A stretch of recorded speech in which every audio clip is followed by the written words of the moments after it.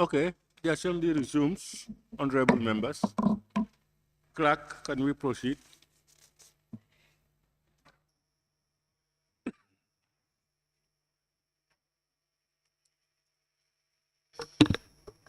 Orders 72 and 73, consideration stage on the State-Owned Enterprises Bill 2022 by the Honorable Minister of Finance and Economic Affairs. Honorable members, we recall that the State-Owned Enterprises Bill 2022 was committed to the Public Enterprises Committee, and the committee reported on the said bill. The report of the committee was adopted during this session.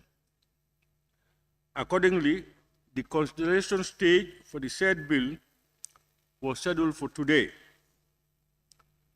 During the consideration stage, members shall have the opportunity to give detailed consideration and scrutiny to every clause and schedule in the bill. This stage also provides the first opportunity for amendments to the bill to be debated and voted on.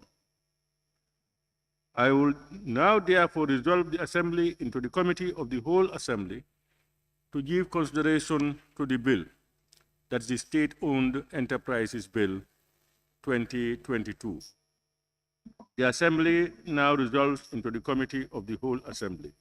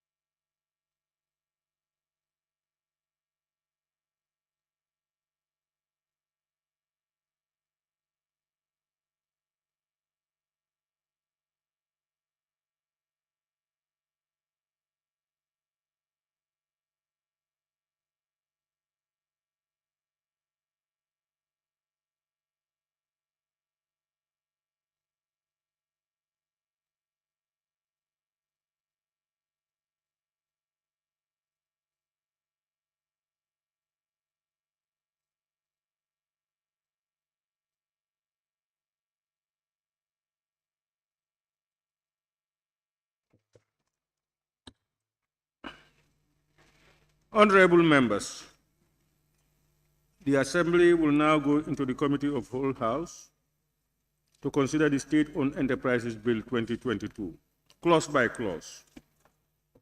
We will also be guided by the committee's report on the bill and clause 72 of the standing orders during the consideration stage. Now, Clerk, can we go? Clause 1, short title and commencement.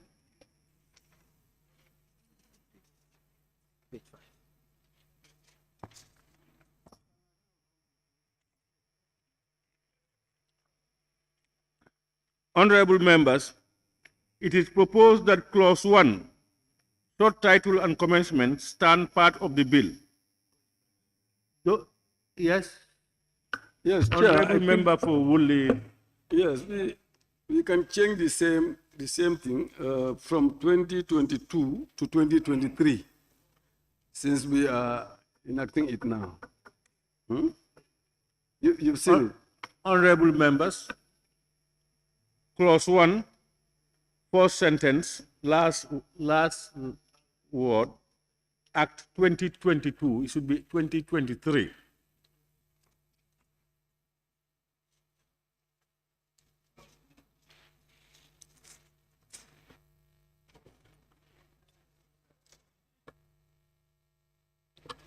It is proposed that clause 1, short title and commencement, as amended, stand part of the bill.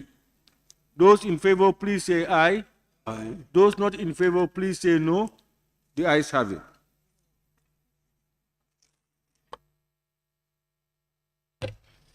Clause 2, interpretation. Yes, Honorable Chair. Yeah, let me just put this thing.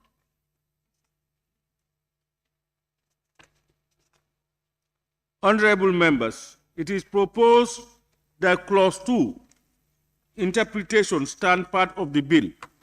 Yes, Honorable. Yes. Thank you so much, Honorable Chair. We have some amendment to clause 2, the interpretation. We want to include public, commercial state-owned enterprises and public service obligations to be under the interpretation clause. No, the drafters will work on that. We ask the drafters to work on that. They are going to bring it.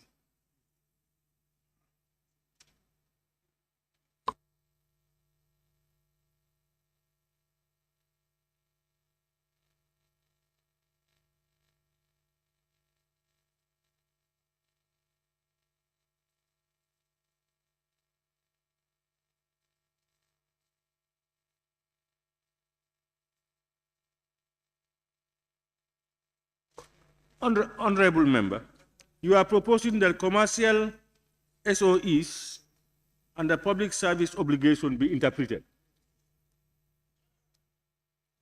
Yes, Honorable member for Woolly East. Yeah, I just have a question on that. The word commercial, is our SOEs categorized into commercial and non-commercial SOEs, or they are just SOEs? Because I've not seen commercial SOEs anywhere in the text. So if it is not there, then I don't see the need for interpretation. Yes, Honorable Chair, I think this is something where we intensively debated on with all the witnesses, about 57 of them. Like the bill is seeking to establish a commission that is covering 13 state-owned enterprises that are commercial state-owned enterprises. And that is why if you go to application, we try to introduce the commercial state-owned enterprise. And that is why we want it to be captured under the Interpretation Act. It means you are going to have, because according to him, there is nowhere mentioned commercial state enterprises. You are hoping to introduce it in Exactly, the bill. exactly, yes. During our consultation with the... Honorable member for Woolly East, satisfied?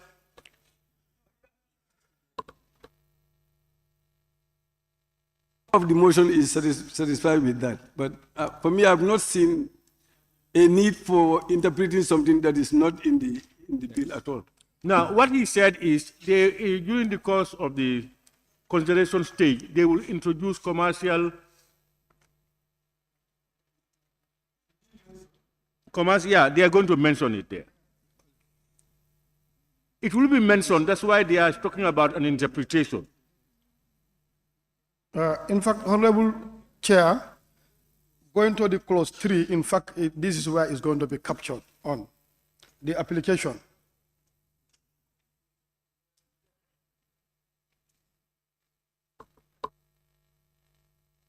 Honorable member. I said this particular issue, because we, if you come to clause 3 on the application, that is the acts applies to the state-owned enterprise. We qualify it with commercial state-owned enterprises.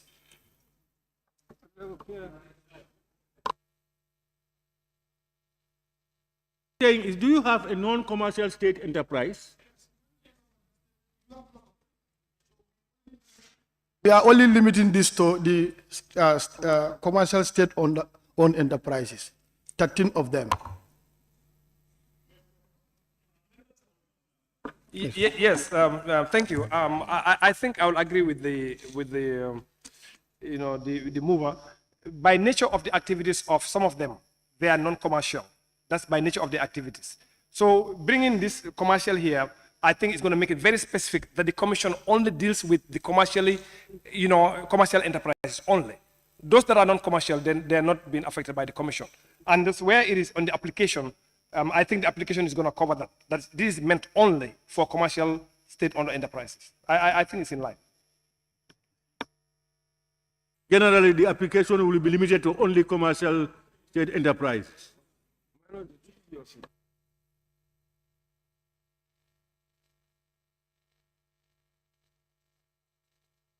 Yes.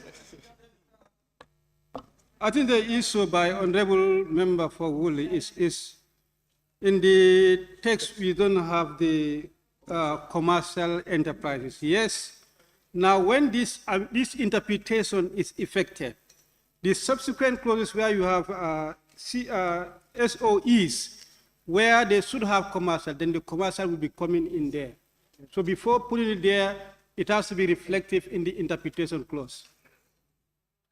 Okay. Honorable Finance? We have no objection to the proposal. I'm part of the committee, I'm the vice chair, so we are discussing and agreeing in principle.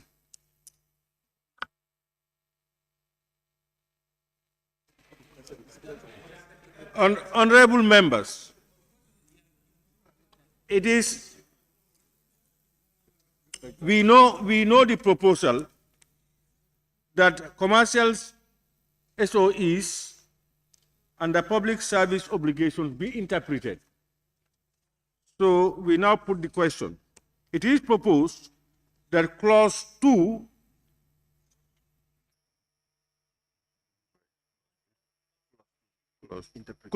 interpretation as amended stand part of the bill. Those in favor, please say aye. Those not in favor, please say no. The ayes have it. Clause 3, application. It is proposed that clause 3, application, stand part of the bill. Any comments? Yes, Honorable Chair, on the application also, we have the commercial state-owned enterprise. The acts apply to a commercial state-owned enterprises established. The act applies to a state-owned enterprise. Yes. Established. It should be Commercial state-owned enterprises. commercial State-owned enterprise. state-owned enterprise. Yes. Okay.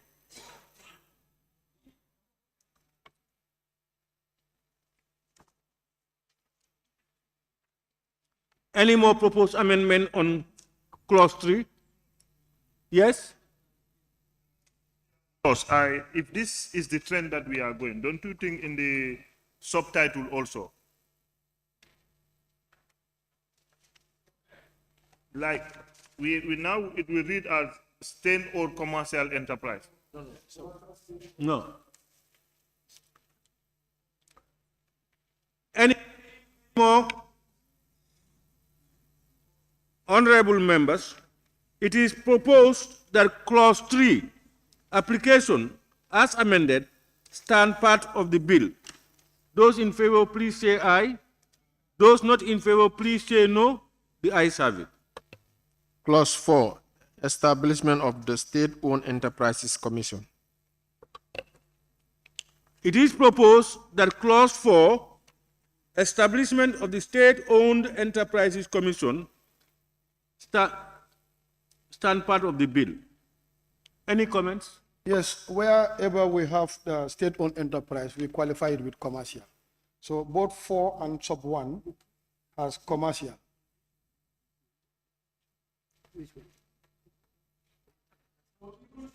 Even part 2, establishment and composition of commercial state-owned enterprise. Enterprises, yes. And sub 1 too also. And sub 1 and number 4 itself, clause 4 itself, the same. Yes. And wherever it appears. Wherever it appears, yes. Yeah. Yes. So if that is the case, I think what honorable member of Lower Flado,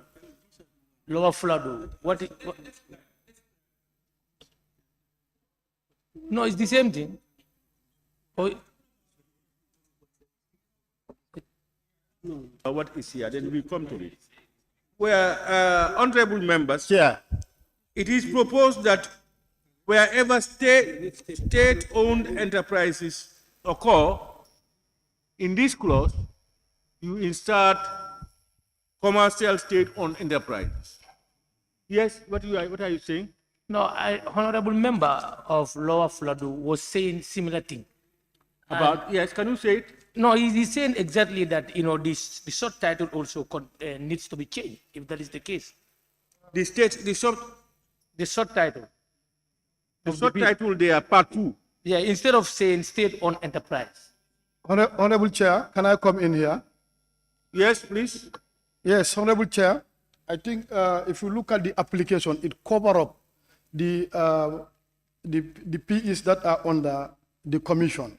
So that is adequately captured on the application. Yeah, so that one for the subtitle, there is no problem with that.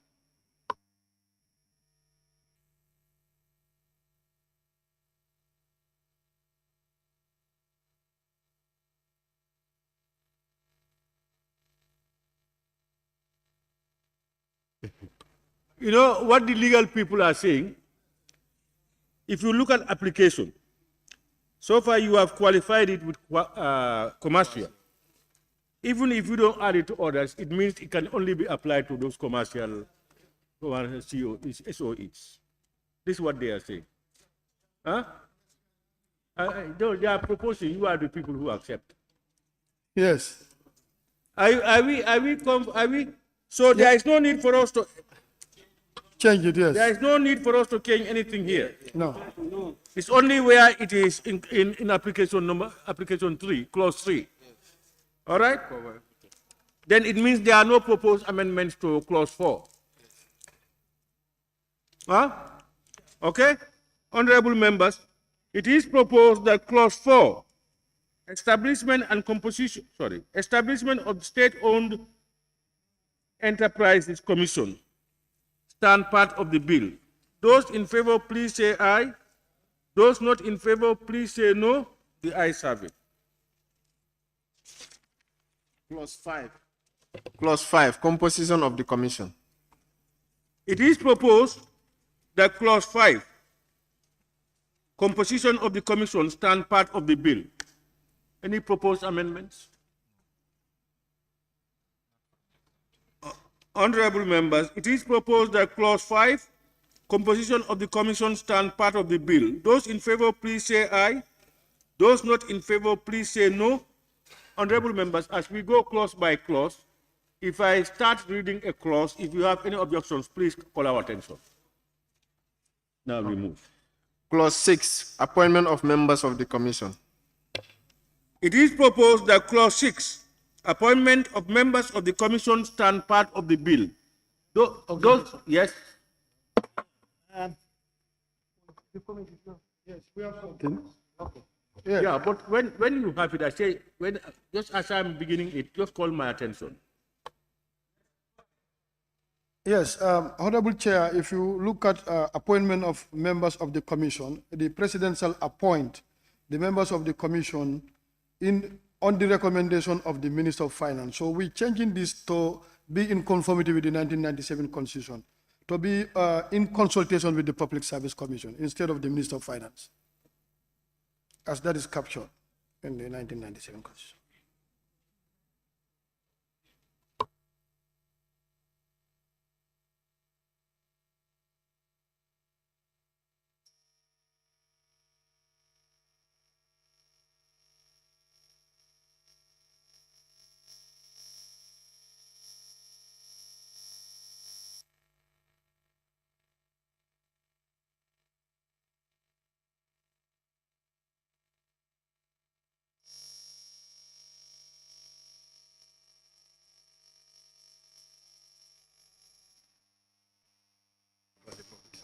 Honorable members, if you look at clause 6, subclause 1, you will see that the president shall appoint the members of the commission on the recommendation of the Minister of Finance.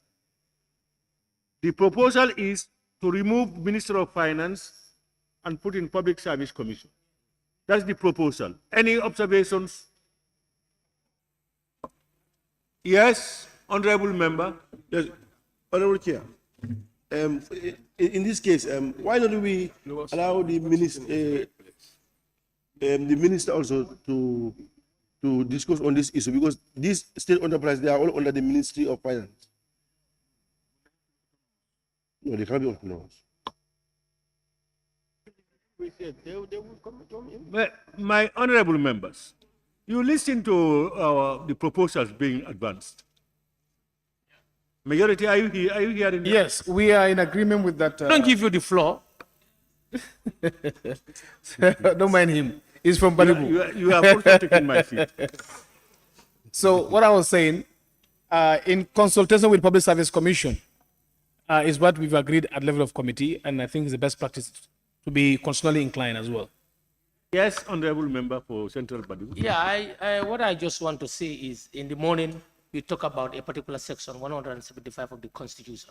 And if you look at the previous bills that we dealt with, a precedent has been set already. We always do it in consultation with the Public Service Commission. So I think that's in the right direction. So, honorable members, the proposal is to remove on the recommendation of the minister in consultation with the Public Service Commission. It is proposed, yes, for Woolly East. Yes, my observation is at 6.2. Huh? Yes, 6.2, line 2, where you have at least. We just delete one at least so that it will flow. No, that has been removed already. That was a typo, huh? Yeah. Honorable members, it is proposed that clause 6, appointment of members of the commission, as amended, stand part of the bill. Those in favor, please say aye. Not in favor, please say no. The ayes have it.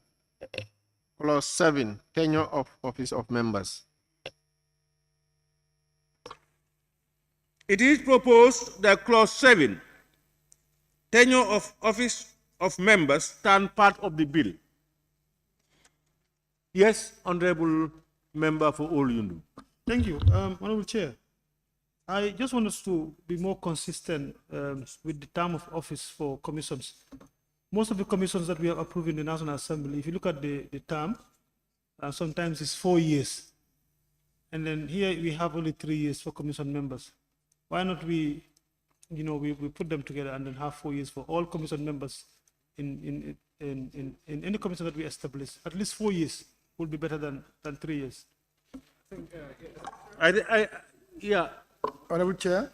Yes, Yes. Why I was going to say, let's hear From the committee.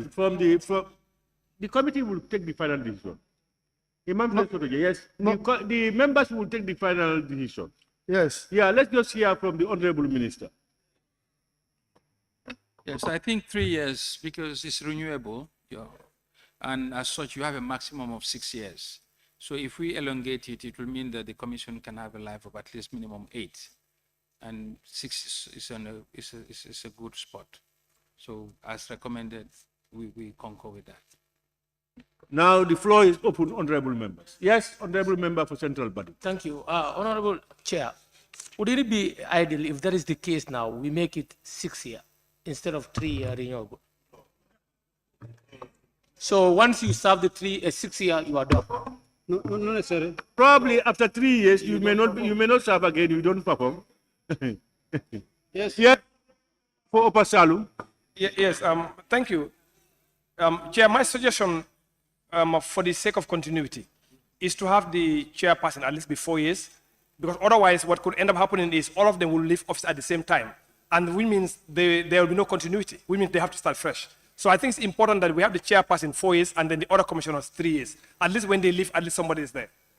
Thank you.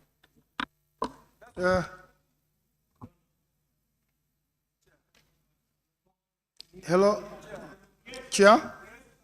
Yes. I'm seconding that because that's the opinion I want to express. So I'm seconding this. I say it's seconded. What is he saying? Well,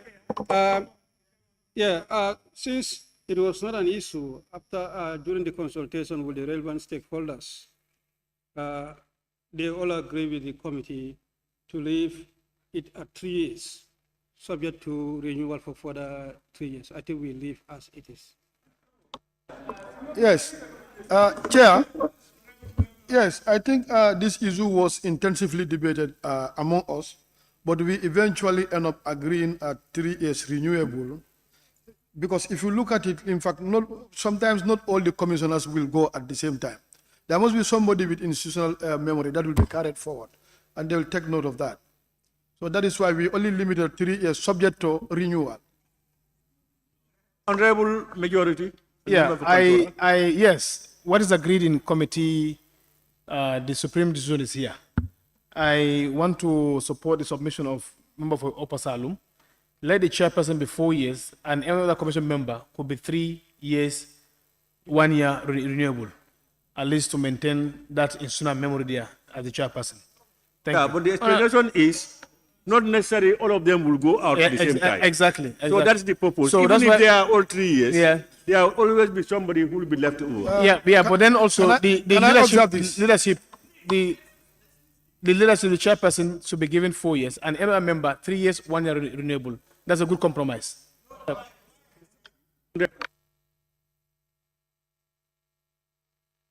Them, and they seem to believe that 8 years is on the high side.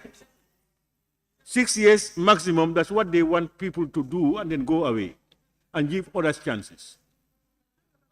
Chair, Honorable Chair, in fact, can I come in, Honorable Chair? I am with the majority.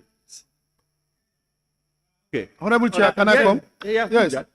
Yes. Yes, Honorable Chair. Chair. Like if we want to extend the term of office of the chair to 5 years, what happened to the vice chairman? So all of them will have 4? No, the logic was, Yes, if you make the chairman exactly. 4 years and the rest 3 years, so at the end of 3 years, even if all of them go, the chairman will stay there to have institutional memory. But the people who put them there also know that, and that they will not naturally remove everybody at the same time. Exactly. They will want continuity to be there, and therefore one or so will have to stay. That's the thing. But to give others up to 8 years, according to them, is too long a period And for it's one to be in an discriminatory. institution. So do we leave it as it is? Chair. Yes. Chair. Chairman, I believe Yeah. it's discriminatory. It's discriminatory. Exactly.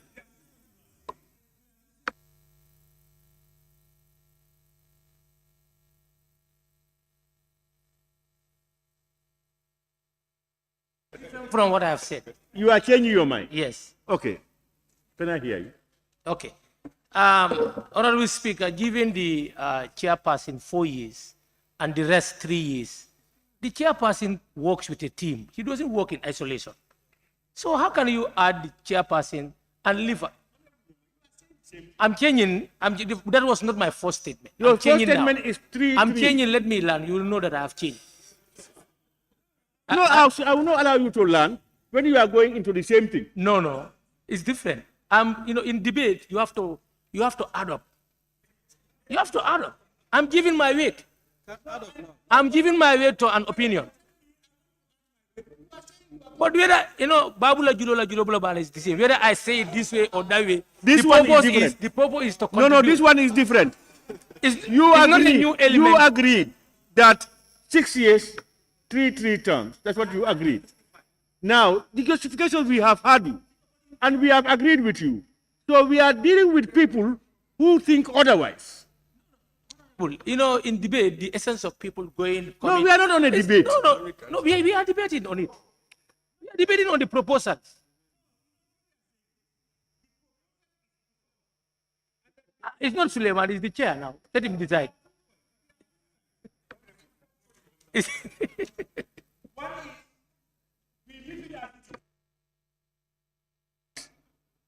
No, let's give the chairman 4 years and the rest 3 years. That's where we were. And now, the proposal came from member for Upper Salum and the majority leader. After we talked, I think the majority leader yielded. Then you want to come back. I said, are you coming back on the same issue, that your point? You said, no, a different one. Meaning you were going to change your opinion.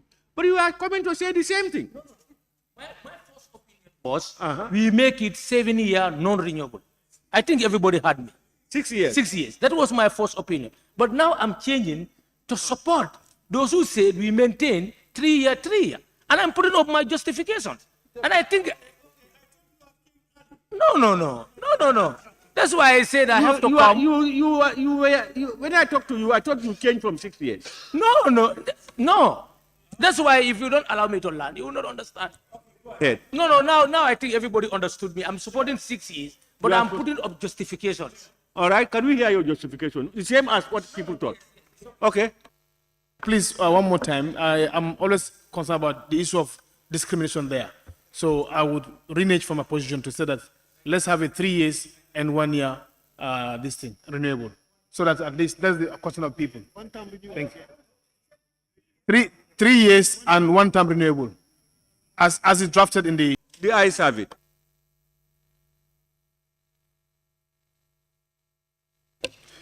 Clause 8, disqualification for holding office.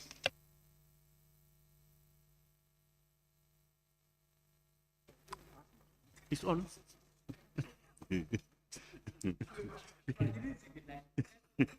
All right. It is proposed that clause 8, disqualifications for holding office, stand part of the bill. Any comments? Yes, honorable member for Woodley. Yes, let me come first. Chair, the only observation I have there is the G and the H. They seem to be saying the same thing. Why don't we just pick one of them? Is a holder of a political office or is an officer of a political party? Yeah? Honorable Chair, yes, there is a recommendation we have made, that is B, has been proven, has been convicted of an offense, yes? Can we clear that one? Okay. You will come with your recommendation. Okay. There is this proposal, Honorable Minister. There is this proposal, G and H are the same. They are not different, the same. See, you can be a member of a party with your registration and being an officer of a party like in the organogram of the party. So there are different levels. Yes.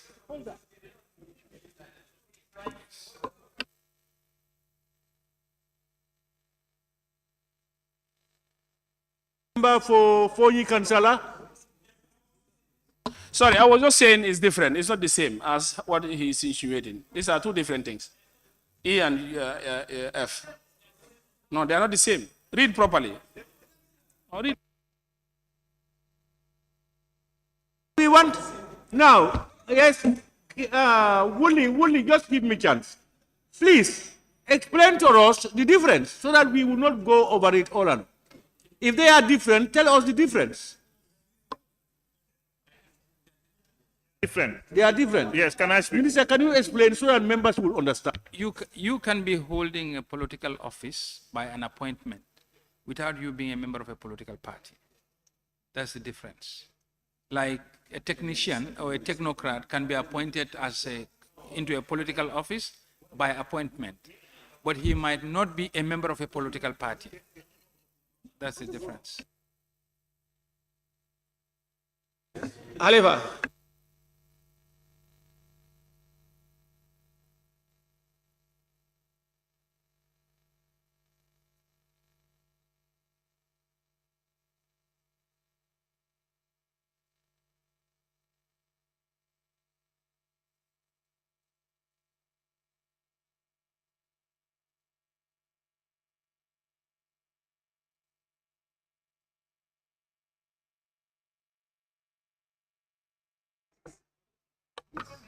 No, I'm saying the political office. maybe the minister can help us. When you say it's a holder of a political office, what other political office are you referring to, which is not a party political office? He's saying somebody can be appointed, for instance, to an office which is a political office. He may not be a member of a political party. It's a political office, like minister, like any other these things appointed. This is what he is saying. Now, the other one he's saying is that what deals with political parties, to be there and holding office. Yes. Yes. Thank you. Yeah. Honorable Speaker, I can see the difference now. Now, the holder of a political office, it means any office that is politically related. Now, when we say an officer of a political party, for example, UDP, if you are our regional officer or our regional, you have a regional position or an executive position that you play in the party, that is different from a political office. Do you understand? So the difference is the party and the other one is the political office. There is a difference. You may be a political office holder, but not necessarily a member of a political party. There is a difference. Yes, Deputy Speaker. Yes. Speaker. No, it's okay. Deputy Speaker. Lower Salute. Where? Thank you, Lower Salute. Thank you, Honorable Speaker. Maybe Carol. Where's Lower Salute? I'm here. I'm here. You are no longer to your position. No, we are taking. Okay. Honorable Speaker, the typical example is here. Upon a honorable minister, like the minister himself, you cannot know which political party he belongs to. For the sake of the minister, Why give you an understand? example? But now he is a political appointee. You understand? Honorable members, we now invite the member for Combo Bikama South. Bikama South, you can now come with your proposal. Thank you, Honorable Chairperson. We have, Honorable Chair, we have amended Clause 8B, has been convicted of an offense involving dishonesty, fraud, and violence, proven by a competent authority. Yes, proven by a competent authority.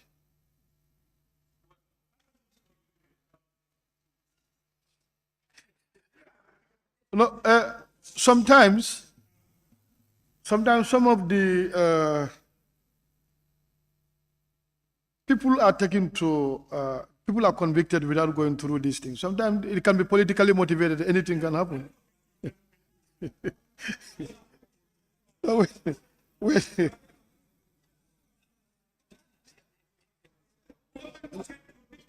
Yes, has been convicted of an offense. Yes. Yes. No, Honorable Speaker, Honorable Chair, look at this thing. Conviction involving dishonesty, fraud, and violence. Yes. Yes, and violence. Look at it. So that is why we qualify it with a proven authority. To qualify it, Yes. by saying a proven Proven authority. by yes. When you talk about conviction, is there any conviction outside the court? There could be. No, there could be. Huh?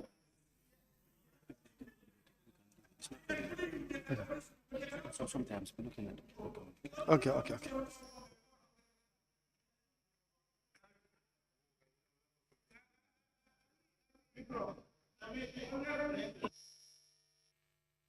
Yeah, Honorable Chair, I want to go back to F, G, and H. Sorry. Conclude on this one, and then we give you the chance. Okay. Yes, Majority Leader. Thank you very much. I want to suggest that we go by the original text that having been convicted of an offense involving dishonest, fraud, and crime. Because conviction, the only competent authority is court. So there is no need to bring that tautology by going further here and there. Yes, thank you, Chair. Yeah, for me, I'm getting a bit confused. I don't see any word conviction here. What he says is has had his or her appointment terminated in circumstances amounting to dishonesty. There's nothing like conviction. Conviction can only be done by the court of law. So this one is not talking about a court or anything. This one, you can be terminated in an office when you are dishonest. For example, if I have an employee of the parliament, he or she can be terminated with dishonesty, but that person is not taken to court. So I think the original text is in line. No, I'm talking about D. No, where? No, D, we are in D. Yes.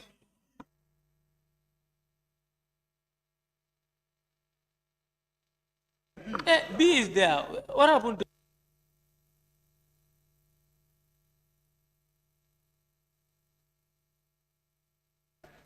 Are you following? Huh? Yeah.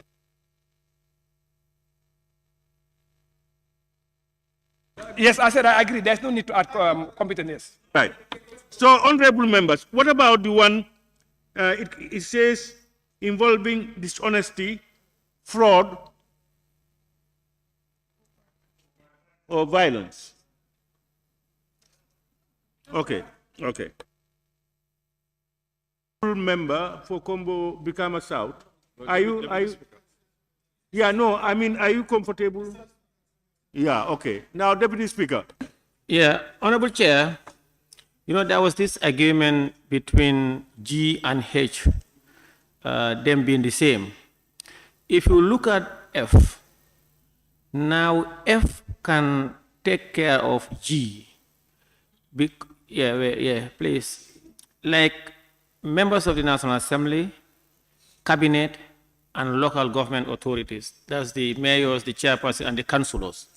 So I'm proposing that because once, in fact, it's a common practice, once you have act, bills or legal or law that are proposed here, F should read is a member of the cabinet, the National Assembly, a local government authority, which include the councillors, the mayors, the chairman, and it takes care of all. Honorable, you said F can replace what? It can serve G. It can replace G because usually the practice is you can be a member. You can be a holder of a political office, and you are not a cabinet member, nor a local government authority member, neither a National Assembly member. No,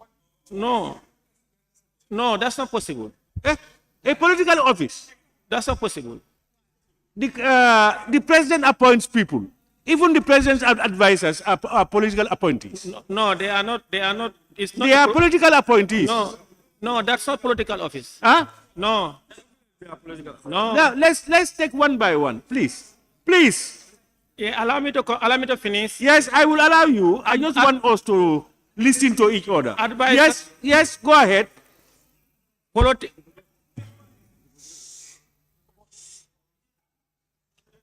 No, advisors are not politicians. They don't hold political office.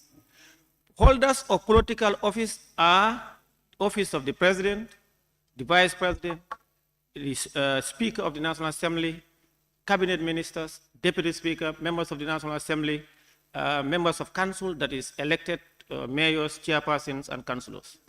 Us non-elected members, of course, cannot be holders of political office. Who?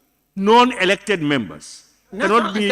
If you are a council and you are a nominated councillor, you are in the local government. If you are a National Assembly member and you are elected and nominated, you are a member of the National Assembly. Governors are not politicians. They are civil servants. It's not. Go to the Constitution. All right. Because we please. Okay, let me finish. Honorable. Let me finish. Honorable, just hold on. Let's avoid dual push and pull. You all refer to the care, and then responses will come from members. Please. Yes, go. You want to say something? Yeah, what I am saying is that, you see, G and the best practice or the common practice is to include members of local, whether it's a local government or local authorities, that takes care of, because most of the time, this position, if you are a district chief, or you are a councillor, or you are a chairman, or mayor, or member of the National Assembly, you cannot hold those offices. So once you include local authorities, It takes care of all these, the chiefs, the councillors. You can check most of the laws that we've been putting in here. Then you will expunge G. Then you are left with is an officer of a political party. You can be a member of a party. You are not holding a political office, but once you are appointed in an office, whether in the region or in the headquarters, then H takes care of that. Problem is holder of a political office. A political office holder. What is the definition of that political office holder? When you go to the Constitution, I am not so check section, is it 167 or 16 something? 165. You can check. It's clearly defined, the public holders of public office. Honorable, you see, you talked about, the example you gave was advisors. Advisors are not politicians, they are civil servants, they are public servants. Yes, sir. Identified places, names identified here, does not exhaust political office holders. That's what I want to say. That's what I said. That's why. But if everything has been captured, like it's exhaustive, then it will be fine. Yeah, that's why I said, instead of having, because you see, many people are confusing these two.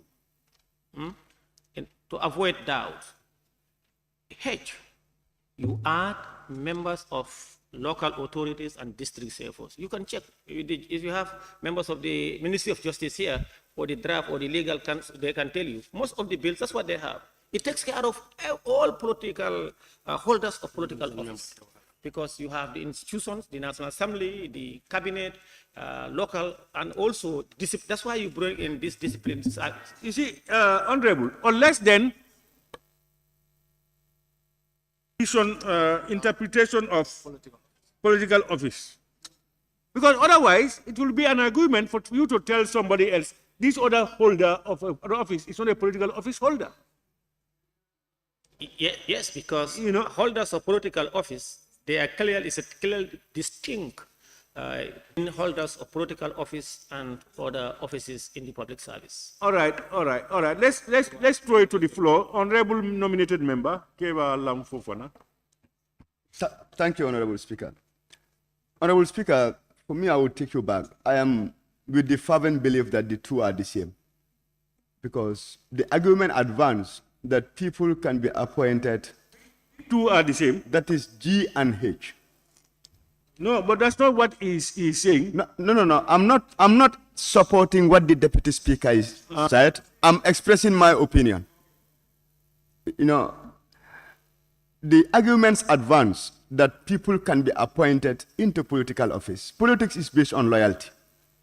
No individual will be appointed within a political hierarchy if at all you do not manifest that support and that commitment to the cause.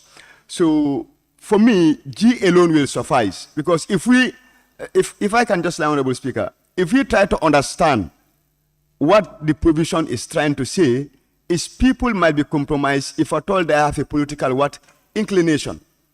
So your association is what is in question here. But if you bring H, it's a holder of a political office, or it's an officer of a political party. All of these two are speaking the same language, which H alone can take care of. H.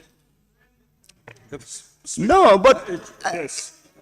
He's loyal when actually he's not loyal. Yeah, but that somebody can be telling me the truth. I believe he's not loyal when he is loyal. No. So what I'm trying to say is, he cannot qualify it with, for political office, you must be loyal. Honorable Speaker, but the moment you are appointed as an officer within a political party, that should be an automatic disqualification. Whether you are loyal or not, that becomes a problem of the party. I'm not denying you. What I'm trying to say is, you qualified your statement with that originally. Yes. That's why I came to put it away. Yes. Their loyalty and all these things cannot be measured. It can be fake, it can be real.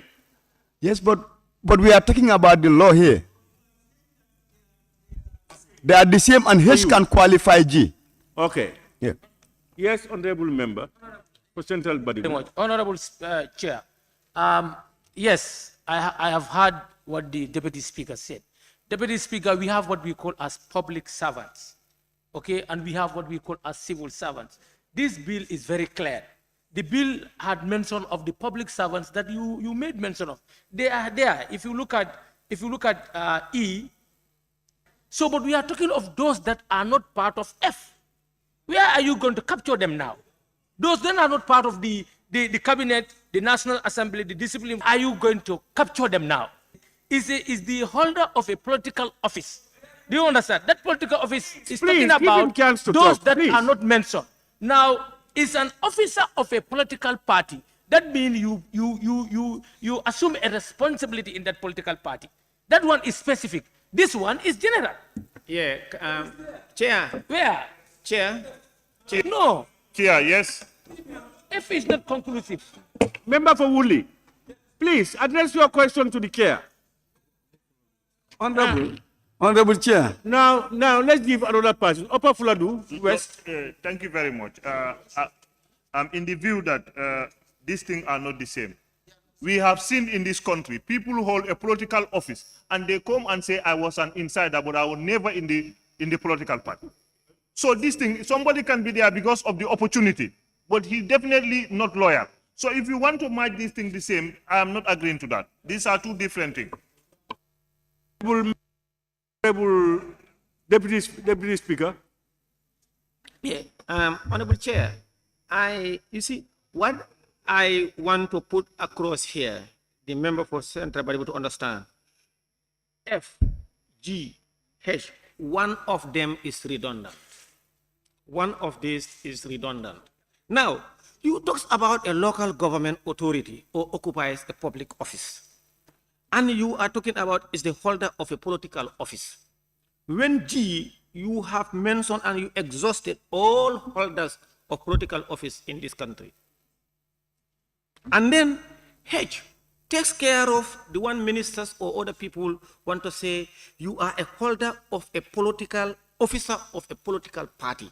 Meaning you are a party's administrative secretary, or you are a party's regional chairman, or you are a party's publicity secretary, or you are a party's mobilizer, or whatever you may call it. It takes care of everything.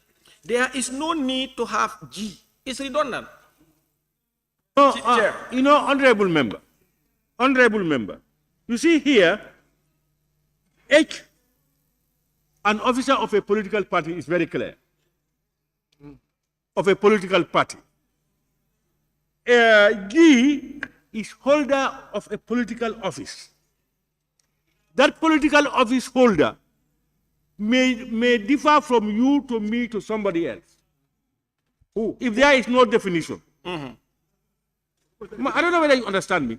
Because for me, this is a legal instrument. Honorable Speaker.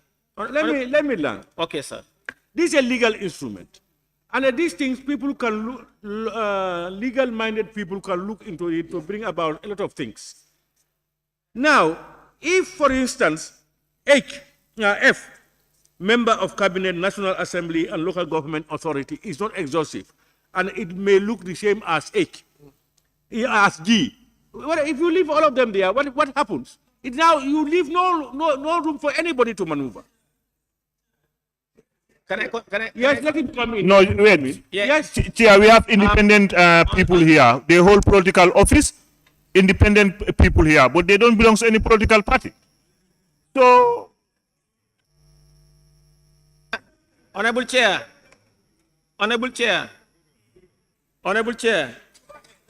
we can, as you said, if we leave it there, it makes no impact. Can we But if listen you so that remove we it- can conclude this portion of it, please? Honorable Chair, I can assure you that if you leave it there, it's redundant. Because all the persons and the officers and every political office holder in this country is mentioned on letter F. That is my point. That is my point. You cannot go outside. Outside that in the country, you do not hold a political office in this country. That's what I mean. Honorable, give me the definition of a political office holder. Because let me go- your interpretation. Yeah, of- let me answer. Yes, I will ask you to answer. I'm giving you more information because what you believe to be a non-political office holder may be different from what I believe to be a political office holder. So you give us a definition. Yes, when people opinions as to the holders of office where you belong to, when there is a problem, even if we make laws and we dispute, we go to the courts for them to look at the constitutional provision. And our constitutional provisions and our law here, a political office holder is the office of the president, vice president, speaker, member of the National Assembly, member of the cabinet, and local government. You are, and in the local government. No. Are you quoting the constitutional provision? Are you the chair? No. No, Central body move. Let me Chairman. You know, we want to get something very clear. Honorable, go ahead. Honorable Chair, you see, leaving it there or removing it, but what I want to put across, H is redundant, G is redundant. What we want to avoid Honorable is Chair. we don't want to leave a loophole where people can come and play in, and then people are appointed to the office. That's what I think. That's what the purpose is. Yes, you know, Honorable Because Chair, the Honorable Minister Honorable himself. Chair, Honorable Chair, Chair. last thing, Honorable Chair, Chair. The Honorable Minister himself, the people who are proposing the bill, is saying that they are different. Honorable Minister, Chair, I think you are still saying that they are different. Well, Chair. Yeah. Yeah, we said so. Chair. Okay. Here. All right, let's have somebody Yes. else. Now, yes. Lower Salum. Yes, I Thank want you, to. Honorable Chair. Lower Salum. Thank you, Honorable Chair. You asked the Deputy Speaker to give us the definition of political appointees, which he, political office, which he don't do so. Honorable Chair, any employee who is appointed by the President is a political employee. Yes. No,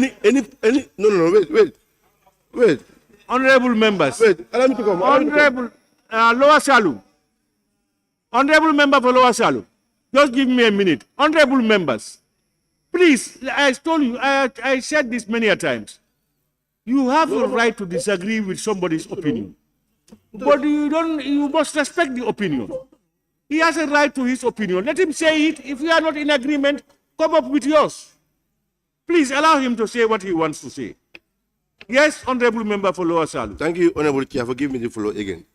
What I'm saying here is, any employee who is appointed by the President, is a political appointees. Yes, allow me to come. Go ahead. Don't wait. Don't listen to people. Just make what you want to say. Honorable Speaker.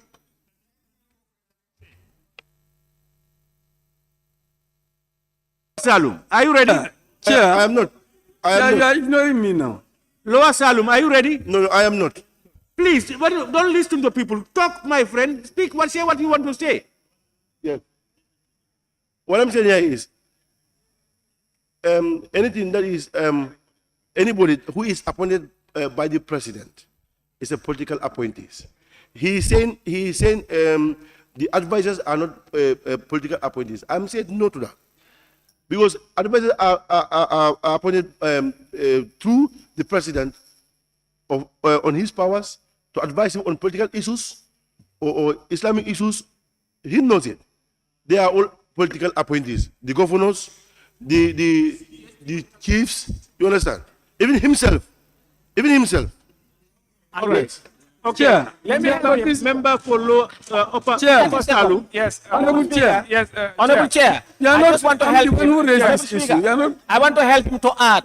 He's right. Any person appointed by the President, including the Chief of Defense Staff, the Inspector General of Police, they are all politicians. Honorable member, Deputy Speaker, yes? Honorable. Honorable Chair, please. Honorable. Look. Deputy Speaker, what I say? Yes, Honorable Chair. Deputy Speaker, what are you saying? What I am saying, the honorable member said anyone appointed by the President is a holder of a political office. I said, right, he is right. Because the President appoints ambassadors, the president appoints the chief of defense staff, the president appoints the inspector general of police, the president appoints commissioners and board chairmen, so they are all politicians. He right. Yes, Chair. Honorable Chair. No, I am misquoted. Let me, Chair. yes, let me read this. No, hold Honorable on. Chair. Chair. I am misquoted by the Honorable Deputy member Speaker. for Upper Salum, are you talking? Yes, I'm talking, but people are listening.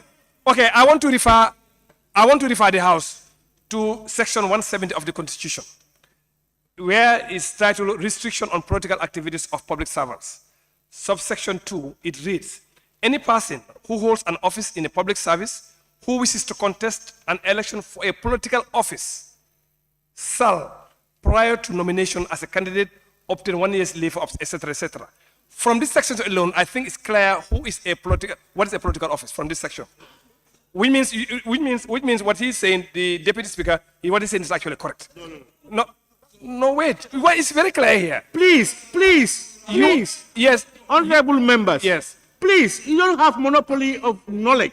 Yes. People have their own. Let them say what they want to say and you come out with yours. 1702. Section. Yes, go ahead. Yes, this section essentially is telling you the holder of a political office is going for election according to here. So what the Deputy Speaker is saying, that one of these things, the redundant actually is correct. I think we can do away with it. Yeah, no. No, but Honorable, in that particular issue, he is telling you if you are going for political office, then you must request for permission and it should be granted. It's an order, it should be. That is different from telling you what a political office is. No. But Honorable member for Bully West. Is it 172? No. Thank you very much. Honorable Speaker, or Honorable Chair, you know the Constitution has given definition to public office. It says public office. No, it's the interpretation section. It's 230. 230. Public office includes an office the emoluments attached to, which are paid directly from the consolidated fund or directly out of monies provided by an act of the National Assembly, and the office of a member of a local government authority or the staff of a local government authority or a member of a public enterprise or of the staff of a public enterprise. That's the public office. Yeah. So anybody who is employed in this is there, and that is captured in G. When you come to G, it's captured in F. I mean in F. It's a member of the cabinet, the National Assembly, a disciplined force, a local government authority, or occupies any public office. That's what it says. Any public office. That covers everything. So there is no need to say is a holder of a political office, because all those we are considering as political officers are already captured in the public office. Yes, Honorable Majority Leader. Chair, I think we are trying to deliver ourselves on issue that's very, very simple. The argument here is for us to look at differentiate who is a political officer and who also holds a political office. And going by the definition, we want to be on a safer side. To not to leave any lacuna behind is in the interest of this proper legislation that we maintain G and H. And if I'm to propose the proposal, I would propose that we maintain G and H, as these are two different things entirely. Can we make progress, Speaker? Yes, you know, honorable members. Yes, I'm seeing, who?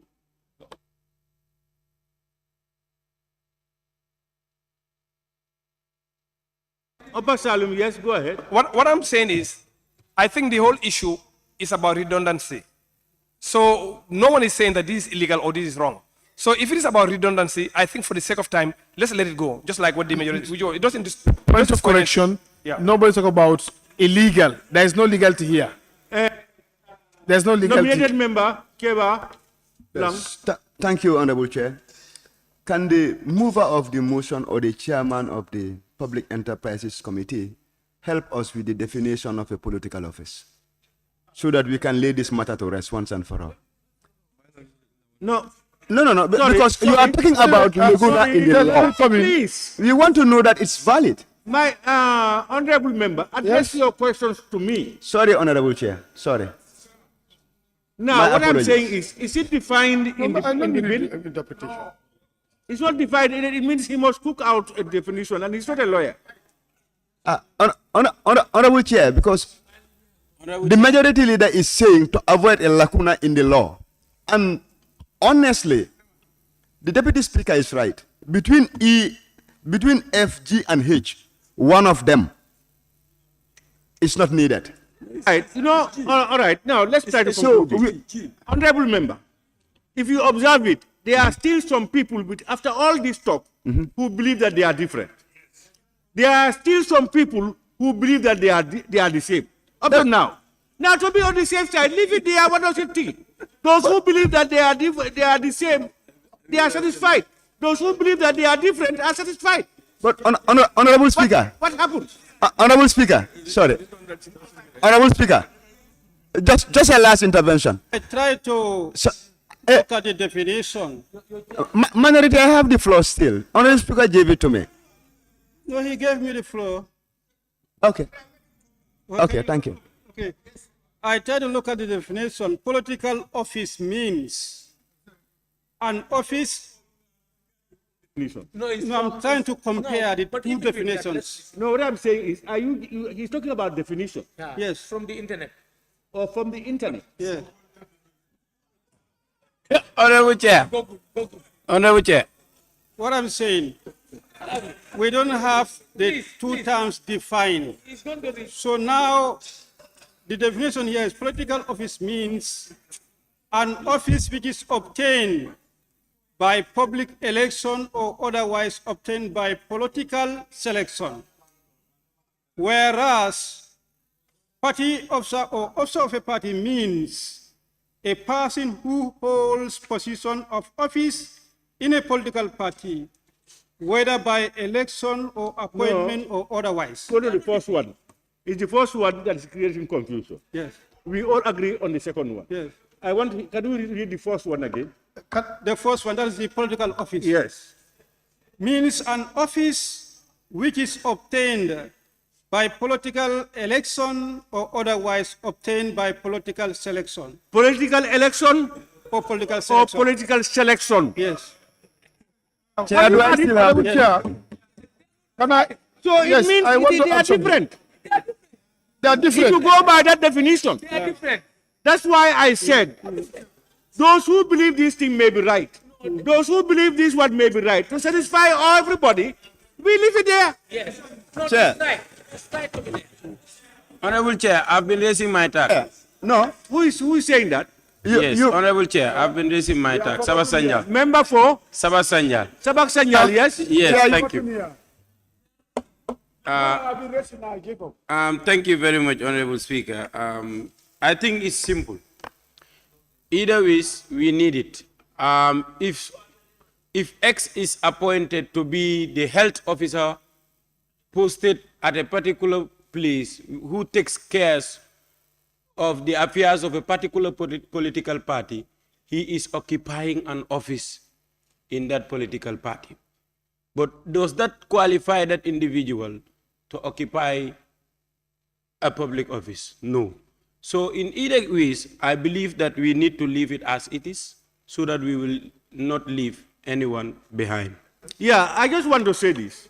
Let's look at the spirit why let's look at it why clause 8. Clause 8 talks about disqualifications for holding office. Holding office where? In the commission. In the commission. So they don't want the commission to be politicized. They don't want any element of politics to be in. They want people who are credible and who have no political affiliation as much as possible. So this is why I'm saying all this coinage of words, if you look at them, they all look similar. But they are different in some form. So for doubters, let's leave let's leave it as it is. Yes. If you beat this one, you will not beat the second one. If you beat the first one, you will not beat the second one. That's clearer for us. Yeah, I was still. Yes. I did not finish. Honorable Speaker. Member for Wuli. Yeah. I did not Chair, finish. let me say something. You know, if you leave it there, the possibility of misusing it is there. Because like he is saying, you can always come back and coin it in another way and penalize somebody who is not supposed to be penalized. It is clear. A public officer is here. You know, political appointees are here. Political party is there. Everything is captured in F. So there is no need to put something there that is not explainable. Huh? It's there. Whoever you select is going to. I did not finish. Whoever you select is going to the public service. And when you are in the public service, you are not qualified. Honorable, that's what it it is saying. Honorable Chair. Whoever the president selects is going to the public service and he's not qualified. Allow me to finish, please. I'm saying. No. Allow me to finish. I'm saying, hello? One meeting. I'm saying, whoever the president selects, whether it's for politics or not, the person is going to the public service. Paid from public funds. Huh? Yes. If he is paid from public funds. Yes. What about if the president selects you and you are not paid from the public funds? If the president selects you and allow me to finish. And that is outside of the public, the consolidated fund, you are not a public officer. This is what I'm saying. Honorable Chair, allow me to finish. No. He's going to select you to go where? Honorable Chair, let me bring the difference now so that everybody will be at par. Honorable Chair, allow me to bring the difference. Thank you, Honorable Chair. Honorable Chair, this will be my last intervention. I just want to correlate what the minority leader have said. If we go by the definition of the minority leader, we will be convinced that G is not needed. Because the first thing he said is, political office holders are people who come through public election. If we look at H, we will have the National Assembly members. And I would do them one by one. Okay, the other one is political selection. If we come to the political selection, we have that covered in H, where it says it's an officer of a political party. Bring the difference. Honorable Chair. Honorable Speaker. Honorable Speaker. Clark. Political selection. All party officers are selected. Honorable Chair. Honorable Chair, let me bring the difference. Honorable Chair, let me to vote because they will never convince us. Honorable Chair. Honorable Chair. Honorable Chair. I want to come in. Honorable Chair. Honorable Chair. Honorable Chair, let me bring the difference. Yes, thank you very much, Honorable Chair, for giving me the floor. I think we are taking too much of time on this. It's because of the language. So it's political office and political party.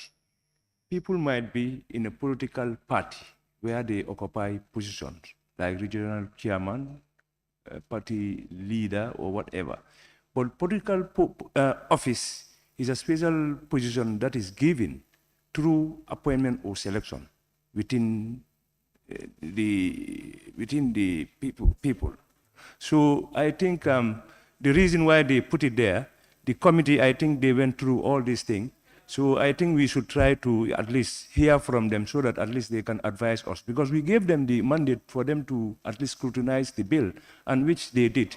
So because we are taking too much of time on this issue, please, thank you very much.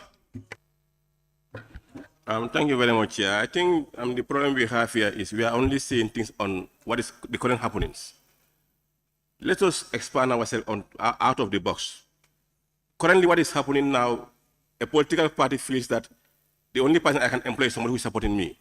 If things change to the other way around, where a political party has to appoint an accountant to say who is not is a member of the political party, but not is a member of the political party. So all these things are qualified to be here because we are doing it's a bill that is coming to be passed, and it's going to be a bill that's going to be here to stay. It's not only a bill for the current happenings now. So all these things are good to go. Yes. Thank you so much, Honorable Chair. I think as it is long overdue, we've been debating on this. But what is important here, there is a reason for the ABC to commit this thing to a special committee, and that is the Standing Committee on PEG. We have identified 57 witnesses to go through this thing, and it was intensively debated. But if you look at these two provisions, at certain level, they have some similarities, but they have unique differences too. And that's why they are all feasible here. Even if you look at the interpretation of the political office, if you look at it in law, it has a different interpretation. And they are all applicable here because what the commission is trying to establish, not to allow anybody that will have political influence in the appointment. So it's extremely important for us to leave both of them. We have our legal teams here. We can also consult them if we are not satisfied. But I think we've did a lot in order to come up with this. As it is. Honorable members, I think we have heard from diverse opinions. And each believes in what he or she has decided. We cannot refute that. But the essence, the purpose for this, we all know why it is put in, is to avoid political influence inside the whole process. And our various definitions may go, yes, public office holder and all these things. But you know, so far we don't have definitive definitions in the bill. It can be interpreted anyhow, by anybody. That's why we are arguing. If there had been an interpretation that we all agreed on, we would have agreed earlier. So what we are saying is, we also ask the proposer, they are the people who brought the bill, finance. And they are saying that it means different. No. Honorable Member for Woolly, I'm giving you enough time. He has, after all the arguments, they still agree that it's different. And some of us believe that it is different. Some of us believe that it's not different.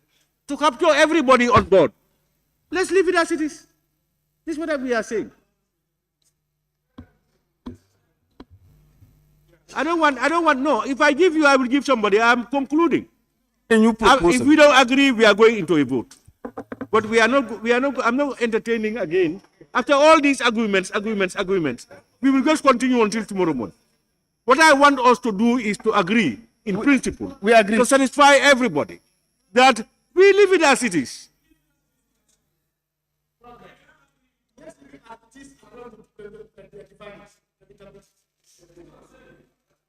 No, I don't want contribution. I'm just suggesting that if we are going to leave it, then we give a definition of political office in the interpretation section. No, what we are trying to say is, without a political office interpretation, this thing will take care of all our fears. You know, we have no interpretation. That's why we are arguing. But if we leave all of them there, then there will be no, whether you interpret it or interpret it, you will find yourself hooked by one of them. Are we in agreement that we continue as it is? So, it is proposed that clause 8, disqualification for holding office, stand part of the bill. Those in favor, please say aye. Not in favor, please say no. No. The ayes have it. One voice is always one voice, however bold you make it. Only one. Go ahead. Clause 9, removal as member of the commission. It is proposed that clause 9, removal as member of the commission, stand part of the bill. Any proposed? Speaker, yes. Yeah, let's give the chair. Thank you so much, Chair. I think clause 9, we change the caption itself. Instead of removal as a member of the commission, it will read like vacation of office of the commission. One, the caption, removal as a member of the commission. It will look, we want to change it like this, vacation of office of the commission. To vacate. Yes, vacation. Then one, no, to vacate. Number one. No, let's get that clear. Okay. The proposal is that instead of removal, it should be as vacation member of of the office. commission, Vacation they want of to use office. vacation. Vacation of office to as a vacate. commission. As member of the commission. Vacation of office. No, you want to say vacation office? Vacation of office as a member of commission. No, just Or vacation. vacation Vacation of office. No, is there? Wait. Yes, vacation of office. Vacation of office. Yes. Yeah, this is what I'm saying. Yes. Vacation of office. Chair? Yes? Yes? Chair? Yes? Only? Chair, yes, thank you very much. Chair, removal is being done by the president. But when you say vacation, it could mean resignation. It could mean, another way of coming out. But removal is the president removing you from the commission. That's what they mean. So they are not the same. Vacation and removal are different. Chairman, let me give you all the chances. You will see in this. I want to agree with you. Yes. Huh? Yes, like if you go to subsection 1, the changes we are making, the president shall only remove a member of the commission from office in consultation with PSC. What he's saying is, yes, if it is about the president, it's not going to vacate. No, It's going to remove you from office. No, now let's read in consultation with sub 2. No, let me just come. Let me just. No, it's yeah, because when you talk about vacation, to vacate, vacate is not somebody removing you. No, the issue is like, yes. Vacate, it means, you have two sections here. Let me come. Where somebody is resigning, he can vacate his seat. Exactly. Whatever. But for the president's authority, he removes you. You see, yes. It's not vacation. So how do you get these two sides point together to suit them? Okay, let me come. Yes, go ahead. We are doing this thing in conformity with the sub 2. If you look at it, a member of the commission may resign his or her appointment by a notice in writing addressed to the president, and that a member shall, on the date of the receipt of the notice by the president, will also amend at least 45 working days, cease to be a member of the commission. So, We agree. But what we are saying is, for that one, it's comfortable. You can say vacate. Yes. But for this one, removal by the president cannot be vacate. This is what we are saying. Yes. Honorable Chair, thank you. Honorable Chair, if they want to suggest that we have a separate clause for vacation, we can understand. But what as this one is, the caption and the heading is well captured. Yes. Okay. If the committee wants to go by the amendment, it cannot be vacation, it can be vacancy of office. Maybe that one can include both removal aspect and a resignation. Vacate, you cannot categorize removal under vacate. It can be vacancy of office. No? Yes. Chair, I want to propose that the chairman of PEC, this vacate has to be formed part of a new clause now, a new this thing, because we have to leave removal separately. Under it, we can also have vacate, because the vacation here is voluntary. Vacation to take care of sub 2. Well, let's have two clauses, but these things should stand, and the other ones will come.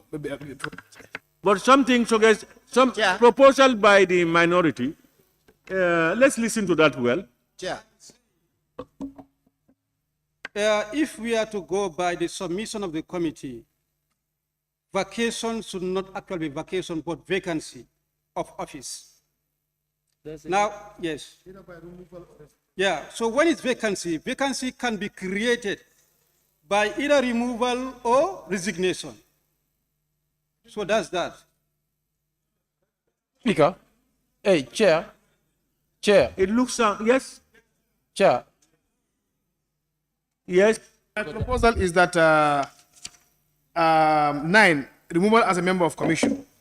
1A, B, C to stand under removal. Then if you go to 2, you said vacate. That vacate say take care of 2A. Then that's safe the debate here. No.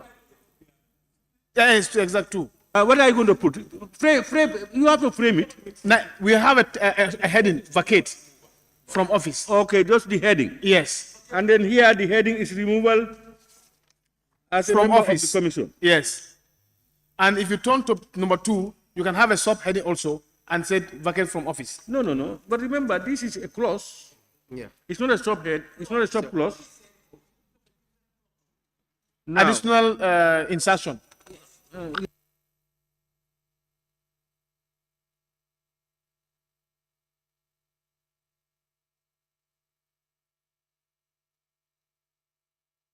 members, another proposal, instead of vacate or remove, about tenure of office. That would get us on board. Chair. That would be the caption. Chair. That's the proposal. Chair, I believe the drafters are listening. This is the mindset of the lawmakers now. We want them to help us put into perspective that we want the removal to end at this place. An issue of resignation, let them help us to coin and appropriate this thing in a legal text and bring it forward. And Yeah, but that must be done before we conclude. Exactly. Then we Because can will not go leave to it the open. We will have to. What I'm saying is that the issue of removal as member of the commission, that's stand. But let the drafters listen to the mindset of the lawmakers. We want that to have a separate clause, this thing, to suit issue of resignation. They will draft it while we proceed. And when they are done, we can come back. Chair. Yes. Kia West. There is somebody at the back. Yes. Is there anybody shouting at the back? Yes. Kia West. Yes, Kia West. Yes. Honorable Chair, the reason why we brought vacation, so that vacation can take care of when the person dies, is in office, the person is removed, the person resigns, vacation can take care of all of them. When you resign, you die. Sorry, when someone resigns, someone dies, someone is removed from office. Vacation takes care of all of them. So this is why we brought vacation, so that it can take care of resignation, it can take care of removal, it can also take care of any other way of vacating office. Yeah, and vacation is correct there. I'm in agreement with that. But what I'm telling you, resignation, removal is completely different thing. But I'm coming. The vacation you said, of course, takes out of if you die, the person died, the person has a tender letter of resignation, and other things. Of course, we agree. But the removal, no, it doesn't take out removal. It doesn't. All right. Honorable member for Woolley, yes. Hey. Yes, Woolley. Woolley East. Yeah, Woolley East. Go ahead. Yes, thank you, Honorable. Honorable, then you know from there, Nyamina Dankungu. Yes. The issue here is removal. You can be removed by the president. You yourself, you can remove yourself. If you are removing yourself, you just call that resignation.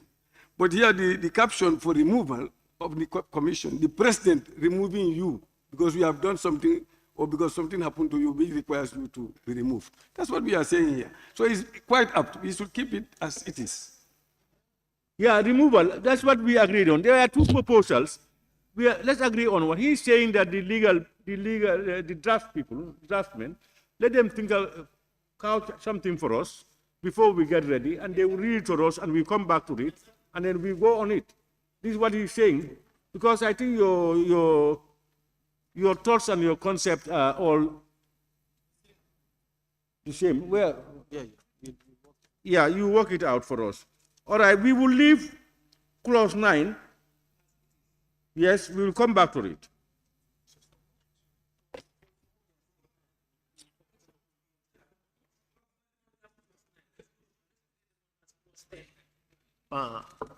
Chair, We will come when they will advise us. We'll come back.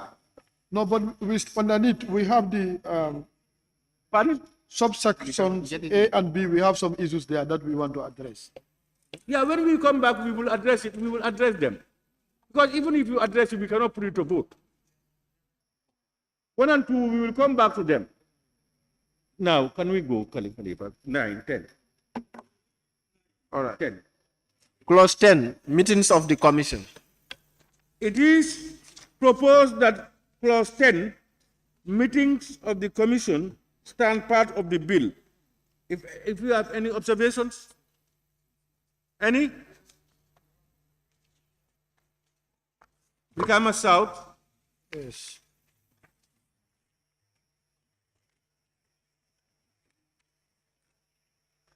Okay.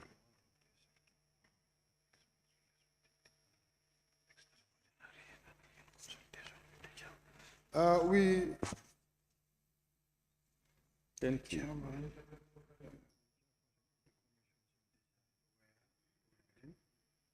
We're talking about step 1 and 3, that to insert an extraordinary. The chairperson of the commission shall decide when and where to hold meeting. The commission shall hold meeting at least quarterly. The commission may call up a meeting provided 3 days, we removed 3 days written notice, that is extraordinary, to be put in there in consultation with the chairman. I don't follow, but on 1 you have no objection. No, 1 is okay. 2 is okay. 2 is okay. Now 3. Yes, 3 we have some issues. Any commissioner. Yes, 3. Any commissioner may call up a meeting provided 3 days written notice is given to each of the commissioners. So we are saying instead of provided 3 days, we said in consultation with the chairman. Yeah, but you know, but I think they need notice. Members need notice. If you consult the chairman and then you say, let's meet today, the members need notice.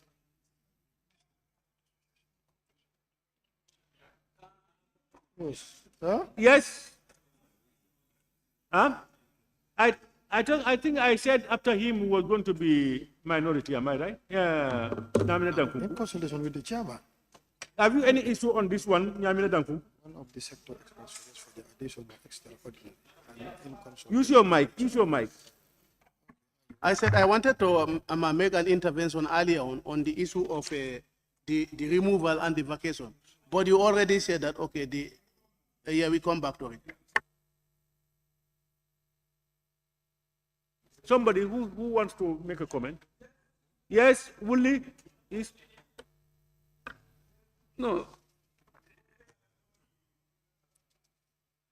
So, Chair, it says 3, any commissioner may call up a meeting provided 3 days written notice is given to each member of the commission. So I'm saying, yeah, if we include, instead of just call a meeting, it's an extraordinary meeting. Any commissioner may call up an extraordinary meeting. Then that would suffice, because here we already say in 1, that is the role of the chairperson to call the meeting. But if we want to give chance to these people, it should be an extraordinary meeting, not any other meeting. You understand what I'm saying? Chair. I'm hearing you. Yes, so it should be any commissioner may call for an extraordinary meeting, provided 3 days notice is given, etc., etc. In consultation with the chairperson. No, an extraordinary meeting may not be in consultation with the chair. These people may have something that probably affects the chair, and then they want to call a meeting. And they should be able to, if you give the notice, you should be able to convene it. Yeah. You don't understand me. If you want to say in consultation and that meeting is going to affect me, I am wrong. I am the chairman. You think that meeting will hold? You consult me? So where it is not the normal meeting, it's a meeting that is necessitated by something, I think they only need to give notice to all of them. It's not like even whereas you are affected as the chair, that doesn't mean the meeting should not take. They just consult you that there's going to be a meeting. Even if you absent yourself, the meeting will hold. In your absence, the vice can come in, or they can nominate any other person. I'm saying 3 days notice to The who? quorum, there is also a quorum. My problem is 3 days notice to who? 3 days notice to who? Members. To members. So, and the chairman is a member. Yes. So it means he will also have the notice. Yeah, he will be notified. Yes. But if we have a quorum in his absence, the meeting will take place. No, you don't even if he's understand me. affected. You are now saying, I think when you talk about a 3-day notice, yes, it's to all the members, whether chairman, vice chairman, and everybody, ordinary members. everybody. Everybody. Yes. So that is consultation. Exactly. No, that is notice to you that we are going to have a meeting. Okay. Yes. Yeah, and then you go again to, because usually extraordinary sessions are necessitated by something.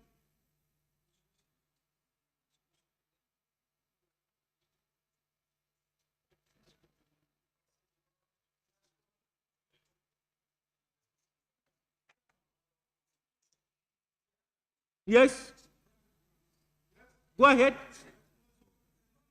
The chairperson. No, there is no need. If everybody is, the chairman is a commission member.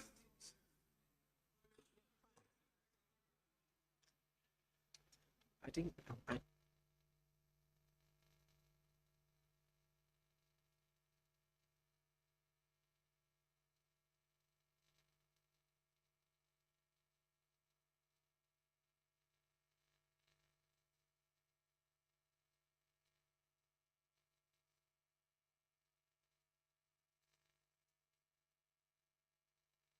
So, honorable members, it is proposed that clause 10, meetings of the commission stand part of the bill. Those in favor, please say aye. Chair. What is the amendment? What is the amendment? Chair. Okay, extraordinary. we add an extraordinary.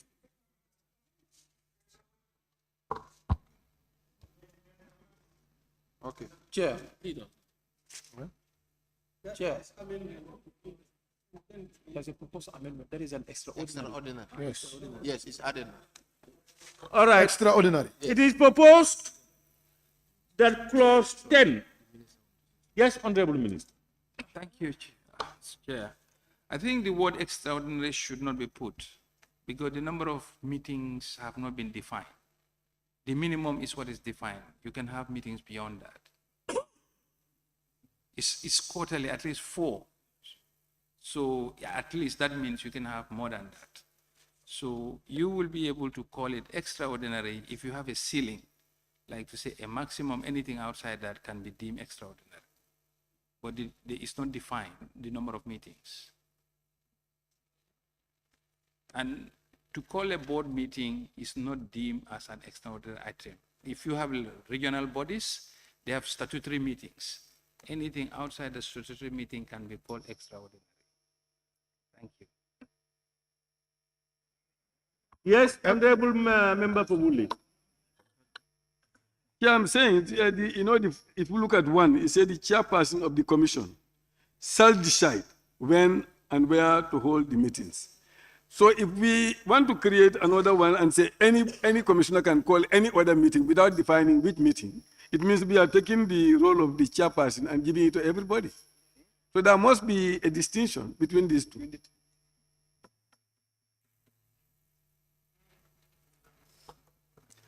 Otherwise, we take out 3.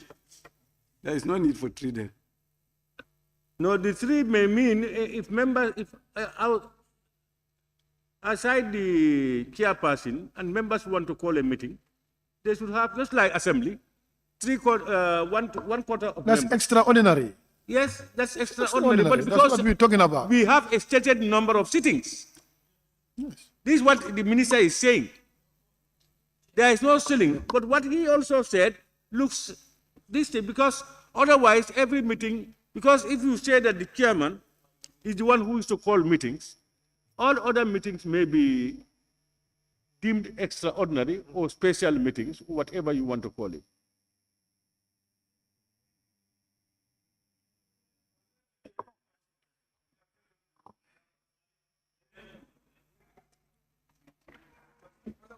Let's, yes, Honorable, Honorable Deputy Speaker, Chair. we are saying something. Chair. Yes. Yes, Honorable Speaker, in relation to what the Honorable Minister is saying, Minister, you know, you talked about the number of meetings. I think you said it's open-ended. Okay, now that, because I think, I'm not sure the chair and the committee members, whereas the chair failed to call up a meeting, or as the chair, the Honorable Speaker indicated, if the matter is to discuss about the chairman. I'm not sure whether this is the idea or this is the reason why the committee wanted to put in there. In that case, then it's important to leave this here. Maybe we can recast it. Because to either for still an extraordinary meeting or a special meeting, or just to say any commissioner may call up a meeting, but also to say maybe out of the total number of commissioners, a quarter of the commissioners can call up a meeting. Because maybe the chairman is empowered by this act to call up a meeting. There might be something on the agenda which he may not want to discuss, and he will not be in a position or willing to call up a meeting. So the committee can help us. To clarify, Honorable Chair. Honorable Chair. Yes. Mr. Chairman. Honorable. Can I make this clarification, Chairman?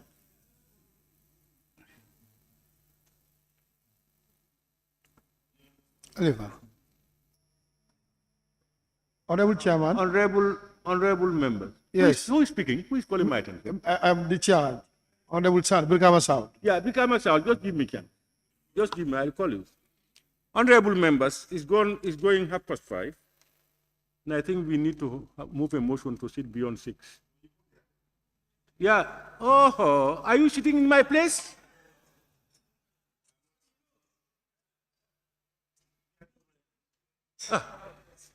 So we will have to suspend the committee of the whole house, and then we go back to resume the session. Honorable Chair, can I make this clarification before you go up so that we can go? We are after time. I'm coming back. You have all the time. Become us out. Yes. I am the chairman, not the vice chairman.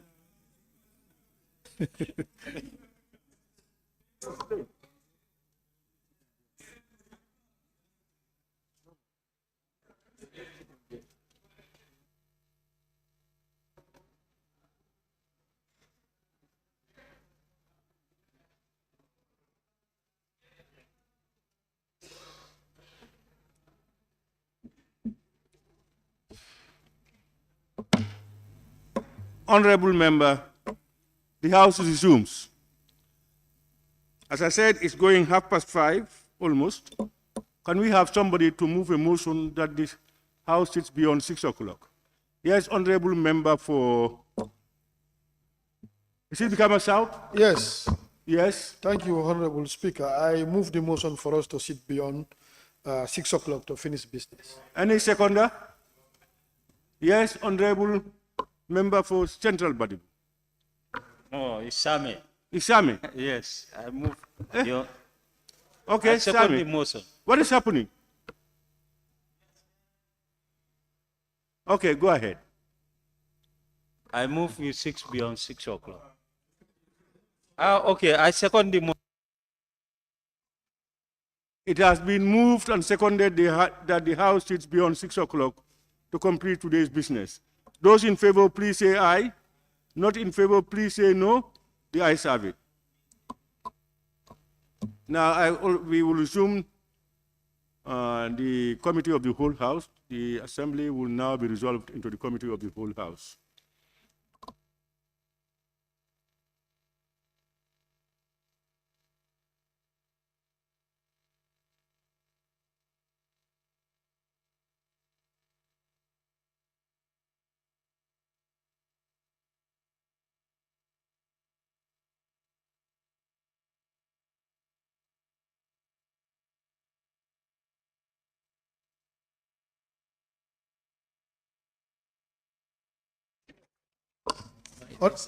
Honorable Chairman, it reads as follows. Look, these are meeting of the commissions. So if you look at sub 2, the commission shall hold meeting at least quarterly. They have a quarterly meeting. So sub 3 is saying any commissioner may call up an extraordinary meeting, provided that 3 days written notice is given to each of the members. So I believe since they have a quarterly meeting, this is an extraordinary, something important can emerge. Like what happened, we also have 3 sessions in a year, but there are instances where we come out with extraordinary. Pardon? Chair. That's why you are made chairman. Yes, Honorable Minister, are we comfortable now? Thank you. If that's the majority's view, we concur. Yes. So, honorable members, I put the question. Somebody else? Yeah. Who? Deputy Yes. Speaker? Yes. You know, there is provision for the chairman to call for a meeting. And now, going by the chair of the committee, this member will call up an extraordinary meeting. Why not we say the chairman or any other member can call on? No, they are all commission members. But somebody is appointed now as a chairman and he will be sworn in as the chairman. So I think you can just add. Let's look at the provision. Any commissioner, they are all commissioners. They are all commissioners, but yes, any commissioner is qualified to call for an extraordinary meeting. Yeah. For the chairman, chairman calling meeting. Would that be extraordinary? Yeah. Look at it. Look at go further. It says when it talks about quorum, why it mentions chairman and the vice chairman included? Why? Chairman calls meeting. Can it be extraordinary? No. The chairman is empowered to call on of meetings. Yes. As indicated by the minister. Now, this insertion is specific to extraordinary meetings. This provision, when you put it there, it's a commissioner. The chairman or vice chairman, they are commission members. But in this instance, he's the chairman. And the other guy is the vice chairman. Then you have other commissioners.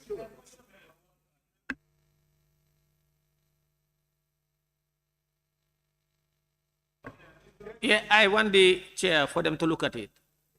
Yeah, I think the involvement of the care is reflective in 2. There is no limitation for the meeting to be conveyed by the commission. Here it is for the care. So anytime the care feel there's a meeting, that is included in 2. But this one, that is now outside that limitation. Now it can be any member. That means for other members. So where you are saying we put the chairman here, already chairman is in 2. Yeah. Think if you look at 2, the limit is at least you must have 1 meeting in a quarter. But you can have 10 meetings. The chairman can call 10 meetings. But where you need an extraordinary meeting emanating from others, because of a need for something or something, that's the process. They now have to give 3 days notice to all of them so that they can have that meeting. Do we follow? Yeah, very well, Honorable Chair. And I agree with the submission of the minority leader that the chairperson will call upon a meeting, probably whether quarterly or every day or every month. Now we are putting up another clause, which the minister wanted to remain like that, because he said the chairman can call on any meeting at any time. Then there was this proposal from me, and I said that, how about, or whereas, if the chairman do not want to convene a meeting, why not we have an extraordinary meeting? Then, yeah, please. Because that one is a meeting to be called upon, which is different from the one highlighted with a specific provision empowering the chairman to call a meeting. Now there is to be called an extraordinary. I agree the chairman before taking or whatever, he's a member of the commission. He's a member of the commission. But now here you are coming up with a distinct and differentiating. That's a commissioner from the chairman or the vice chairman. That is why in ensuing provisions, it talks about the chairman or the vice chairman. When even it talks about quorum, differentiating them. It could have just said that a quorum is for 4 commissioners. But it says a quorum is 4 commissioners, which can include the chairman and or the vice chairman. It's different in given the, Deputy Speaker, you know what the problem is? Okay, let me just submit now. Because if that does, then when the chairman call up an extraordinary meeting, it can be challenged. Whatever decision they do in that meeting. Let me finish, sir. No, let me observe you. I just want to make an observation. The chairman, so far there is no statutory maximum. The chairman's meeting cannot be extraordinary. The chairman, even if he calls 10 meetings, it will still be a normal meeting. Thank you. Regular meeting. It's only extraordinary because somebody not empowered is given the chance to call a meeting. And that's why it is extraordinary. But the chairman can call a meeting every week within the quarter. And it's still normal meeting. Yeah, I got you now. Yeah.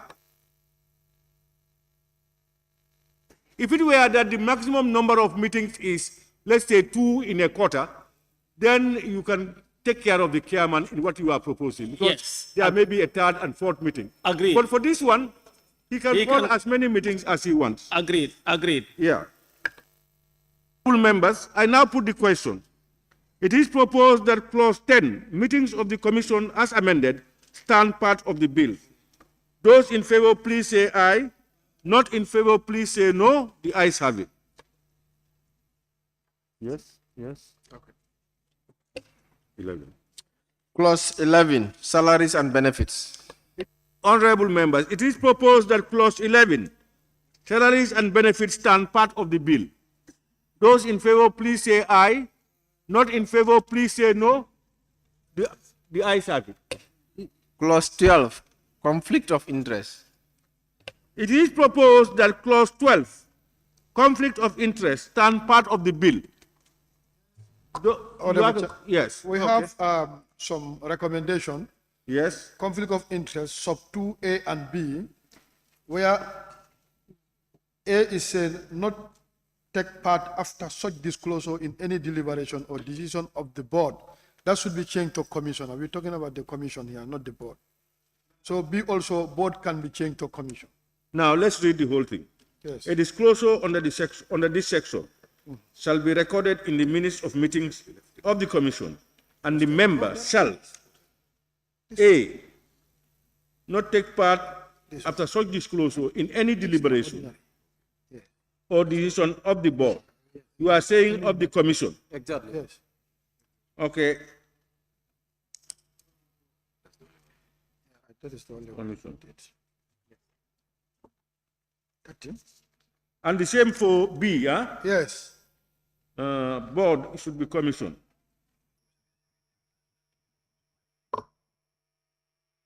Honorable members, it is proposed that clause 12, conflict of interest as amended, stand part of the bill. Those in favor, please say aye. Not in favor, please say no. The ayes have it. Clause 13, functions of the commission. It is proposed that clause 13, functions of the commission, stand part of the bill. Those in favor, please say aye.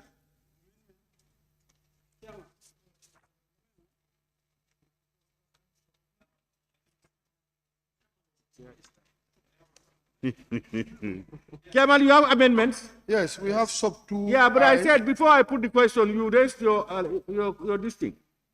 Yes, go ahead. Sub 2I. Yes, yeah. Investigation. Yes, sub 13.2I. 13.2I.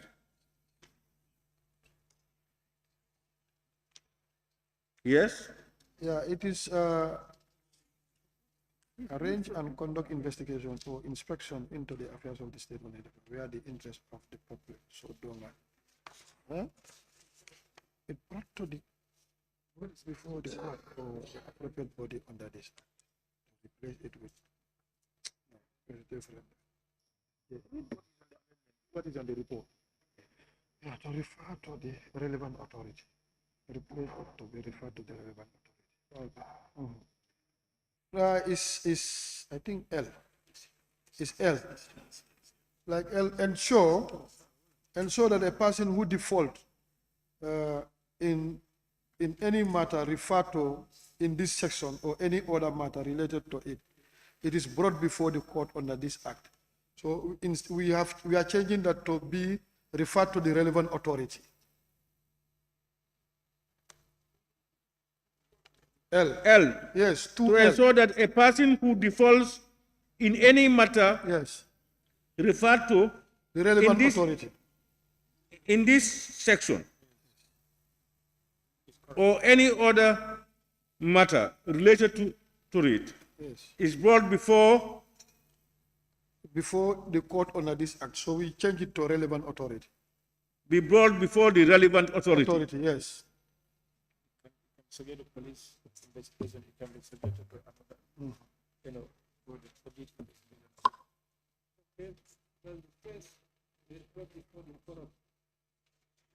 So it's no more brought before the court under this act.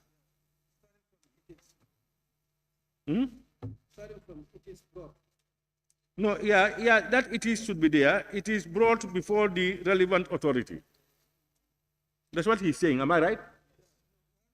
The phrase that should be replaced starts from it is. It is brought before the court or other appropriate body under this act. Now that should be replaced by. No, there is no appropriate body there. It is there. L. Yeah? L. Oh no, I'm reading this thing. L is to ensure that where you have it is brought before the court under this act. It is brought before the relevant authority under this act, isn't it? Yes. Under this act. Chair. Chairman, what about under this act? It will not be there. Huh? You only stops at relevant authority. Okay. Yes, somebody was talking.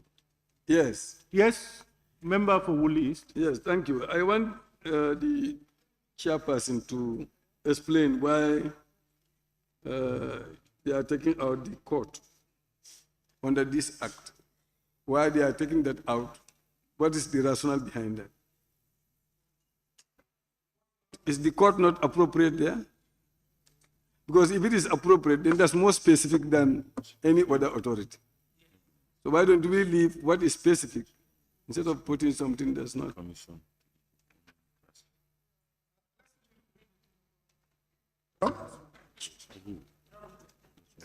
Can I come in, Chair?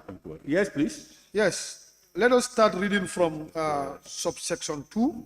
The Commission shall in carrying out its functions under subsection 1 ensure that the person who default in any matter referred to in this section or any other matter related to it is brought before the relevant authority. No, wait, did you allow me to learn? Let me help you. Let me help you all. Chairman. Yes. Chairman. Yes. Read your evidence. Read your evidence to him. Why you are replacing court with authority. Okay, the issue is why we are changing the court. He's talking about the court. So you have your report? Yes. Yeah, there is evidence there. 13:1. And I'm coming, yes. Evidence. Okay. Read that. It is received, where is that? It was. It was received in evidence that this clause might be asking the commissioner to be performing tasks that are out of domain and it was argued that some issues require an inquiry. In such instances, the commission cannot just refer the issue to court. It is recommended that the phrase "it brought before the court" or other appropriate body under this act to be replaced with. Just clear. You know, are you satisfied? I'm saying these things are listed. They are listed. Yes. Are they saying if any of these things is being defaulted, you can refer it to another authority instead of the court? To somebody else. If you say to the court, before it goes to the court, there may be some other things to be done. That's what they are saying. That's why they say relevant authority. Yeah. Yeah. Do you follow? You don't follow? Yes, go ahead. Yeah, this is a commission that is taxed to carry out a function. And we believe that all the items from A to I is part of the work. Do you understand? We believe that they will also do their own internal works before they refer the matter to the court. But court is the only legal body, do you understand, where such matters could be addressed. So we expect them to be doing other ways and means to ensure that before they reach to court. So, but here, you cannot take out court in this matter. You see, what I think, if I understand them, after the commission's deliberations, the commission may put up a task force or an investigative panel to look more and come out better facts that will be referred to the court. So those things, if you just say refer to the court, they cannot do those things. So the relevant authority can be the court, it can be those things. Any other body? Any other body? Honorable, this might be subjected to abuse. Then let's have a clause. Let's have, like you have. Subjected to abuse? Yes, of course, because if we say relevant, other relevant, but court, we know that courts deal with issues. So let's have a clause that talks about other relevant issues. But this court, you cannot take out court from here. All right. Let's hear from the Honorable Minister. Thank you, Chair. I think we can leave court and do a connector or other relevant authority, which means that both the court or any other relevant authority can be used. Thank you. Honorable Chair, if you look at the evidence that we advance, there is a provision for the court, and it depends on the magnitude in which this thing has been done. But there are instances you may not need the court, and you don't need to waste any time. You can empanel them to investigate and establish the fact that you should not even go to the court. But if it goes to an extreme case, the thing can be taken to the court. Well, if I understand you, you are saying that not every issue can be taken to court. Exactly. It can be resolved without going to court. Exactly. And then if you say to the court, you are now legally bound to go to court. Yes. That's what you are saying. Exactly. Yes, Honorable Member. Chair, this is, we are talking about a commission. We are talking about a commission. You have to read from here. The commission shall, in carrying out its functions on the subsection 1, then it goes. And it's saying where, the L is simply saying, is it the L? The L. It's saying when all these things are done and there are defaults, shall ensure that a person who defaults in any matter referred to in this section or any other matter related to it is brought before the court under this act. So, which other authority would the commission take these matters apart from the court? Which other authority? If there is no other authority... No. What we are also saying is, there are some matters that if investigated may not necessarily go to court. You should not go to court because if you say here, even if it is this thing, it should go to court. It can be referred to their own disciplinary committee, and then they will deal with it and then do what they should do. Because it's not necessary to go to court. Chair, let me elaborate. Let me make him understand. Chairman, yes. Chairman, yes. As you rightly said, if certain issues happen, that's people default within an institution. Then you do an investigation. Somebody is found wanting. Sometimes it might not necessarily take the matter to the court. You can take it to the disciplinary committee to discipline the person. are talking about the law, not necessarily going to the court. Yes, the commission can decide, not taking it to the court. Yes, yes. Why your comments to me? Don't look at them. You know, FPAC, why is it not possible that the commission may decide to refer a matter to you people? Because of the nature of it,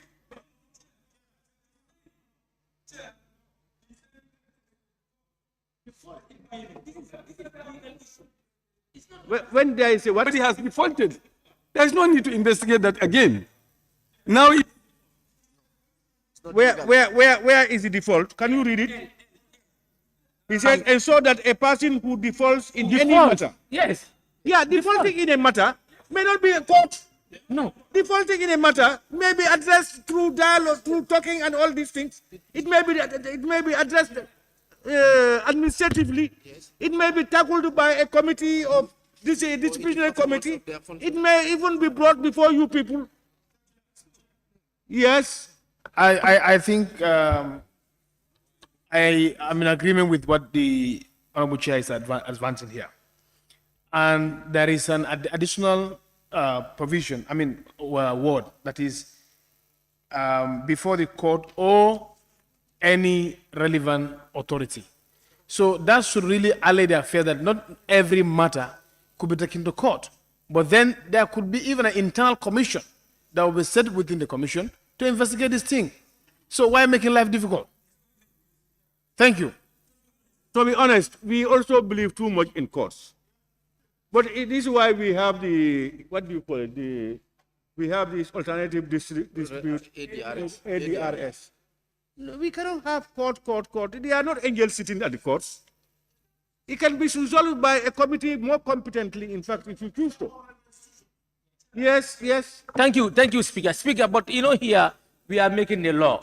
Yes. And this law is for posterity. Yes. Now, the commission No.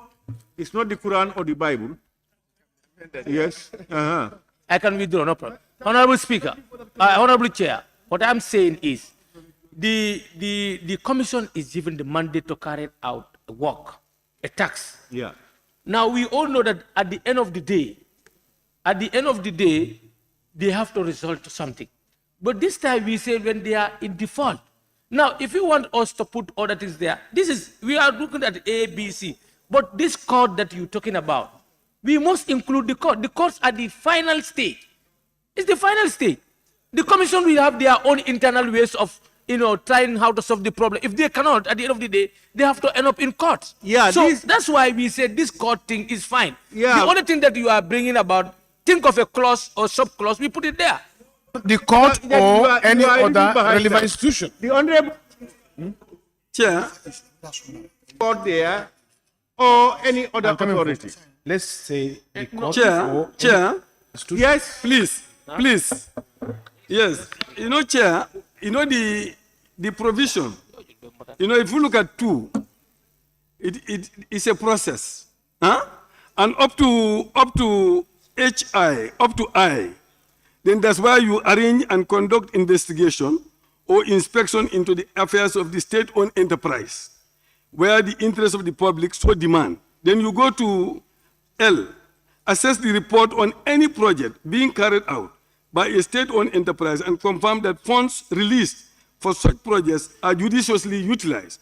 And then when you go to K, then the process continues. Give a situation report of all its activities on a quarterly basis to the National Assembly and to the Cabinet. Those are the authorities. And then L, if there is a default, the matter referred to the court. That's what it is saying. Chair, so they are all linked. Chair. They are all interrelated. To you following us. Even if there is default, does it mean that all defaults should go to court? No. No, that's not stated. That's not stated here. So that will be determined by the severity of it or the commission themselves, either to go to court or to do that or to do that. Chair. Their best interest. Please, one more time, please, Chair. And the court will still be in the statement. The court, what I'm saying, let's add this in there. The court or any other appropriate authority. Please. Yeah. Yeah. Yes, I'm So, here. and then that any other appropriate authority will now, Chair, let me explain here. The court or any other appropriate authority will now be at discretion, the grievance of the offense, whether to treat it at another level or take it to court. No, court is But not there necessary. has to be Court that. Court is not necessary. No, no, no. Speaker. No, no. Chair. Sorry. Chair. I'm here. I've been raising my Chair. time. Sorry. Yes. Chair, I think there are these things disturbing me. Chair. Yes, Chair. What I want to see, you know, I quite agree. Not everything is with the court. Now, if you go to F, monitor and identify factors inhibiting the realization of said revenue, which means the commission, through a third party like the Minister of Finance, they set revenue for these institutions. Now, let's say they are unable to meet the targets of those revenues, and the commission actually realized that this has nothing to do with the institution themselves. They will have to refer it to the competent authority. You understand? Because this cannot realize that. So they will have to refer to the competent authority who set the revenue. So for me, I think competent authority is more than enough for this particular clause. No. Yeah. What appropriate authority? Yeah. You know, we are amending this. 12, no, 13.2. Here, this will guide you.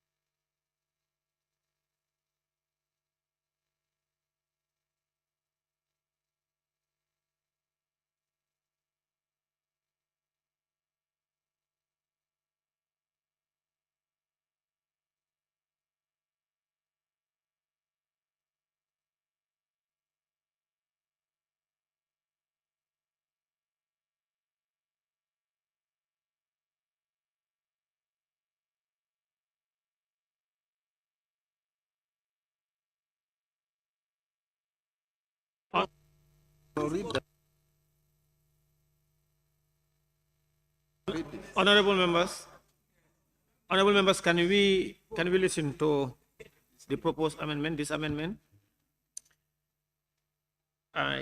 J, ensure that a person who default in any matter referred to in this section or any other matter related to it brought before the court or any other appropriate authority. Whether is that okay? Yeah. Please, honorable members. Yeah. Let me take it again. Ensure that a person who defaults in any matter referred to in this section or any other matter related to it is brought before the court or any other appropriate authority. Sorry. Let other authorities come and court last. Yes. In the coining. Sure. Can you coin it? Who chair? Suleiman, Who chair? Banjul Central. Yeah, Honorable Chair. Banjul Central. Yeah, I think this is quite important. If you say court, it's a bit restrictive, and I think we are making a law, and we want it to be at least a bit open-ended, in my own observation. So I think this okay as it is. Any relevant authority. When you say relevant authority, it includes the court and any other relevant authority pertaining to the particular issue. Yes, Chair. Let's just be careful here. If you look at this particular section, if you read on 2, it's saying the commission shall in current out its function under subsection 1. You look at what are those functions in subsection 1. Then it says if you default. Defaulting here is purely it's about the objective that are set for those state-owned enterprises by the ministry. So the commission is there to monitor, to ensure that they do not default. And where they default, then that means they would have to do investigation and then refer to the competent authority. And in this case, is the institution, that's the minister who set up these objectives. So for me, I don't see anything where a court will be necessary in this section. I really don't see that. Yes, we will have the member for Kantora. I think I am in conformity with what you just read. That is, ensure that a person who defaults in any matter referred to this in section related to this brought before a court first. Let's have the court first as a deterrent, or sorry, as the first place, and also try to bring flexibility that any other appropriate authority also is also an option in the pursuit of this defect. Chair. Honorable Minister. Honorable Minister. Honorable Minister, I'm not sure if you followed their submissions. What is your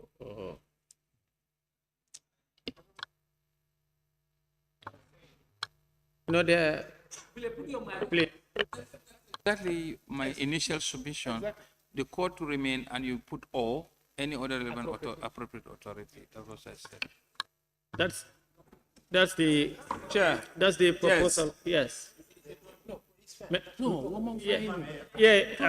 will take only the member for Willie. Yes. Chair, I would second what the majority leader and the minister are saying. But you know, we are dealing with state-owned enterprises. We know that a lot of money is going into these state-owned enterprises, but they are not doing anything. They are not paying dividend. There is a lot of mismanagement in this state-owned enterprise. That's what the new bill is trying to avert. And now if we make it very light, the same situation was going to continue. That's why these people put a court there. And we must not take that court. So I'm seconding that we put court and any other relevant authority. I think that is I will listen to the Banjul Central last. Honorable Chair, I beg to differ. I beg to differ because when we say court, I would think it's a last resort. So you cannot say court and then any relevant authority. The court is the last resort. My own observation.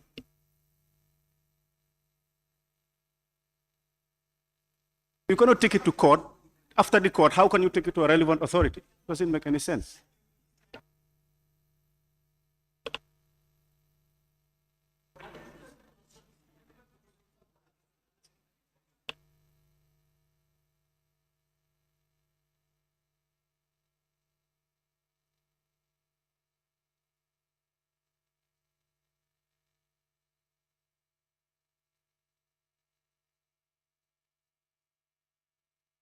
Upper Salum. I just want to get a clarification from the minister. I just want to get a clarification from the minister so that we will all. Minister, anything? Yes, I want to get a clarification with the situation of this commission. If you can give us an example in a situation where the commission would have to need to go to court, a situation where the commission would have to need to go to court. Because for me, it's kind of like they just an oversight of all these institutions and to advise cabinet about these issues and monitor their performance. So will there be a situation where the commission would have to go to court with a state-owned enterprise? That's what I want to confirm. Minister, also on this part talks about the function and powers of the state-owned enterprise commission. I think given the thrust of the SOE bill, there will be cause or there can be causes where the commission can take a matter to court. In the event of fraud of a significant matter, I think the commission should be able to take the matter to court. Because I think in the anti-corruption drive, we don't want a situation where we see a wrongdoing and it becomes a merry-go-round who will first make the move. We want to have the court to be empowered, not to refer to any relevant authority, but to move directly within their powers to legislate, to prosecute if need be. That's the whole idea. Yes, Chair. I think what you say. Member for Opposite. Yes, Opposite. I think this is very clear now. It seems there may be a situation where the commission may handle things at the court level. Then I think, okay, we leave it at the courts or any competent authority. Yeah. No, seriously. No. Suleiman, they have, the state-owned enterprise, they have objectives. they set objectives with the ministry that they're performing. If they are unable to perform and the commission realizes that that has nothing to do with them, they will go back to them. Yeah. Honorable Minister, when you look at this part and the function and powers, I'm not sure if there are any, or it might be.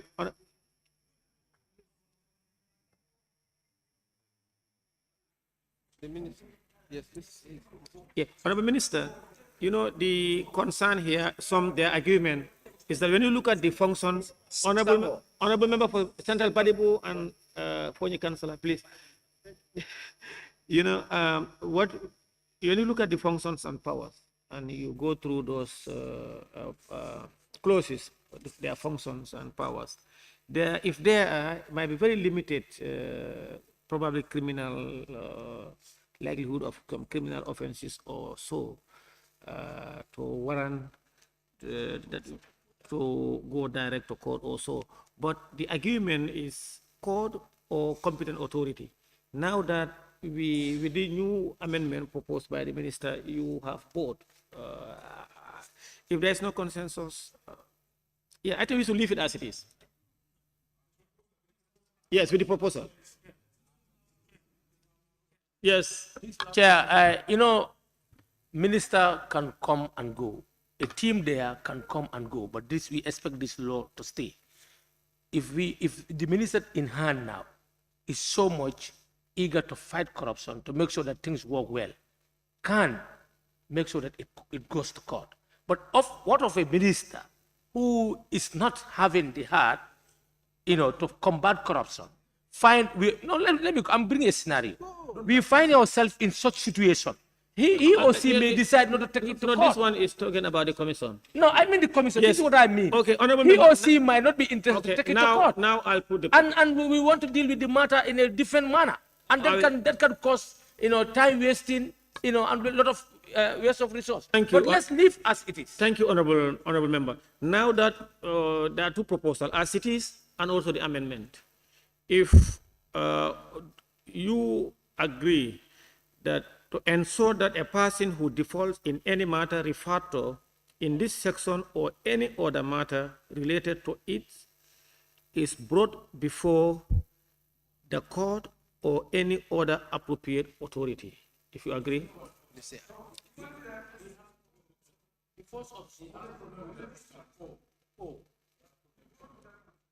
No, you don't dictate how the chair do. Please,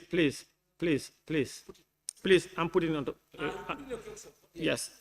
The question is that those who are with the proposal that to ensure that a person who default in any matter referred to in this section or any other matter related to it is brought before a court or any other appropriate authority, say aye.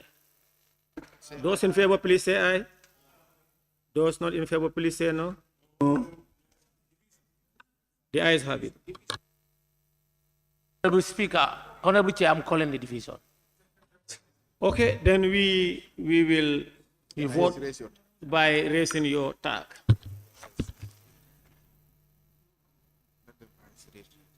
Those who are in favor of the amendment, please raise your tag. Yes.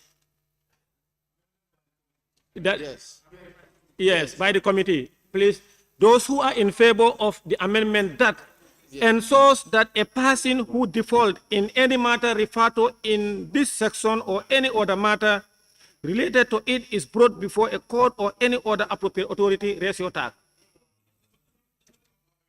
That's the amendment. Please, raise your tag. Those of come, please come.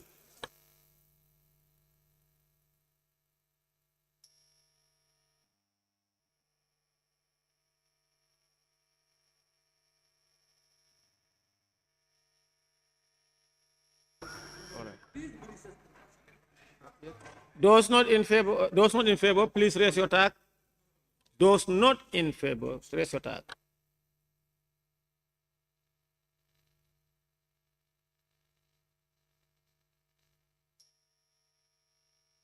The results It's as follows. The ayes, 17 votes. The noes, 4 votes. So the ayes have it. Yeah, the minister have something on K. Let's proceed. Minister, you have something on K? Clause K, we're looking at the practicality of this, Chair. Whether it's going to be practical that quarterly reports. Please, will be Honorable Minister, Honorable Minister, Honorable Minister, It's not possible. Honorable Minister, sorry, the member for Central Badibu and Chair.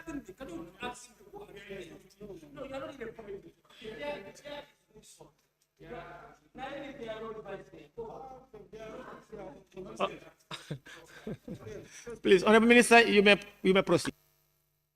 Saying Article K, the practicality of it, whether this commission will have the, because we don't want to put a law that cannot be upheld. Yes. The minister is concerned about the practicality of K, give a situation report of all its activities on a quarterly basis to the National Assembly and to Cabinet.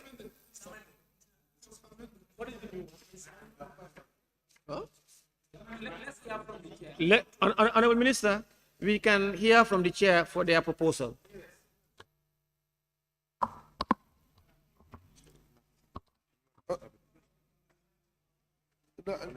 No, in fact, it was there. I think. Honorable Chair, we're talking about not the quarterly, but for the National Assembly on annual basis, cabinet biannual. Yes. Yes. National Assembly annual, cabinet biannual.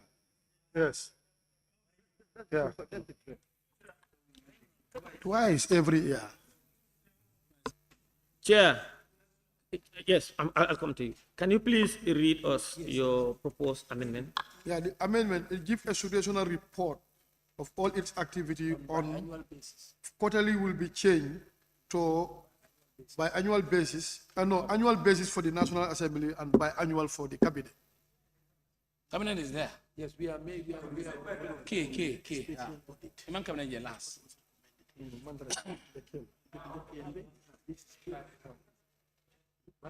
National Assembly Annual to National Assembly. and biannually to Cabinet. Yes, the member for Cantora.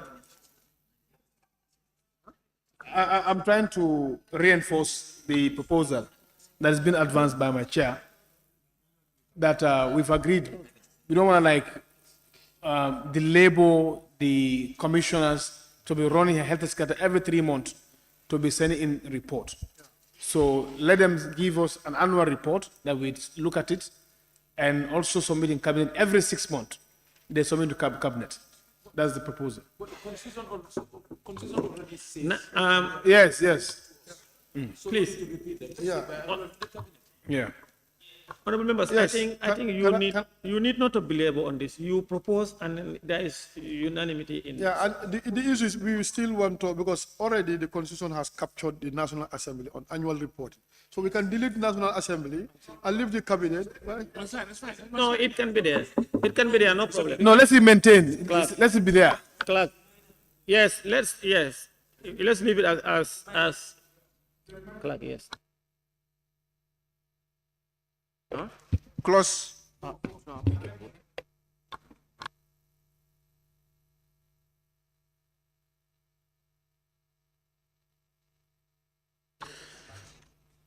Let me put the question. It is proposed that clause 13 as amended stand part of the bill. Those in favor, please say aye. Those not in favor, please say no.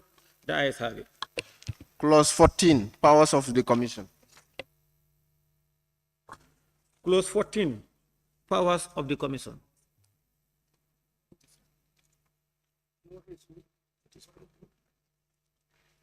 It is proposed that clause 14 stand part of the bill. Those in favor, please say aye. Those not in favor, please say no. The ayes have it. Clause 15, units of the commission. Clause 15, units of the commission. Okay. It is proposed that clause 15, units of the commission stand part of the bill. Those in favor, please say aye. Those not in favor, please say no. The ayes have it. Clause 16, secretary and staff of the commission. Clause 16, Secretary and staff of the commission. Yeah, secretary. Yes. Secretary and staff of the commission, clause 16. Yes, we have some changes here. Under sub 2, the executive secretary shall be appointed by the president after consultation with the minister responsible for finance. So we want to delete that one for consistency purpose. The sub Now, 2, what you have, the executive secretary shall be appointed by the president after consultation with the minister responsible for finance and the commission. So we are changing that one to remove minister responsible for finance and the commission to PSC. now their proposal, so when you look at clause 16.2, it says the executive secretary shall be appointed by the president after consultation with the minister responsible for finance and the commission. They want the word minister responsible for finance and the commission be deleted and changed and replaced with the public service commission in consultation with the public service commission. Is that? Yes, no. Now, let me put the question. It is proposed that clause 16 as amended, which is secretary and staff of the commission stand part of the bill. Those in favor, please say aye. Aye. Those not in favor, please say no. The ayes have it. Class. Clause 17, staff regulations. Clause 17, staff regulations. Clause 17, staff regulations. I think they have nothing. It is proposed that clause 17, staff regulations stand part of the bill. Those in favor, please say aye. Those in favor, please say aye. Those not in favor, please say no. The ayes have it.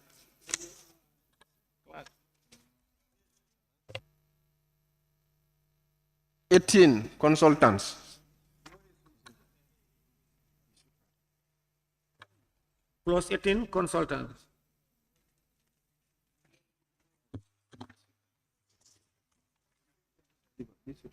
Yeah, clause 18 you have. Clause 18, consultants. It is proposed that clause 18 stands part of the bill. Those in favor, please say aye. Aye. Those not in favor, please say no. The ayes have it. Clause 19, preservation of secrecy. Clause 19, preservation of secrecy. Clause 19, preservation of secrecy. It is proposed that clause 19, preservation of secrecy stands part of the bill. Those in favor, please say aye. Aye.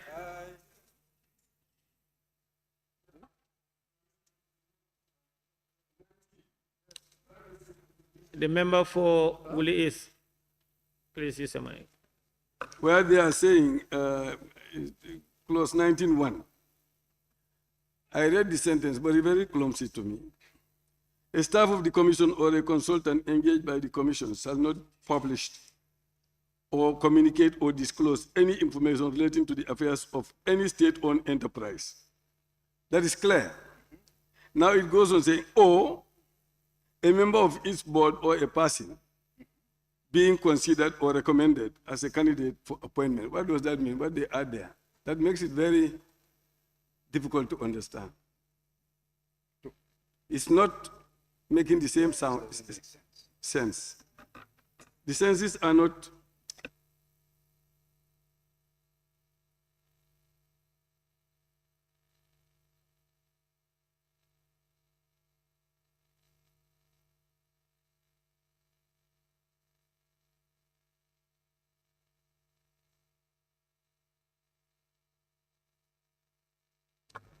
Honorable member, I think what the honorable member is saying, you looked at it, or a member of its board. I'm not sure if it should be or a member of its commission.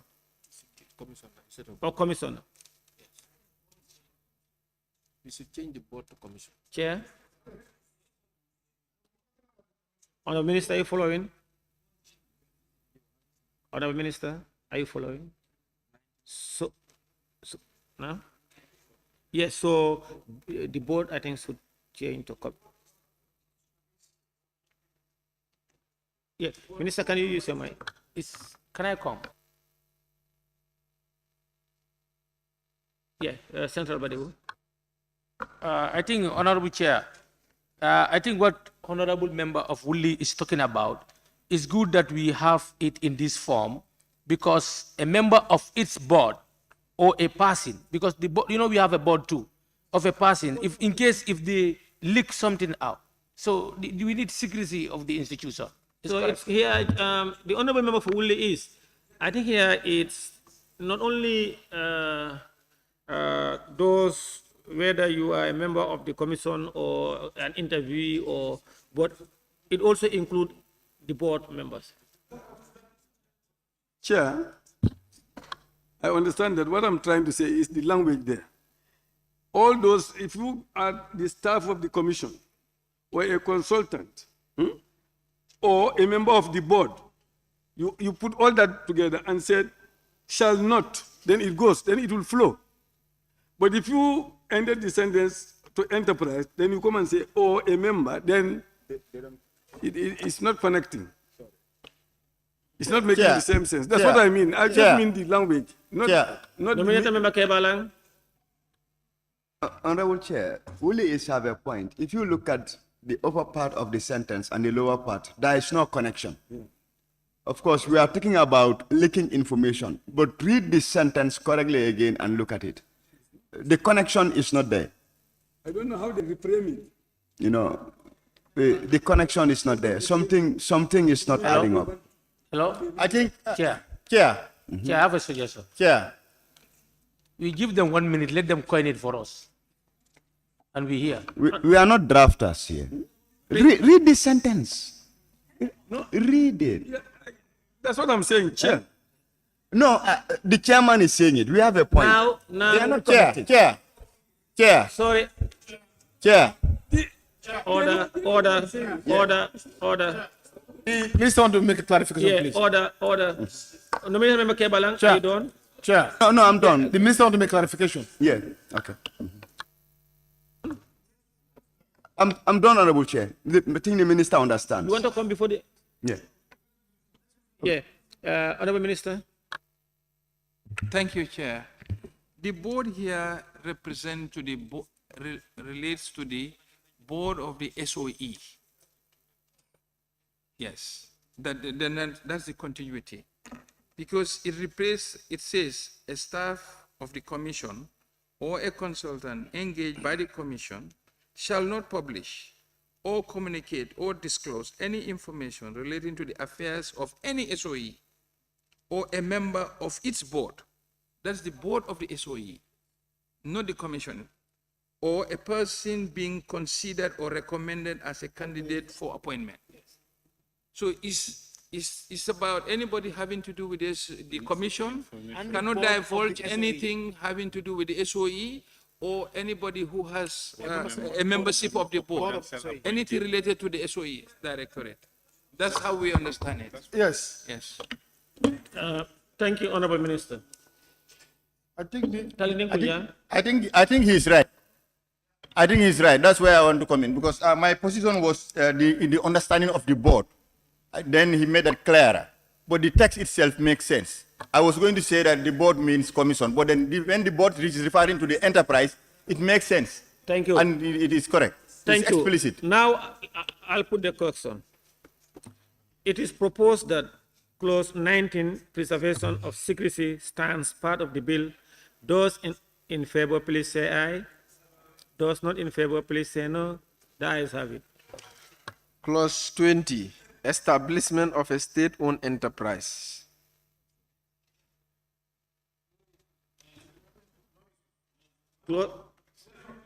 Clause 20, establishment, composition, and function of state-owned enterprise. You should delete S. Say that before. You know, establishment of a state-owned enterprises. It should be establishment of a state-owned enterprise. The honorable member for Woolly is? No.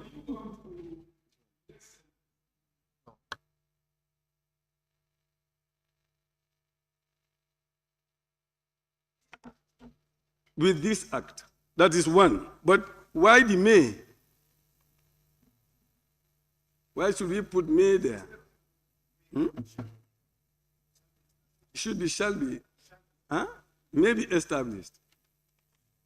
A state-owned enterprise may be established in accordance with this.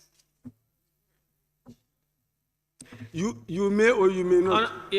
Honorable member, may is correct. You know, shall is mandatory, but may then goes with discretionary decision of the executive. And also depending on the economy. Please. We change the toe to the with toe in accordance with the act. Yeah. Isn't it? Or you can change no, to please. this. Yeah. But if I don't give you the floor, please don't use so much. All right. State-owned enterprise. A state-owned enterprise may be established in accordance to this act. It is proposed that clause 20, as amended, stands part of the bill. Those in favor, please say aye. Those not in favor, please say no. The ayes have it. Clause 21, composition. Clause 21, composition. It is proposed that clause 21, composition, stands part of the bill. Those in favor, please say aye. Those not in favor, please say no. The ayes have it. Clause 22, head office. Clause 22, head office. It is proposed that clause 22, head office, stands part of the bill. Those in favor, please say aye. Those not in favor, please say no. The ayes have it. Clause 23, branch offices. Clause 23, branch offices. It is proposed that clause 23, branch offices, stands part of the bill. Those in favor, please say aye. Those not in favor, please say no. The ayes have it. No, let me come back to you. Clause 24, seal. Clause 24, seal. It is proposed that clause 24, seal, stands part of the bill. Those in favor, please say aye. Those not in favor, please say no. The ayes have it. You are speaking to the mic. Clause 25, primary objectives of state-owned enterprise. Chair, the seal is normally with the chief executive officer, not the board. The seal of the institution. So if you say a seal will be with the board, how will it work? The minister's proposal, the minister is proposing for an chief executive amendment officer. on 24, the seal. Oh, executive secretary. No, this is referring to the SOE. This is referring to the SOE. The seal of the SOE should be in possession of the CEO, not the board. Thank you. Yeah.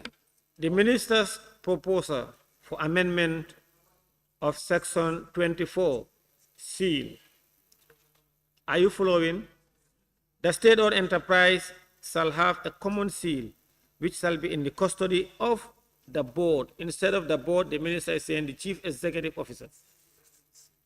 Because it will, according to him, it will be inappropriate to have the seal under the custody of either the board chairman or any member of the board. Member for Upper Salu.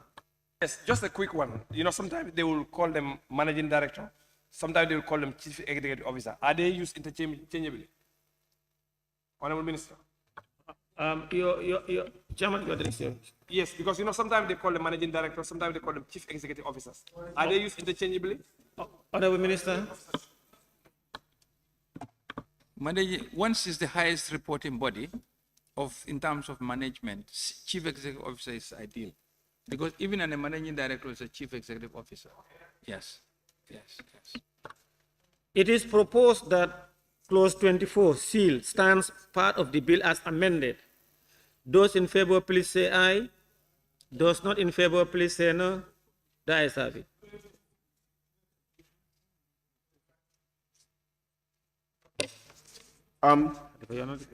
Clause 25.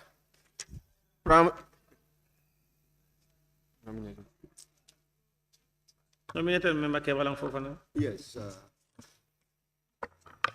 Already we've passed it, but if you look at clause 24 and you correlate it with clause 3, which I will read for you, clause 3 says the common seal of the commission shall be authenticated by the signature of the chairperson or such other members of the commission as may be authorized by the chairperson in writing to sign on behalf of the commission. So how does the two correlate? Is there any conflict or not? That's just the clarity I want to hear. Yes, the first part is actually dealing with the commission. They're going to have their own seal. The second part is where we create a state-owned enterprise. The managing director will have the seal. So there are two seals, one for the commission, the other one for the state-owned enterprise. They are very different. Yeah, they are different. Clark. Clause 25, primary objective of state-owned enterprise. Clause 25, primary objectives of state-owned enterprise. Any other issues? Any issues? The member for Woolly is Yes. primary objective of a state-owned enterprise. Yes, he said the primary objective. He said objectives. So we take that S out, but also the primary objective of the state-owned enterprise shall be to C, be a successful business, and to this end, to be at least as profitable and efficient as comparable businesses not owned by government. It's not following. Let me tell you what is following. Be a successful business, and to this end, to be as profitable. Why do you put the at least there? I want us to remove the at least. Be as profitable and efficient as comparable to businesses not owned by government. Chair? Endorsed. Now, his proposal for amendment is to insert A and as well as the primary objectives. His proposal is that we delete S.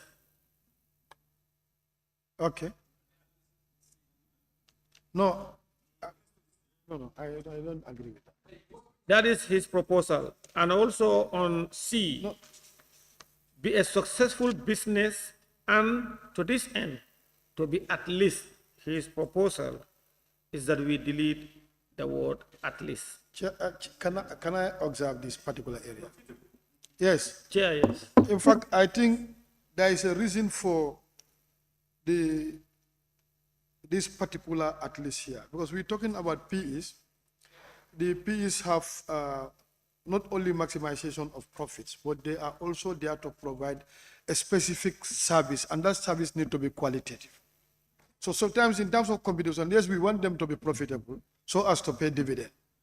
But that's why we put the word at least. But they cannot compete with the other businesses that are privately owned. I think maybe what the honorable member, he wouldn't want you to be pessimistic, but to be optimistic and to, yeah. So I think we should remove and aim high. Yeah. Yes. Let's delete. Yeah. So I think his proposal. We are encouraging, of course. Chair, please. Yeah. I think his proposal is fine. I think on the Minister, please go ahead. On the primary, there are multiple objectives. Either we say key objectives to indicate that there will be more than one key overarching objectives, because the primary is there as a description, not as a quantification. It's a qualifier. Oh, that's fine, Minister. So, All but right. he's saying to remove S. Yes, that's the principle. So we say the S should remain. Okay. Either if you want to remove it, you say key objectives. That's our understanding. Yes. But then there are multiple objectives.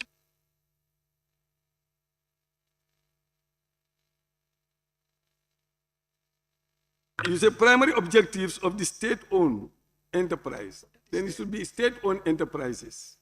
No, there is no state, there is no D. Huh? There's no article, there's no D. No, the caption. Okay, the other one, yes, it should be changed to A. Huh? The primary objectives of a state-owned enterprise. Instead if, of if you put a there, then that's fine. But Yes. if you don't put A there, we are referring to Yes. many, then we put S. at Yes, the end. on one. Yes. On one, it should now read Yes. the primary objectives of a state-owned enterprise. Yes. Yes. Now, clause 25. It is proposed that clause 25 as amended stands part of the bill. Those in favor, please say aye. Those not in favor, please say no. The ayes have it. Clause 26, functions. Clause 26, functions. Clause 26, functions. It is proposed that clause 26, functions, stand.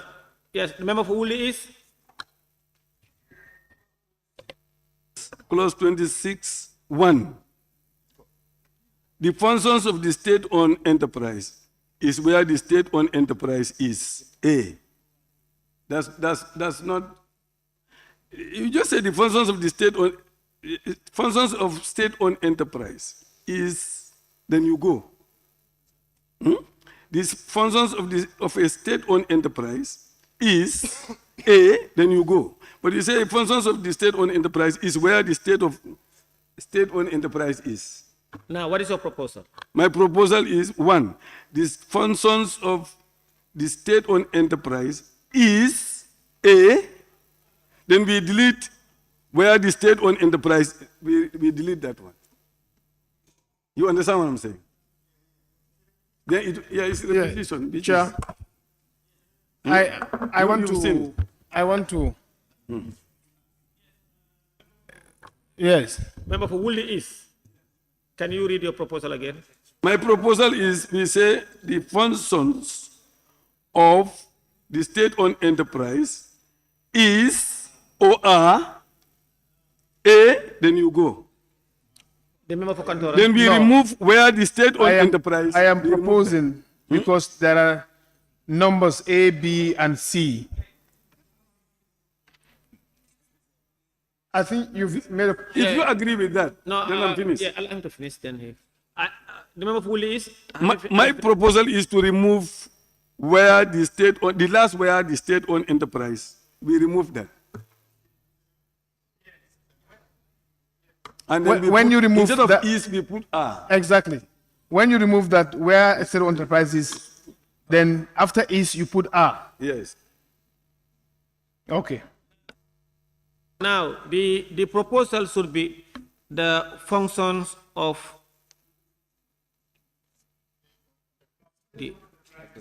the functions of the state-owned enterprises are.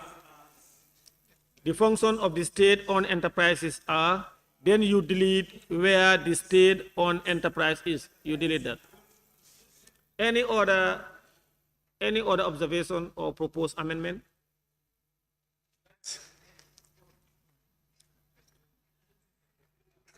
It is proposed that clause 26 functions stands part of the bill. Those in favor, please say aye. As amended. Those in favor, please say aye. Those not in favor, please say no. The ayes have it.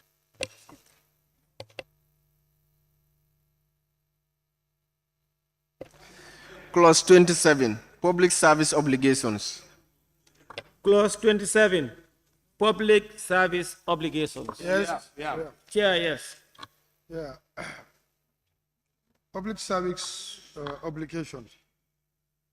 The changes we are suggesting, that's the commission may, with the approval of the cabinet, require the state-owned enterprise to provide a public service that may not be in line with the financial objective of the state-owned enterprises, provided that such public service fall within the mandate of the SOEs.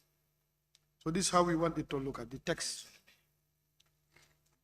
27 sub 1.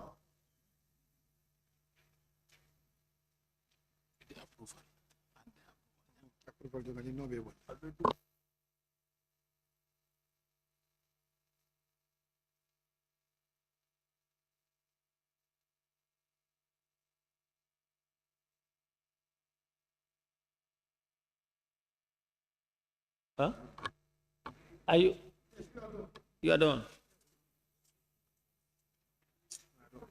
Now, their proposal, what they are recommending is that the clause be amended to read. Honorable Minister, honorable members, are you following?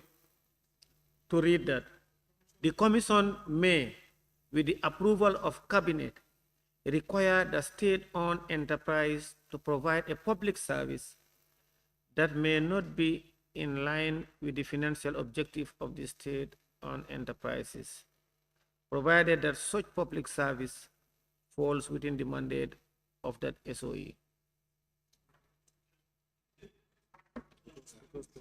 Huh? I am not. I don't. Yes, nominated member Kewalang Fofana. Chair, maybe the Honorable Minister can help us with some context, because I don't understand how is it possible where they can perform functions that doesn't fall within their object clause but still falls within their mandate. So I don't understand. The financial objectives are dictated by the objective why they were incorporated in the first place. But we need clarity. You know, if you can help us understand what you actually mean by that. I don't understand. Honorable nominated member Kewalang, yes, it makes sense. I think you are right. Yes, I don't understand. At this instant, I also cannot follow, Honorable Minister. Yes. Chair. Yes, thank you so much, Honorable Chair. I think this particular area is talking about an area, especially like if you take example of Nawek. You know, their core area, their mandate is provision of both electricity and water. So sometimes like an issue may come, that may not be their priority. Probably we want some electrification in the southern part of Birkama at the border end. That might not be the priority of the NAWEC at that time. So, but like the executive can tell them, but because if you look at it, the mandate of provision of electricity is within that is their mandate, but it's not their priority at that time. It might not be financially viable wait. The financial viability might not be there. And secondly, that might not be their priority at that particular time. Yes, it's correct. Honorable Minister. Yes. Thank you very much. Yeah, I think the clarification is, yes, the state-owned enterprises may be asked to do operations that are not commercially in line with their primary commercial objectives. But in so doing, if you look at clause 2, the mechanism of how the compensation arrangement will work is there. That if they are so asked to do, there has to be a memorandum where their compensation formula will be there so that their return on equity will be met. Like if you ask NAWEC to do so as a government, then you are bound as a government to sign with NAWEC. NAWEC will cost it, and then you as a government will now pay that to NAWEC in line with the return on equity target as contained in clause 2, A, B to D. That's the mechanism. Where even though commercially is not a viable enterprise or activity, but because the state does ask, then the government will now sign a market-based agreement so that the government will pay for those services for the SOE to maintain their return target. Yes, thank you. Member for Kantora. Yeah, I think I'm in line with the submission, of course, with the minister. This is just to put a precaution that these SOEs should not be muzzled or should not be abused to do certain obligations outside their mandates. However, if there is a need for it, then there is another proposals that dictates so that there is these financial implications that will be attached to it. So basically, the first one is setting a warning, a caution. And the second one that if you still insist that you need it, these are A, B, and C to do. That's the whole proposal. Yes, I think we can give several examples, like the street lighting that was done before, where NAWEC was actually asked to do it. But later on, they were billing the councils, but the council didn't have enough money to pay. So if you look at subsection 2, you're going to see that where that service cannot be paid in full, then the government is going to come in, to pay. The other example could be also telephone services, for example, emergency ambulance services, for example. Right now, if you want to get an ambulance, sometime maybe in Chairman, for example, it may be difficult what number to call. So the government may ask Gamtel or Gamcel to provide the service for the entire country, where they can make a direct call. I'm talking about Chairman, Chairman Nyanija there. Yeah, exactly. Okay, in Bikama, no, these people, they're on the border. They have 2 countries, So just an example. So I think it's in line where you may be asked to provide that kind of service, and that's not because you are there to provide profit. So if you ask Gamtel or Gamcel now to provide that kind of ambulance services calls, of course, you expect to be paid. So I think the way it is, I think it should be fine. What Honorable Minister and the Chair, Member for Pasalu, what they are saying, this funding or this activity should be within the mandate of that state-owned enterprise. Yes, that's what they are. I give example like Gamtel. Yes, so I think the minister and we are all in agreement with this. Yes, Kebalang, nominated member Kebalang Fofana. Thank you, Honorable Chair, and thank you, Honorable Minister, for the clarity. I am just afraid because if you look at the state of the SOEs today, partly it can be attributed to similar activities. Let's take Gamtel, for example. Gamtel was doing very well in the late 80s and early 90s. But when they were burdened with what? The commencement of GRTS, we all knew where it landed them. So for me, my priority would have been, how do we protect the SOEs? Try to see how best do we maintain their financial independence, but more so making sure that resources are directed towards their primary functions. But if at all we bring those flexibilities in the law and give allowance whereby extra burden can be levied on them, I'm just afraid in the long run, we might find ourselves in a similar trench. Now, Honorable Minister, Honorable members, please. Look, I'm not convinced. Honorable Kebalang, now, how about this proposal to read the Commission may, with approval of Cabinet, require the state-owned enterprise to provide a public service that may not be in line with its financial objective, provided that such public service falls within the mandate of that state-owned enterprise. Yes. By deleting the words in line with its financial objective, then you delete of the state-owned enterprises, then you maintain provided that such public service falls within the mandate, and then delete and the financial objective. Honorable Chair, can I come? Yes. Honorable Chair, that's. Now let me read it. Let me read it once and for. Let me read it for the second time. Now, the member for Kiang West and the member for Central Badebu, please allow me to read the proposal. Minister, are you following? Bakau.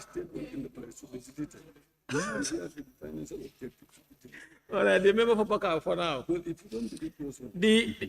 I want you to read like this. Sorry, yes, please allow the minister to follow.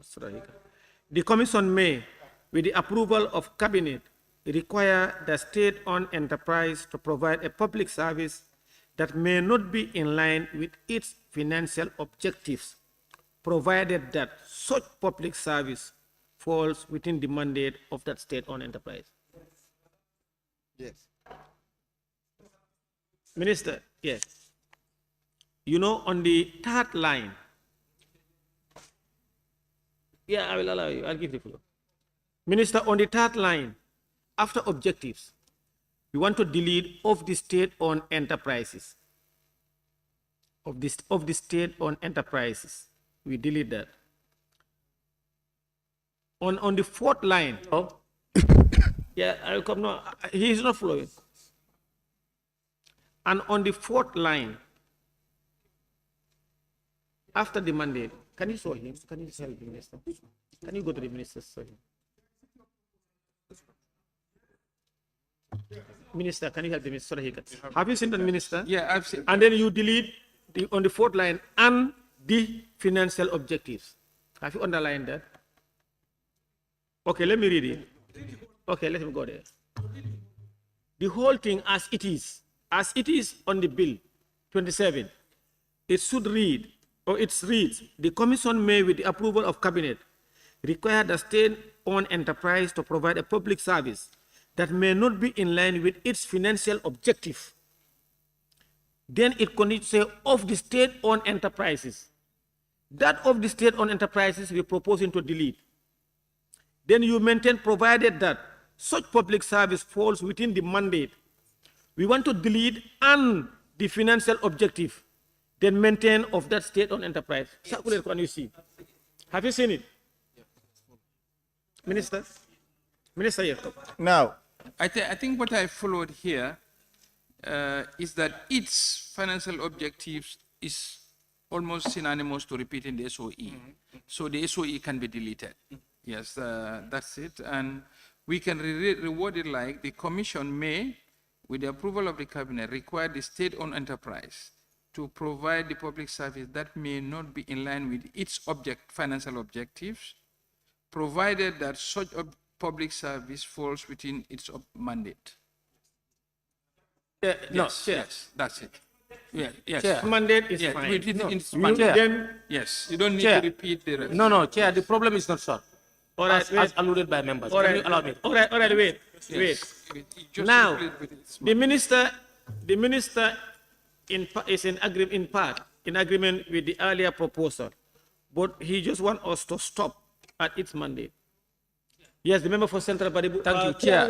Chair, what is alluded by what is alluded by Honorable nominated member Kebalang is a very important point.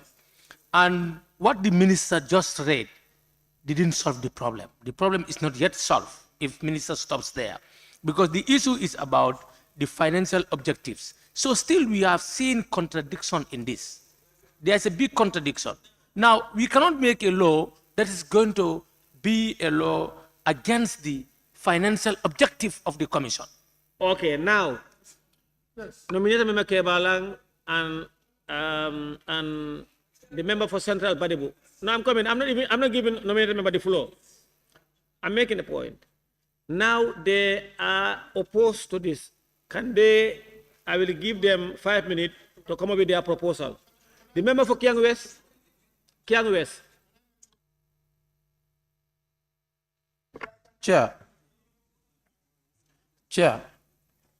the amendment, I still want to go by what the committee proposed, but then the amendment to remove, after the financial objective, we can remove the state-owned enterprises.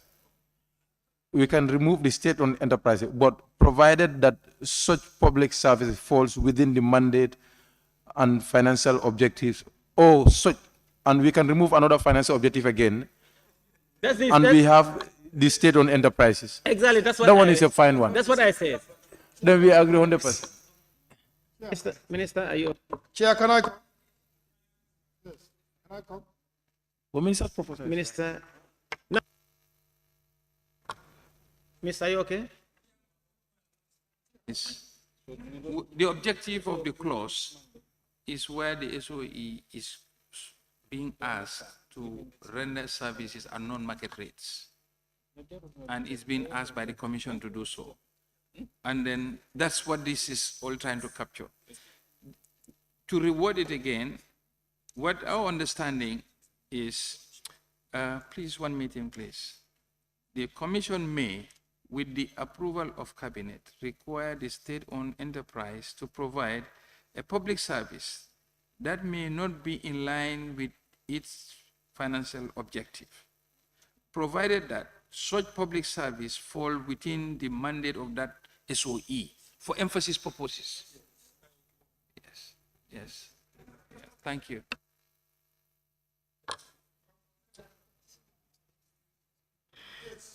Chair, yes. I think the fear of my honorable colleague, Kebala, he cited about the issue of Gamtel, which was his problem. But if you come to sub 2, that has addressed that one. There's going to be a memorandum of understanding. Yeah? Even 3, that is going to take care of that problem. Now they are doing a service that fall within their mandate, but it might not be within their financial objective at the time. But the memorandum of understanding, the government will also come and compensate. It's not going to be free. Yeah, thank you. Now, public service obligations, it reads, the Commission may, with the approval of Cabinet, require the state-owned enterprise to provide a public service that may not be in line with its financial objective, provided that such public service falls within the mandate of that state-owned enterprise. Full stop. Yes, that's the amended one. Clause 27, as amended. It is proposed that Clause 27, as amended, stands part of the bill. Those in favor, please say aye. Those not in favor, please say no. The ayes have it. Clerk. Clause 28, powers of state-owned enterprise.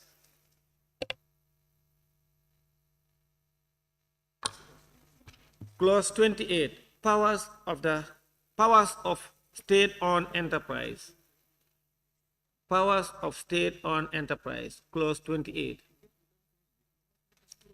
It is proposed that Clause 28, powers of state-owned enterprise, stands part of the bill.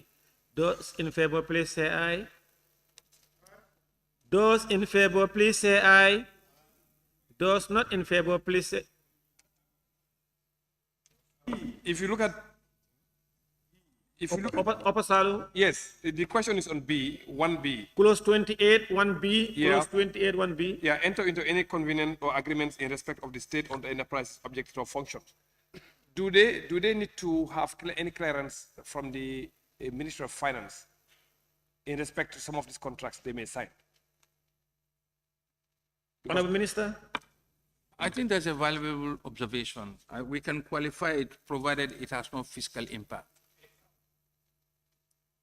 We should qualify it to say provided there is no fiscal impact.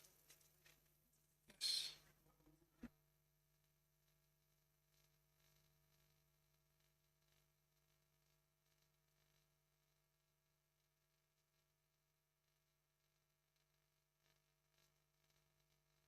Fiscal impact.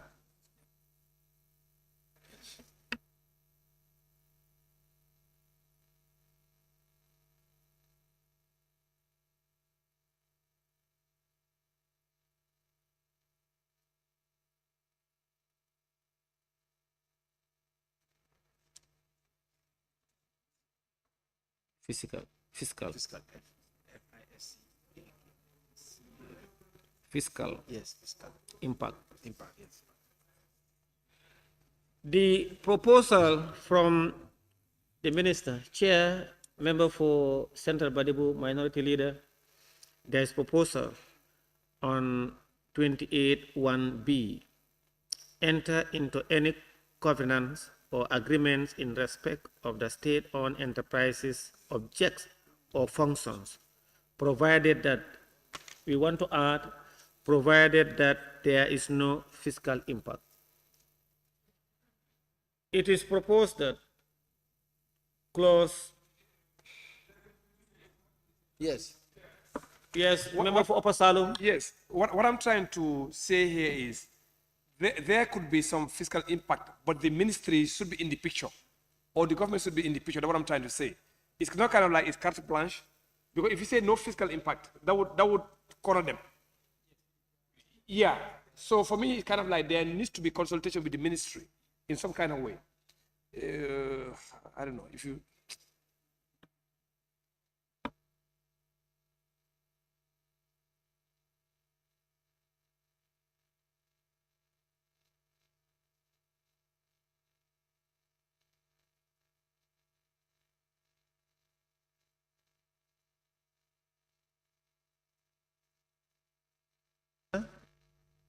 Can you respond? Yes, I think Honorable members, please, let's listen to we should have two mandates, because they don't need to come to the ministry if their agreements have no fiscal impact. However, if they do have fiscal impact, that would require the Ministry of Finance concurrence. Yes.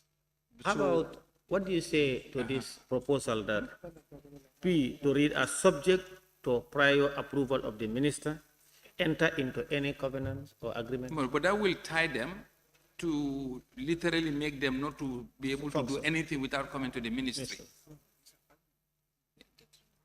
This one, is an agreement. It's a covenant. They want to. Yeah, I think it's fine. The first statement, with the provided there's no fiscal, which means if there is, they will have to consult. Yeah, I think it should be okay. Okay. Yeah. Then the minister's earlier proposal. Now, the honorable members, it looks like, agree with the minister's proposal, that is to add, provided that there is no fiscal impact.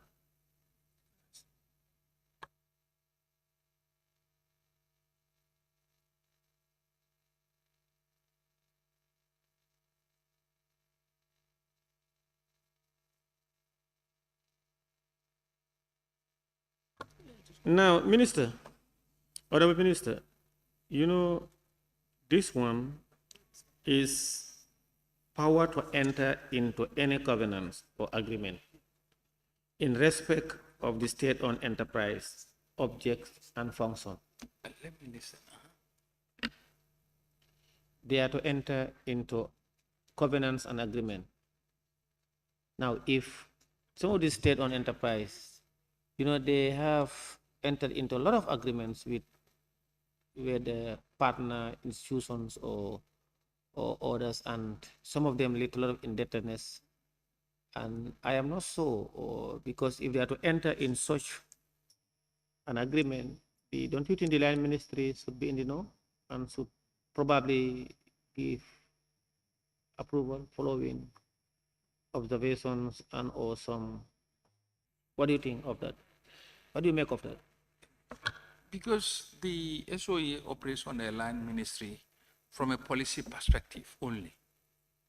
If you want to bog them down on operational issues like this type of agreement, that might sound as not giving them the flexibility. Because the spirit of the bill is that they should operate as efficiently as is possible. So if you want to ask them to get to their line ministries for every step that they take, that's why even we had the issue of procurement for some of the market-facing SOEs. So the spirit should be to give them some room. Right. It's only when their agreements will have recourse to public funds or guarantees of some sort, fiscal impact, that they need to come to the Ministry of Finance only. But other than that, we are fine. Okay, thank you. The proposal is enter into any covenants or agreements in respect of the state-owned enterprises, object or function, provided that there is no fiscal impact. That is the proposal. Now,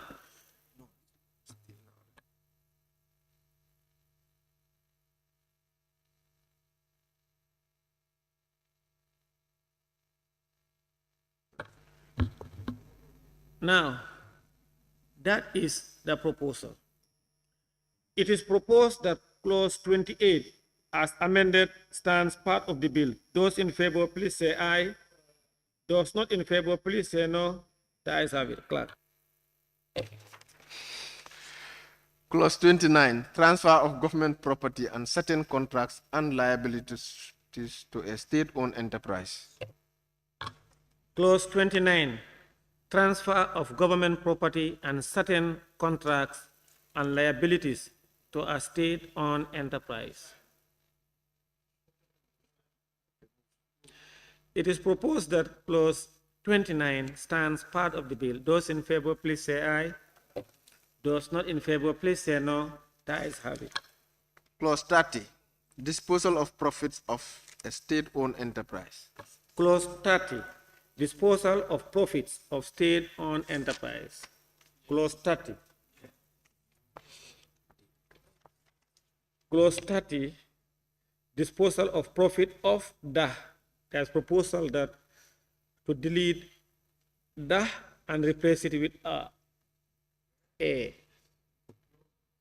Clause 30. It is proposed that clause 30 as amended stands part of the bill. Those in favor, please say aye. Those not in favor, please say no. The ayes have it. Clause 31, acquisition of any land or interest in land for state-owned enterprise. Clause 31, acquisition of any land or interest in land for state-owned enterprise.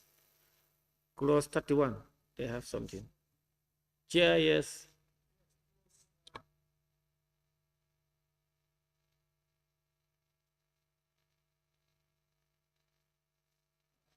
The state-owned enterprise may acquire any land instead of required. So that can be changed to acquire any land or any interest in any land for any legitimate purpose of the state-owned enterprise. One.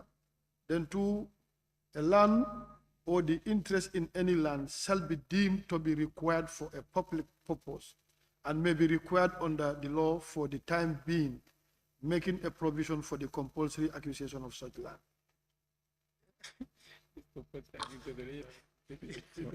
Clause 31, acquisition of any land or interest in land for state-owned enterprise. And there is proposed amendment advanced by the chair of the committee. And on clause 31 sub 1, their proposal is that a state-owned enterprise may acquire any land or any interest in any land for any legitimate purpose of the state-owned enterprise. That's one. And two, sub 2, a land or the interest in any land shall be deemed to be required. It should be, there should be amendment, should be acquired for a public purpose and may be acquired under the law for the time being, making provision for the compulsory acquisition of such land. We 1 and A, we merge them. Then we have B and C, they are merged as 2. Under this particular clause, 1 and A are merged as 1. So B and C are merged as 2. So that is the recommendation we suggest. ABC. Yeah. Instead of ABC. Exactly. 31A should read as 31 sub 1. Then B and C to read sub 2. Minister, are you following?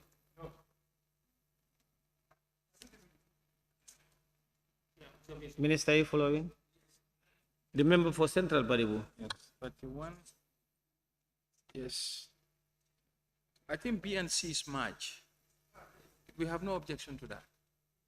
Yes, yes, Central Baribu. Yeah, what I'm saying, Chair, as it looks like this, the mover or the chair should tell us the rationale why he wants something. But this is well written and is connected from A to C. Now, why is he trying to bring 1A different from 2B and C? Both the committee and the... What I'm not, even the board and the chair, what I'm saying... Let me finish. I understand what you want to say, but let the mover tell us the justification for separating them. Are you the Because chair? this is well written. Now, are you the chair? Yeah, I'm not the chair, but it's well written. So he needs to convince us why is he separating them. It's well written. Now, both the chair and the minister, they all concur with the proposal. But nonetheless, I'll give you the benefit of the doubt. Please respond. Thank you, Chair. I think this was well deliberated during our consultation with all the stakeholders. So if you look at the way it is, like starting 1A, B, and C, we are merging them for a simple reason that if you look at B and C, they are speaking the same. So that is why we are merging them. And the heading and A also, we merge them because they speak almost the same. Thank you, That is Chair. why it states that the state-owned enterprise may acquire. Thank you, thank you. The member for Pasalo? No, I just wanted to ask a simple question. Because if you look at the heading here, it said a state-owned enterprise made through the minister responsible for lands. Is it that they cannot acquire any land without the Minister of Lands? For example, if they want to buy land house, that is private property. Question for the minister. Yes. Is the clause saying that they cannot do that? They have to go through the Minister of Land. What exactly are they trying to say here? Can I come in? Yes. Honorable Chair, the question he is asking, when you talk about acquisition of land, you need authentic documentation. And that purview lies under the Ministry of Lands. That is responsible. So that is why we are saying, because for the interest of the community, if any PE needs such a land, it has to be channeled through the Ministry of Land in order to facilitate. Yeah. Member for Taleni Kunjan. Yes, both A, B, and C are all not correct. They are not complete. A, B, and C, they are not complete. Something is missing. Even if we merge them, there are a lot of, I don't know where, if you read the merged one, because it doesn't make sense. They all do not make sense. Let me come. Member, do you have the report? The amendment version. Do you have the committee's report? Oh, yes, yes. Yeah. All right. Now, the proposed amendment are that 31A read 31.1, and it should be a state-owned enterprise may acquire any land or any interest in any land for any legitimate purpose of the state-owned enterprise. And 31B and C should read 31.2 and as follows. A land or the interest in any land shall be deemed to be acquired for a public purpose and may be acquired under the law for the time being, making provision for the compulsory acquisition of such land. Yeah. Yes. Even in the recommendation, what I'm talking about is still there. The sentence itself. Like for instance, a state-owned land, a state-owned enterprise may acquire any land or any interest in any land. What sense does that make? You know, so for any legitimate, there's no sense in the wordings. You know, land. It doesn't follow. The league of their interests on land. You don't acquire interest. That's what I'm saying. You don't acquire interest. It doesn't make sense. You say may acquire any land or any interest in any land. You cannot acquire interest. So it cannot be an alternative here. No, you can acquire. Okay. The next one also. Honorable member for Talikunya, yes, you can acquire an interest on the land. In land, yes.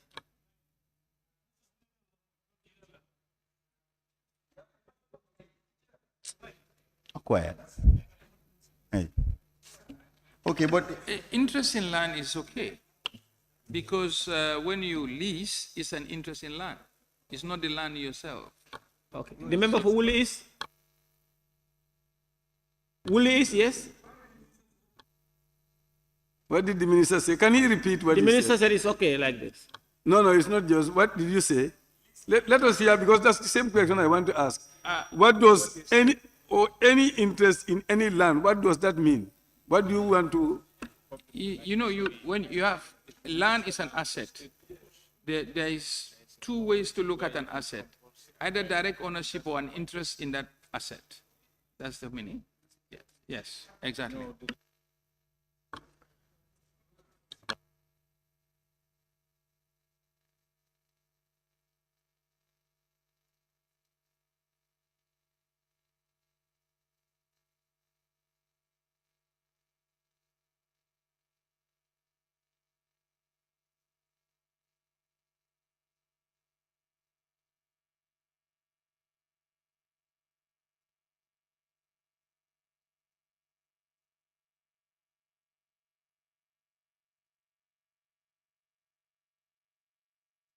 So, The member for Woolly is? You know, if you look at C, may be acquired under the law for the time being, making provision for the compulsory acquisition of such land. So that's what I'm saying. In the first instance, it is not compulsory. So how do you acquire that land since it is not compulsory and you do not buy it? Huh? Yeah. A land of interest in any land shall be deemed to be required For the public purpose. Go ahead, member for councillor. Yes. Willie, can you go through the proposal that we've made? I think it will solve your problem. Yes. It's with him. You know, please. Yes.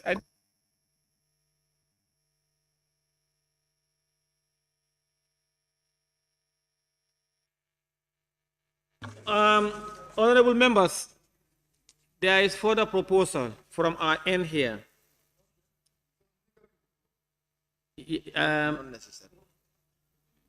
31(1)(a), 31(1)(a) is correct, and 1B should be acquire a land or the interest in any land which is deemed to be acquired, which is deemed to be required for a public purpose, and then C, you delete maybe, then acquired under the law for the time being, making provision for the compulsory acquisition of such land. Yes. Yes. You imagine. 31. It is proposed that clause 31 as amended stands part of the bill. Those in favor, please say aye. Those not in favor, please say no. The ayes have it.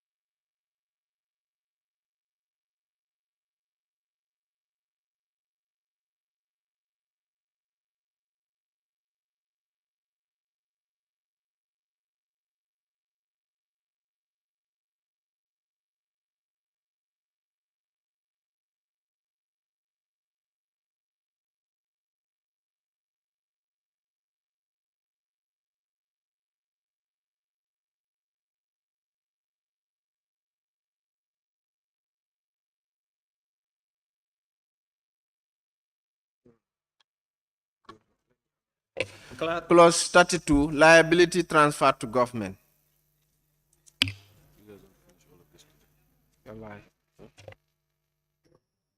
Clause 32.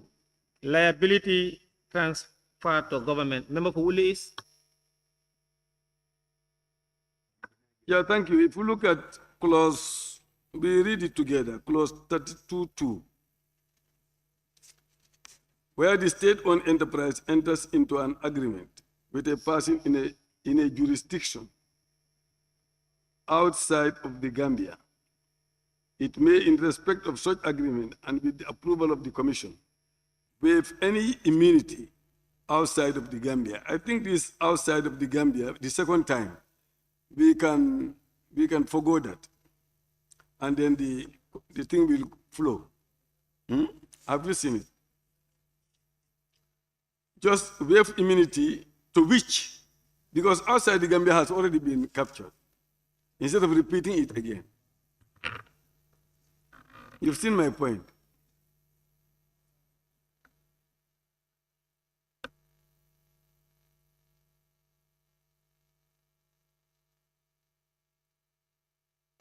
His proposal is to delete the second outside of the Gambia because in his own opinion, it's mentioned earlier on, so therefore he thinks it's a repetition.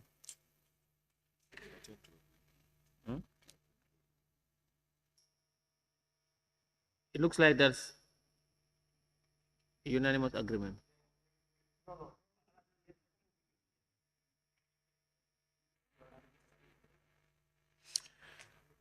Clause 32, liability transferred to government. It is proposed that Opasalo? Yes, we need to get some clarity here. Here, what we are saying is like the state-owned enterprise, with the approval of the Commission, may waive their immunity outside the Gambia when they have a contract with somebody else, with a person outside the Gambia. Yes, but is that normal? No, it's saying, Chair, where the state-owned enterprise enters into an agreement with a person in a jurisdiction outside the Gambia. That's what we established. I'm asking a question. I'm asking a question.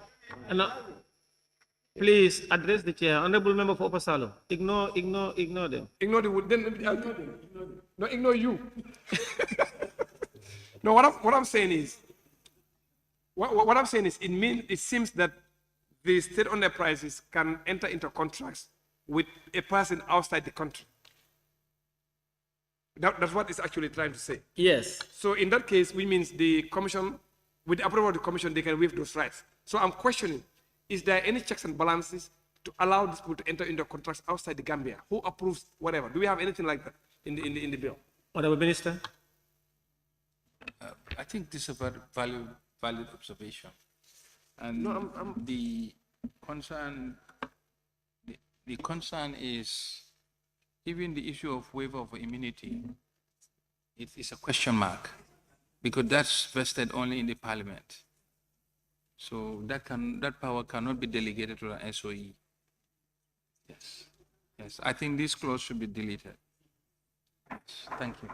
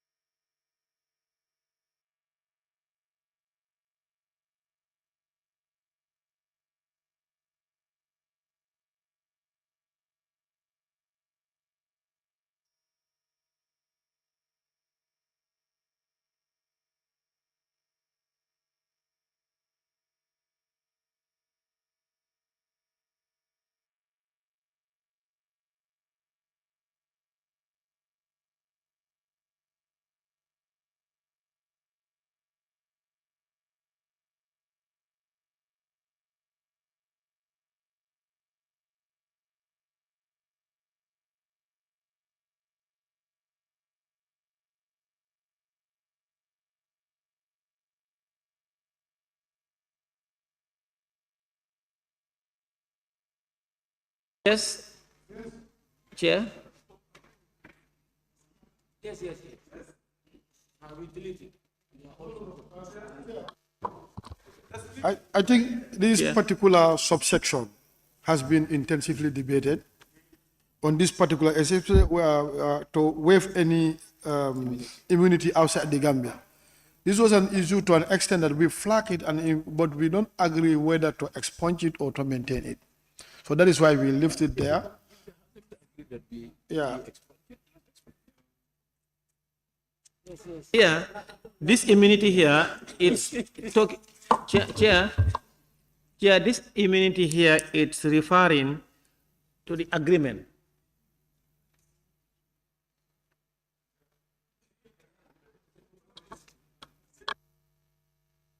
Yes, Opasalo. Yes, you know, for me, my only issue is like whenever we have a state-owned enterprises having an agreement with somebody else outside the Gambia, I think they must have to get some kind of approval either from the Minister of Justice or from the Minister of Finance.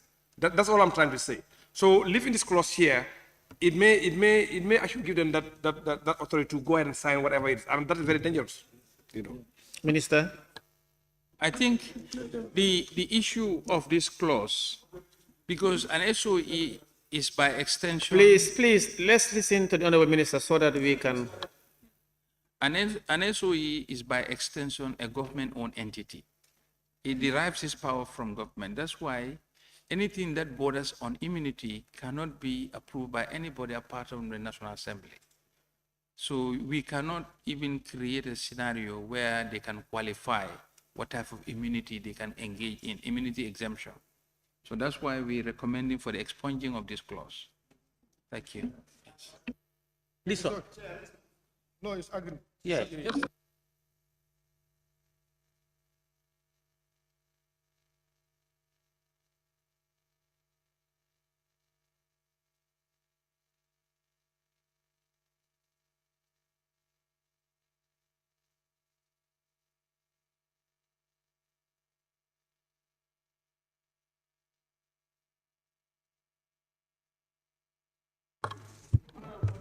Yes, Honorable Member for Pasalum, we had the minister, his proposal is to expunge this because, you know, with immunity, it can lead to a lot of inappropriate actions. And so he's proposing we expunge here, we expunge clause 2.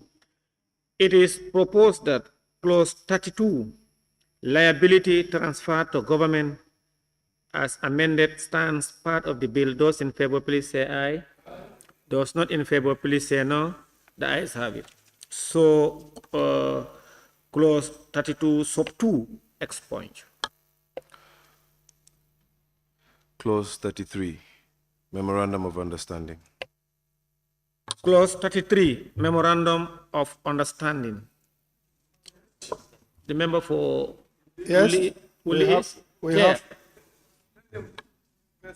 Yes, we have 33 sub 1 clause C to be expunged. Reward the government shall provide its state-owned enterprise meet or exceed its obligations. So that one we are deleting it. 1C. You are fine.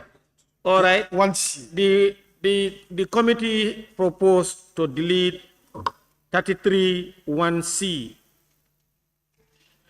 33 1C. Is that all?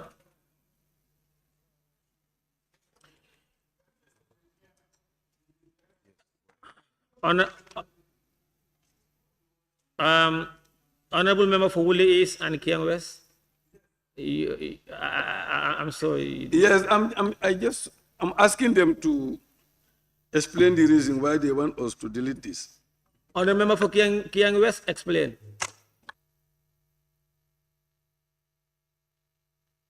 Chair, can you explain on behalf of the committee? Please elicit it.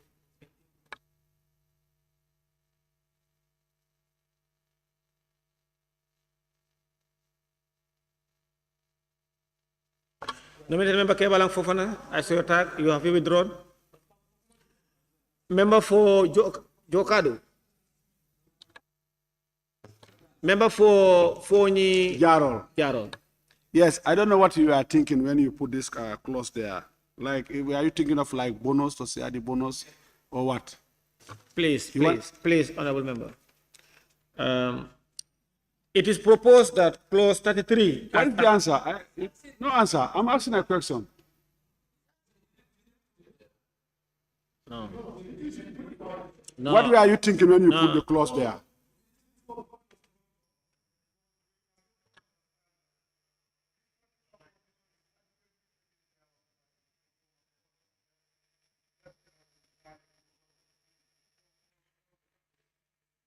Okay.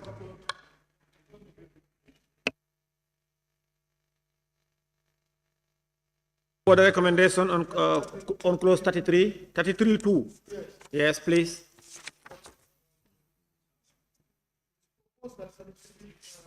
Can you please use your mic? Minister, there for the recommendation on 33. Yeah, we are talking about the 33.1c. Committee proposed the word shall be replaced with may and add at a time after 3 years in the clause. This will avail the management of SOE and the Commission the opinion of reviewing their memoranda. So, if there is a need sorry, after- the Honorable Minister is not fluent. 33 sub 2, evidence. Use your mic, Chair, please. The proposal is that the committee proposed to... The committee proposed the word shall be replaced with may. This is what I'm reading. No, 33.2. Yes. Yeah. A memorandum of understanding under section. Under this section, instead of shall, should be may. Huh? But you have to be consistent. Let me look at it. Let me read the evidence now. The committee proposed the word shall be replaced with may and add at a time.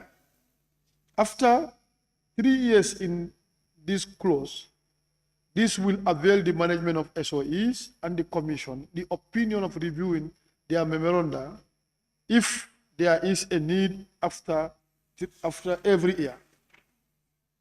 Minister, you know, 33A, 33.2A reads as it is on the bill. A memorandum of understanding under this section shall be for a maximum period of 3 years and shall be reviewed by the state-owned enterprise and commission annually. The committee's recommendations is that a memorandum of understanding under this section may be, instead of shall, may be for a maximum period of 3 years and may be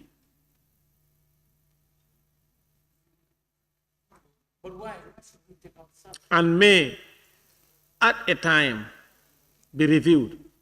That's their proposal. I think shall should remain, because you should put a cap on the duration of the agreement, of the MOU, because there's an annual review. If you say may, you can vary it. It becomes an optional. So the limit is not fixed. And if you look at even the duration of the SOE commissioner members, it's all about 3 years. So if you do anything that can go beyond 3 years, the timeline you are going into. Thank you.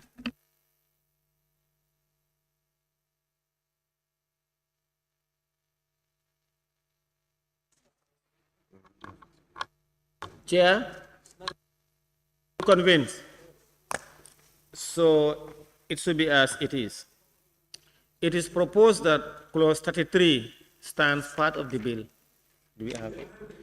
It is proposed that clause 33, as amended, stands part of the bill. Those in favor, please say aye. Those not in favor, please say no. The ayes have it.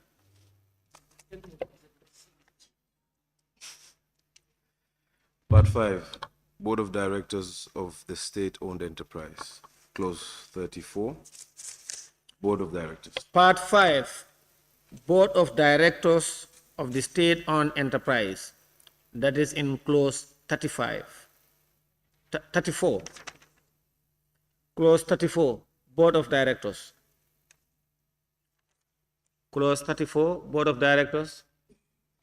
It is proposed that nominated member Kevalang Fofana. Chair, I want to refer the chairperson to clause 34.3, where it states the president shall appoint members of the board of directors of a state-owned enterprise from the database established by the commission in consultation with PSC. Can you help us understand that database itself? What is that database? Yes. He's asking. You have not already, you have not Chair? already recommended on this. Why you campaigns? The intention of this subsection is talking about a creation of a database whereby people will be put on the database, where this is going to be done by the commission in consultation with the PSC, and the president will nominate from this area. The president will select from the database. So it is going to be a pool of options, like when they open it, a database is going to be created. Your CV and everything about you. The database they are talking about. Central Body. There are other people who Chair, thank you very much. Chair, what we have in the bill here and what he is saying, you know, we are a little bit confused, because what is stated here, we understand that, you know, the Public Service Commission shall establish a database of competent and qualified persons to sit on the board of directors of state-owned enterprises. This is very clear, because they are talking about recruitment, database for recruitment, to choose competent people. So, no, my point, but the president that he is bringing in, I don't know where did he see that. No, this is not. It is the president. That's the drafters. Now, member for Uli is. Look at 3. Chair, what I'm thinking is that we should first create the database. And then after creating the database, then we can come up with this one. Then it's clear to everybody that there is going to be a database established. Sorry, please, member for Central Body. No, the establishment of the database comes in 3. No, it's 3. It's saying the president shall appoint members of the board of directors. Uli, thank you. Honorable Minister. I think we have an issue on the database, because in as much as we want the best of the best, so if you say the selection should be from the database, PS, can you listen, please? That means that if you are not in that database, you are not eligible to be a board member. And that's discriminatory. We should tap from the global talent of Gambians or any other nationality that we believe can be. So as it stands, it says the president shall. As it stands, it says the president shall appoint members of the board of directors of a state-owned from the database. Literally means there is no other way out. If a president should select, that means he can only go to that repository, and that repository will have to be maintained by the commission, which is not right. So the principle of the database, it can be operationalized. The commission can maintain a database, but the selection may not be limited to membership of that database.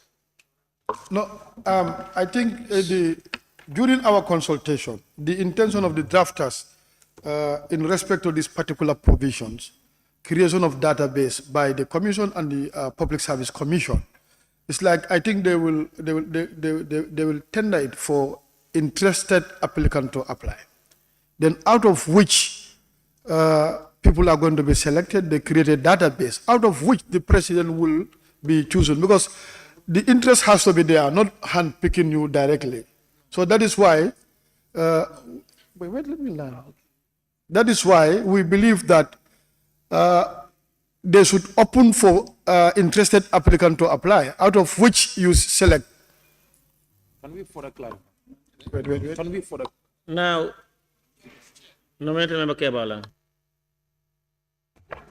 Thank you, Honorable Chair. And I think the minister have definitely answered to my worries, because if you look at 2 and 3, they are all pointing out to the database.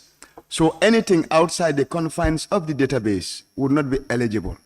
So for me, my proposal will be to delete 2 and 3 and then expand on 1 to include in consultation with the Public Service Commission for the appointments.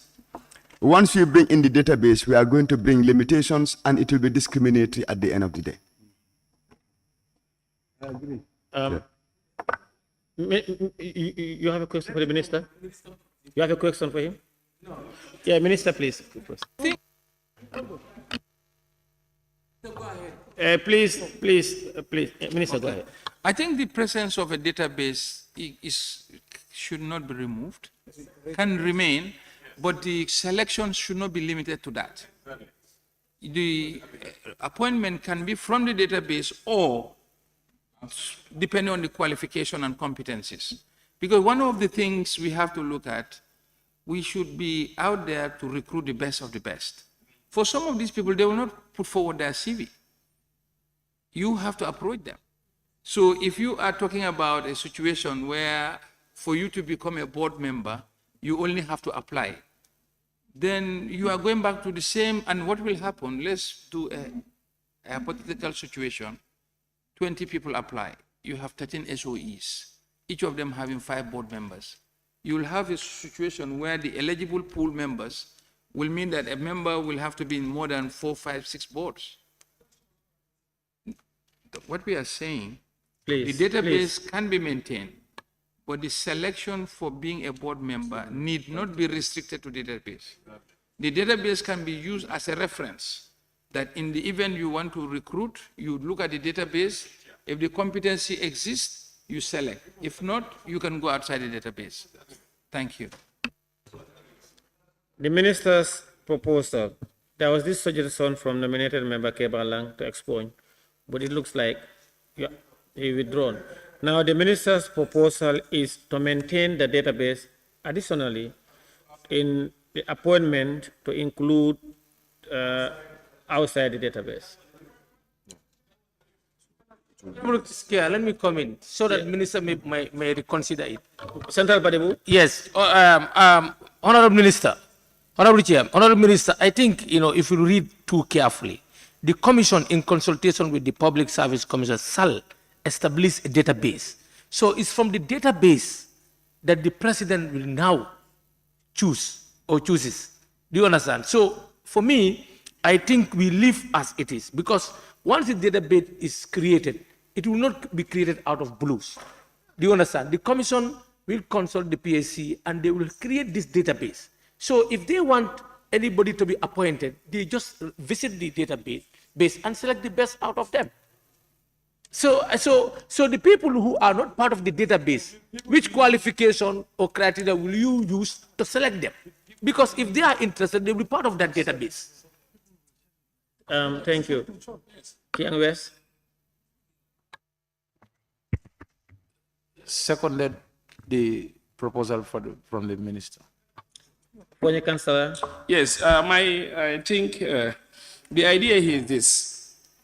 The database aspect that we are talking here, is after a process in which advert has been done, those names or applicants that have applied, the commission would then establish that database, a pool of those data. Then from there, it will be for the president to choose among that particular database. I think this is the idea. Adverts will be done in newspapers, whatever format, but those information need to be collected and establish a functionable database in which thank you. You will pick from that end. I think we can try to fine tune around that end and see. Thank you for your councillor. Yes. Yeah. So if you are taken, put in the database. If that part will not be. Thank you. Thank you. Member for Central Badibu. Yes. Central Badibu, please face us. Face this way. Face me. Member for Upper Salu. Yes, I think it's not a bad idea to have a database of particular skill sets that pertains to the operation of the state-owned enterprises. So I think it's good to have, but which means the commission who is responsible must continuously be updating the database to ensure they capture Gambians that are qualified to do that. So I think when you have the skill set captured in the database, I think it's going to make it much easier for the commission to be able to pick from those people, because now that you know a lot, and I'm sure if you advertise it, people will actually submit, and then you can create a database that would point people with particular skill sets. So I think it's a good idea to have this database here. Yeah. Member for Kantora. I think the general membership should understand that the Committee of Public Enterprise Committee really did justice to this particular assignment. And now we are submitting that let's maintain the database. However, not restricting to the database, but also recruitment could be done outside the database to create somewhat of flexibility. And apart from that, I don't know, this is a general concern. Hansard, is it okay if members of parliament using different members of parliament their seats? Because this thing has effect on the verbatim recording. You are speaking someone's mic and your submission will be captured on that particular person's this thing. So I don't know whether you guys understand what you're doing. They should advise us, because you cannot use someone's mic and then be talking there. Verbatim recording is taken on Hansard. And in the Hansard record, thank you, Member for Kantora. Hansard, they can send one of your staff to come here and guide me. No, the minister, you have, no, I think, no. Look. No, Minister, please go ahead.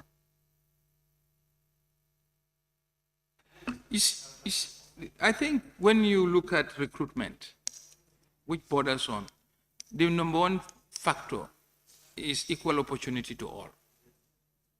So if you create a database, and this database will have the challenge of being updated, because you cannot update it without an advertisement. How many times will these advertisements be rolled out? So qualification, new entrants might come to the market. You don't have an opportunity where any qualified person can be imported into the database. That's a process.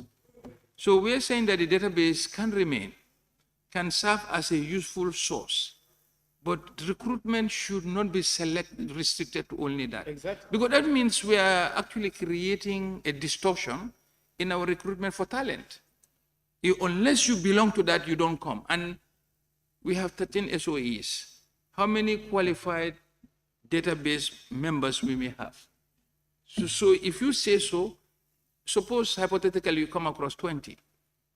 How can you split that 20? They may not all have the skill set based on the experience list required for the board selection. So it's the operationalization and the transparency bit of it. Because if you say, I have not known of anywhere in recruitment where they say for you to be eligible for this, you must belong to this grouping or this database. They will pre-qualify and say, to come into this, the database is an initial first step for you to be in the fray to be selected. But the selection cannot be limited to that. Thank you, Honorable Minister. The member for Kantora have been informed by Hansard that it will not affect the intervention. Now, there are, now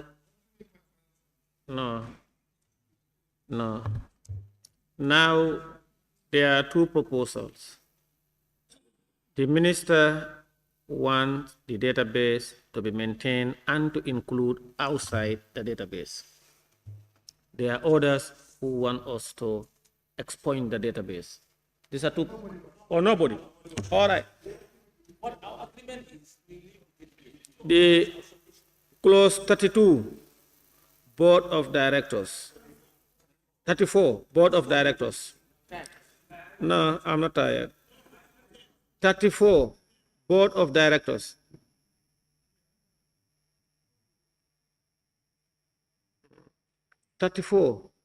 Board of Directors.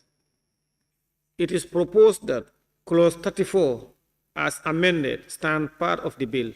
Those in favor, please say aye. Those not in favor, please say no. The ayes have it. The amendment is to include outside the database on the appointment. Clause 35, composition. Clause 35, composition. Clause 35? Yes. Yes, Chair, can you lead us? Yes, clause 35. The Commission recommended the 3 women representatives in the board of SOEs to be replaced with 2 representatives for consistency with clause 5. Furthermore, the committee recommends for the replacement of subclause 35B and C with permanent secretary of the ministry and permanent secretary of the Ministry of Finance, respectively. So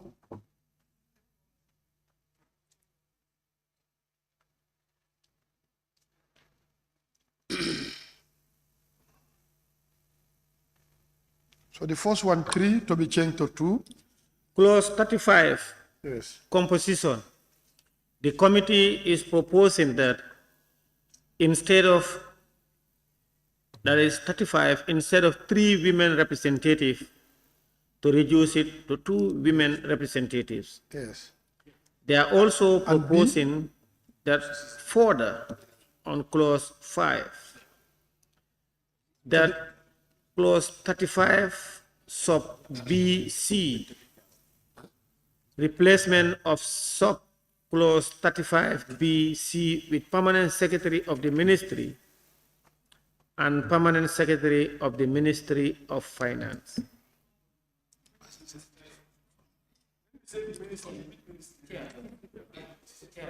Go to the interpretation. This one, we will ask the chair to explain further. Yes. Yes. Yes. The first one, the representative, that is B, the representative of the ministry. We are talking about the line ministry on which the SOE falls on. And if you go to the interpretation, it's clearly captured there. Then we talk about the minister responsible for finance. That's the permanent secretary of the Ministry of Finance. It means every composition, the Ministry of Finance. Yes. Yes. Yes. Chair. Okay.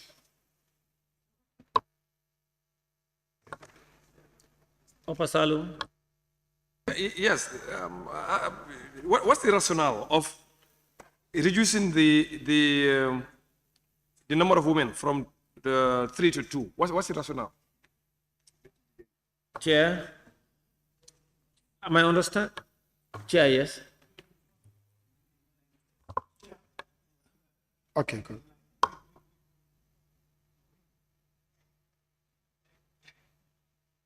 Are you answering my question or you answering Billy's question? Yes, no, I'm asking your question. I'm answering your question. You look at the composition, that is talking about 1, the chief executive officer, a representative from the ministry, and a representative from the Ministry of Finance. 4 persons appointed by the president in consultation with the Public Service Commission upon the recommendation of the commission in line with section 36.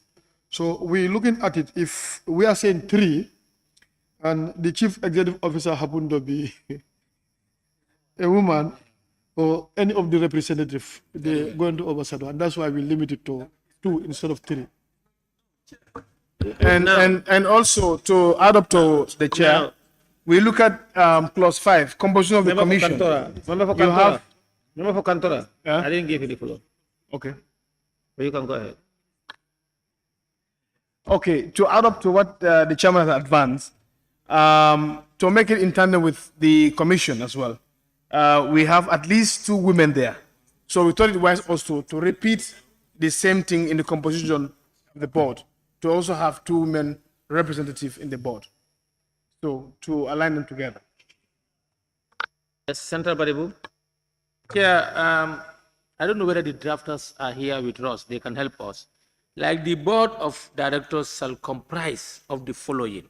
Then at the end tail, do you understand? this issue of women representation, at least 2 to be a woman. But at the beginning of the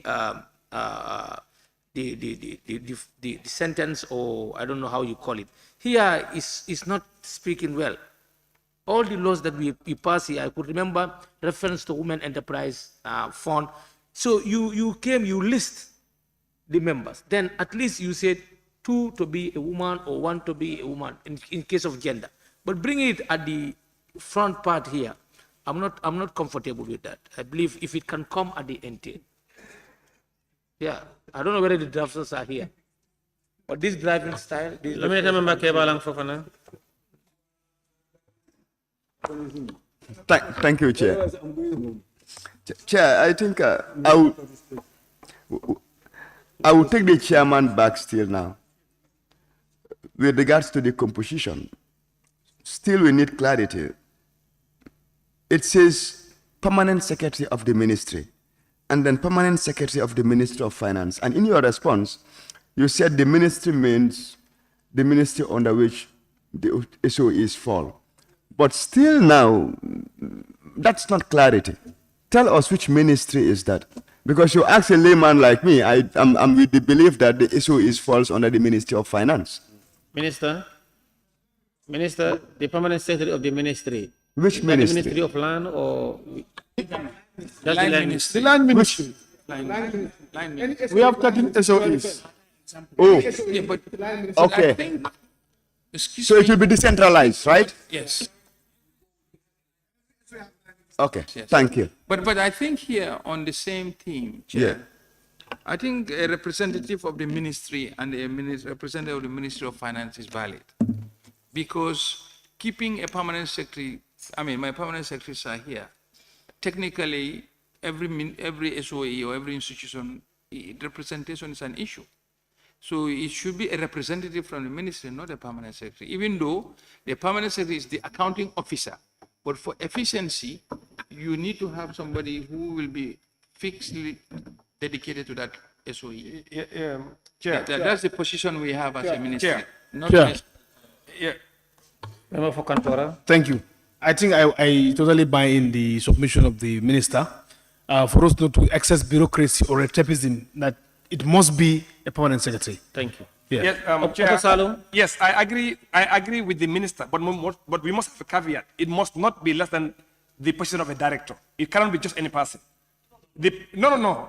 I'm telling you what, it cannot be less just any person. Honorable Member for Upper Salum, no, please don't okay. address it. Yeah, please, yes. go So ahead. what I'm saying, what I'm suggesting is, whoever the representative from the ministry is, must not be less than a director.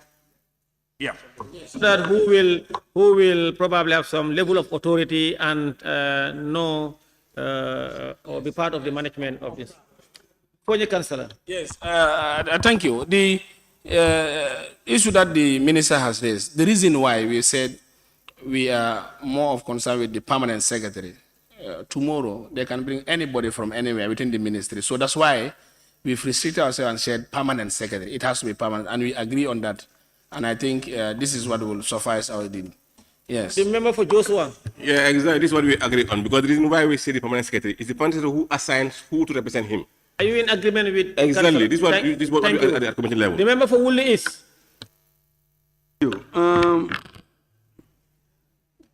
Our experience is that most of these boards is the permanent secretary is what is mentioned there. So I really concur with what the minister is saying. It can be a senior representative, be just a senior representative of the ministry. Thank you very much. Clause 35, composition, as proposed by the committee, but a representative of the permanent secretary should be a person not below the rank of a director. It is proposed that Clause 35, composition as amended, stands part of the bill. Those in favor, please say aye. Those in favor, please say aye. Those not in favor, please say no. The ayes have it.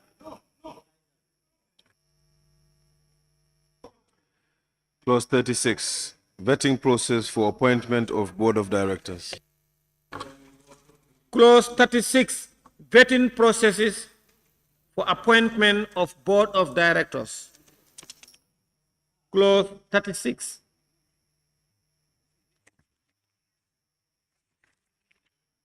Chair, clause 36, no issues. It is proposed that clause 36 stands part of the bill. Those in favor, please say aye. Those not in favor, please say no. The ayes have it. Clerk? Clerk?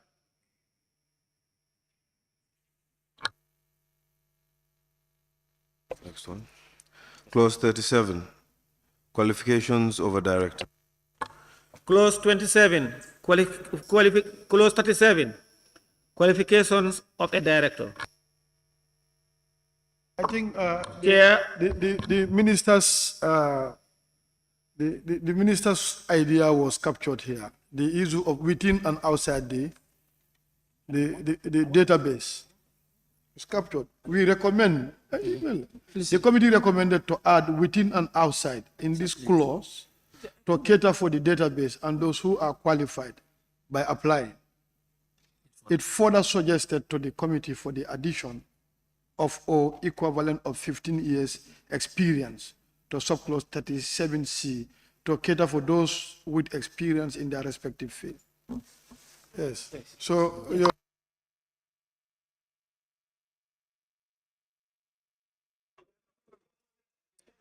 Clause 37.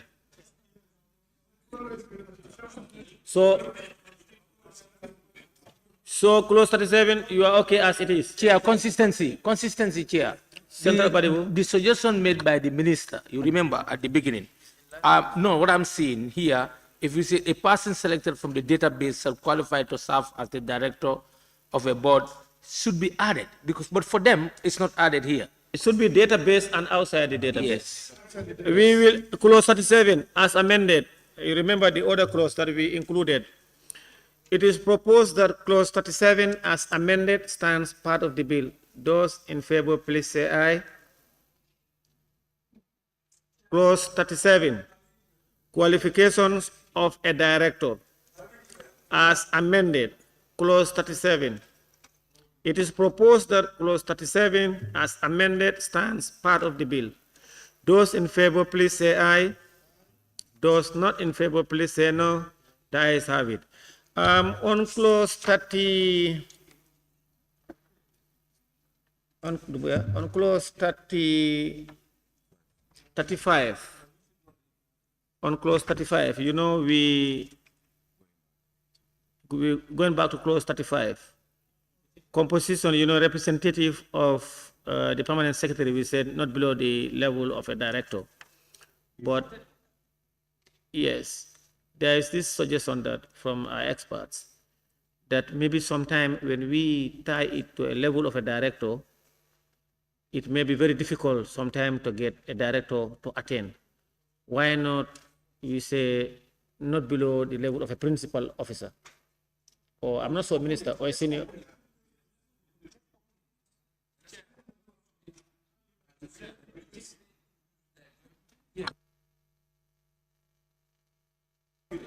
Yes.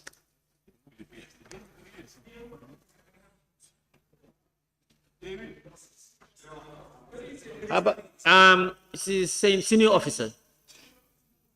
Yeah. Yes. Now representative senior officer.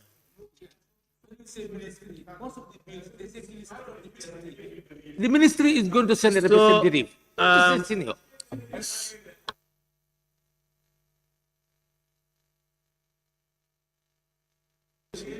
No, let me say something. Oh.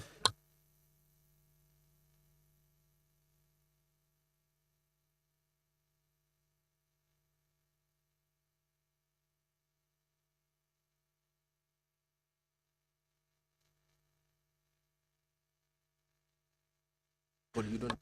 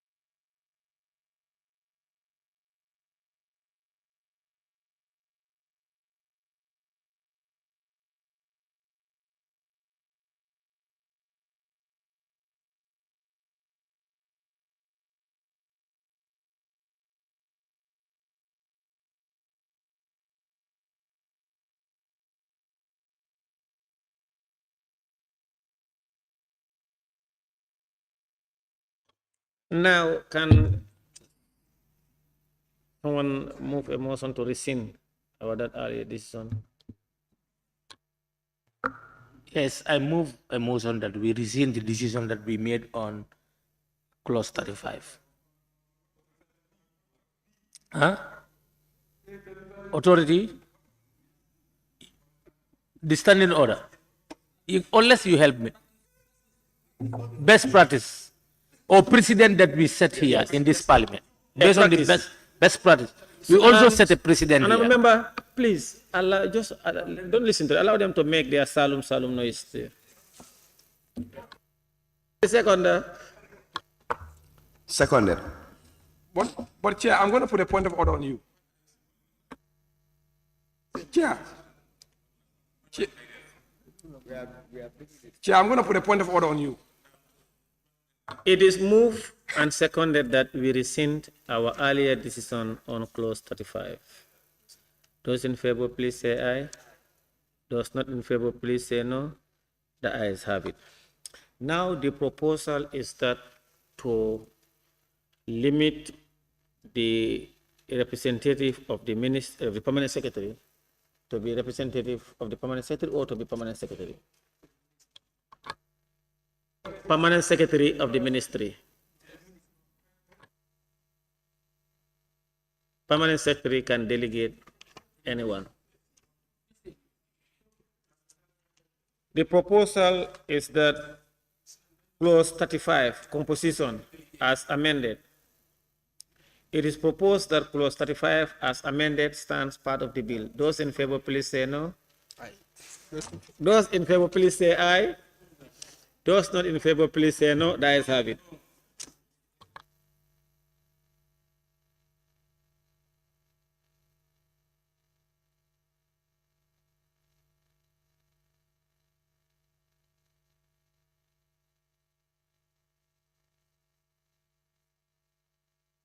Clerk, proceed.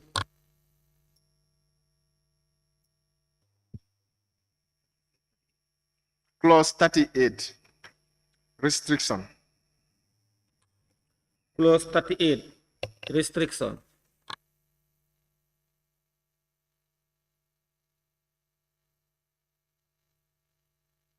Clause 38, restrictions. Member for Salum. My suggestion also is not for an individual not to be able to serve on two boards concurrently. Because we have seen it here. Which clause? It's not there. It's not captured. So the suggestion is to add that one where a person cannot serve in two boards concurrently in SOEs.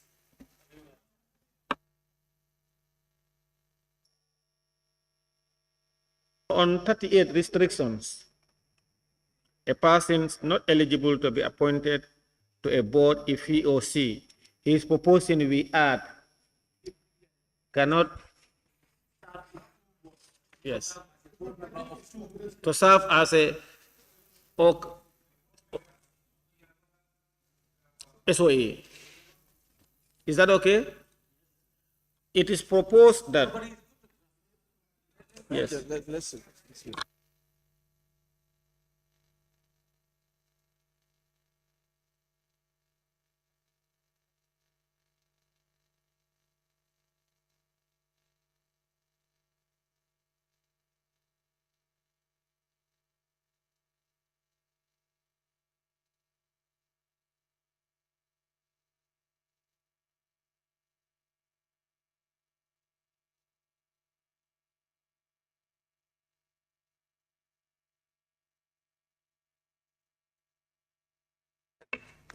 One oh nine, multiple directorships is covered there.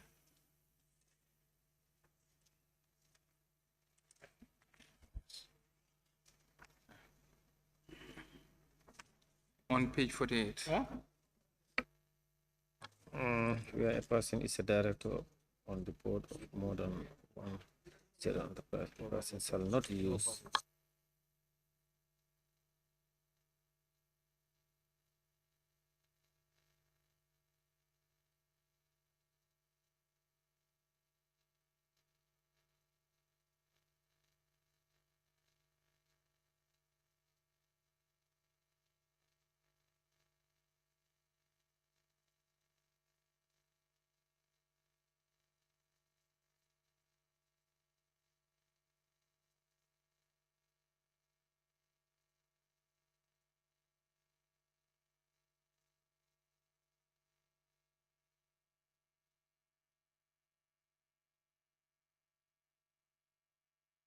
create an exception.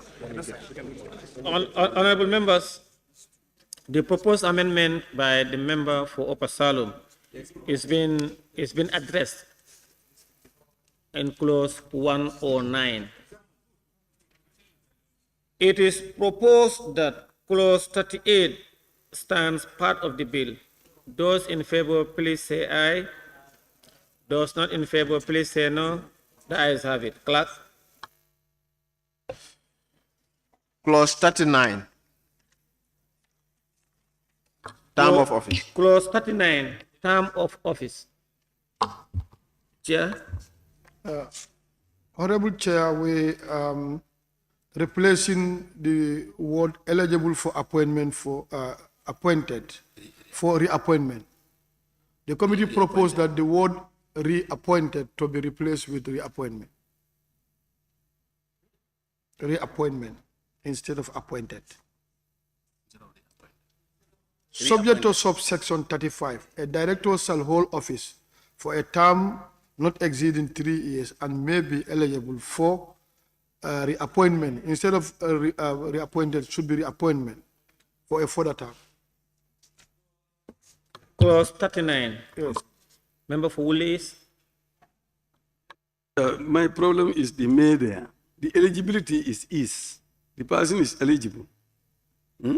Whether the person will be appointed or not, but he is eligible. That's what you want to address there. 3 years and is eligible. You know, it's eligible. The person is eligible. No, he may be Sorry, disqualified. No.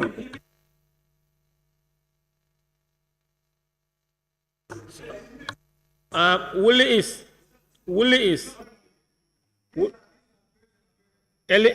may be eligible. That's correct. Clause 39.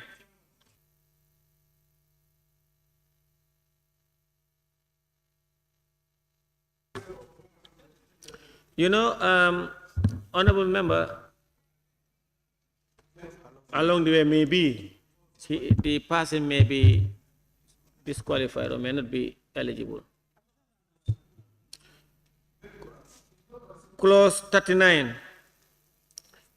It is proposed that clause 39 as amended stands part of the bill. Those in favor, please say aye. Those not in favor, please say no. The ayes have it. 40, board rotation. Clause 40, board rotation. It is proposed that clause 40, board rotation, stands part of the bill. Those in favor, please say aye. Those not in favor, please say no. The ayes have it. Clause 41, resignation. Clause 41, resignation. I have few changes there. Chair. On the subsection 1, where we have the minister to be replaced by president, and subsection 2B, minister to be replaced by president. I read As a member, subsection 1, a member of a board may resign from his or her appointment by a notice in writing under his or her hand, addressed to the minister. The minister should be changed to the president. Yes. That's correct. Yes. Clause 41, resignation. It is proposed that clause 41, as amended, stands part of the bill. Those in favor, please say aye. Those not in favor, please say no.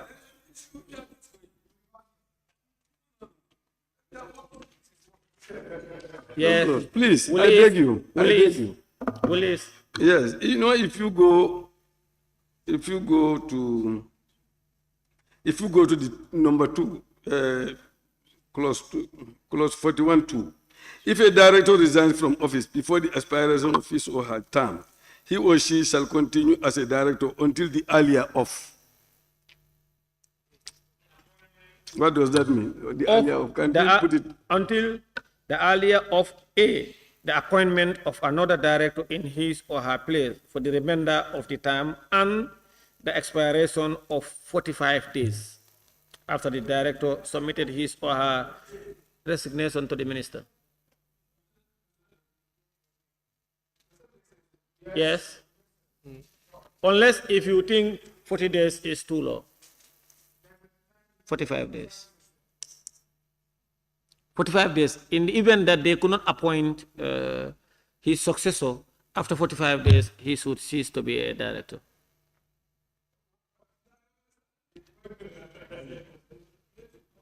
What I'm saying is like, what exile is that going to do?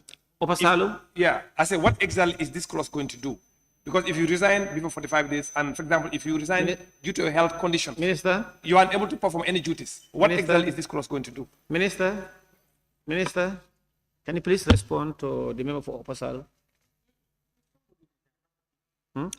Member for Opasalum, can you please repeat? Yes, what I'm saying is, you know, the member for Woodley is raised something very, very pertinent here. He's saying 41.2, if a director resigns from office before the expiration of his or her term, he or she shall continue as a director until the earlier of A, the appointment of the another director in his or her place. What I'm saying is, yes, exactly. What I'm saying is like, what is the essence of that? For example, if the person resigns by way of health condition and he's unable to continue, so you're just going to have the title. Keep quiet, man. You are becoming a problem. Now, Opasalum, further, after B, it's indicated, it further stated that provided that such resignation shall take effect from the date it is received by the minister, by the president now, if the grounds for resignation falls within the restrictions provided for under Section 38.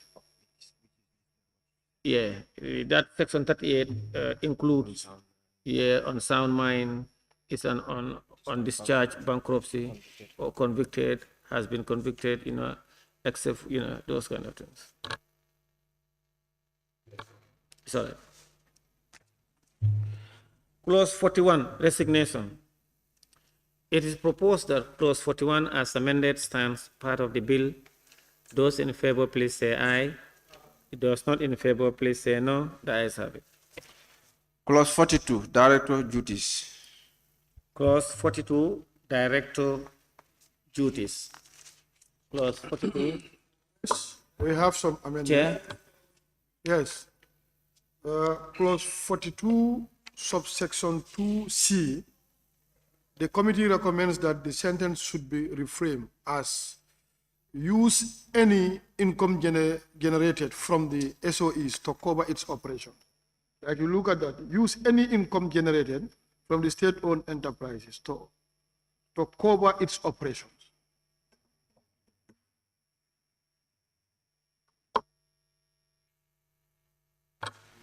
Their proposals, are we in agreement?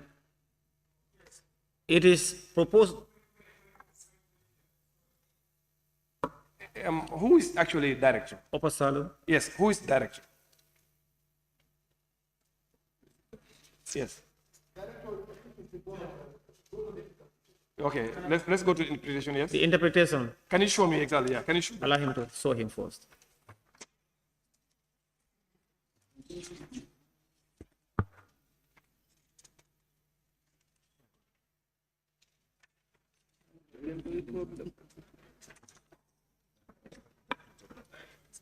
But this refers to board of directors. Refer to board of. Member for Cantora. It's not just defined. I know it's not interpreted, but it should have been interpreted. But what you are saying in essence is that they are, how do you call it again? The income generated by the SOAs should be used for their operational costs. I'm not talking about the duties. I'm just talking about who exile is this person. That's what you are saying. I said directors here means the board of directors of the SOE.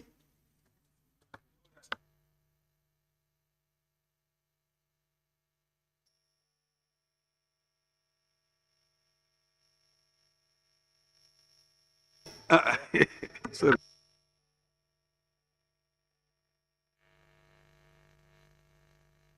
Councillor, 42, as he has alluded, as he asked, the director is not specified here. All right, let's now allow the minister. No, I mean, The duties here are the duties of the SOE Board of Directors.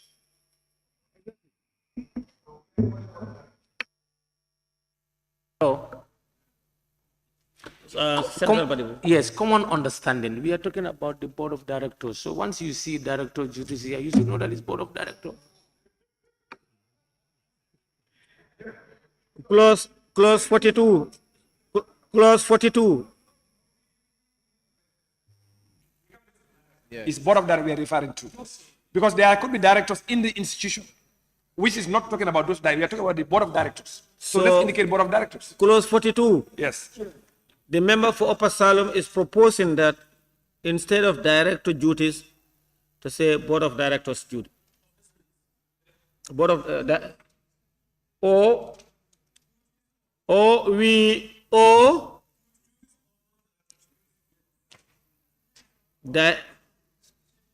Excuse me. If you look at the part 5 is captioned Board of Directors. Exactly. Anything under that is referring to the Board of Directors. You don't need to requalify it. That's true. Just above 34, part 5, Board of Directors. And we are still dealing with part 5.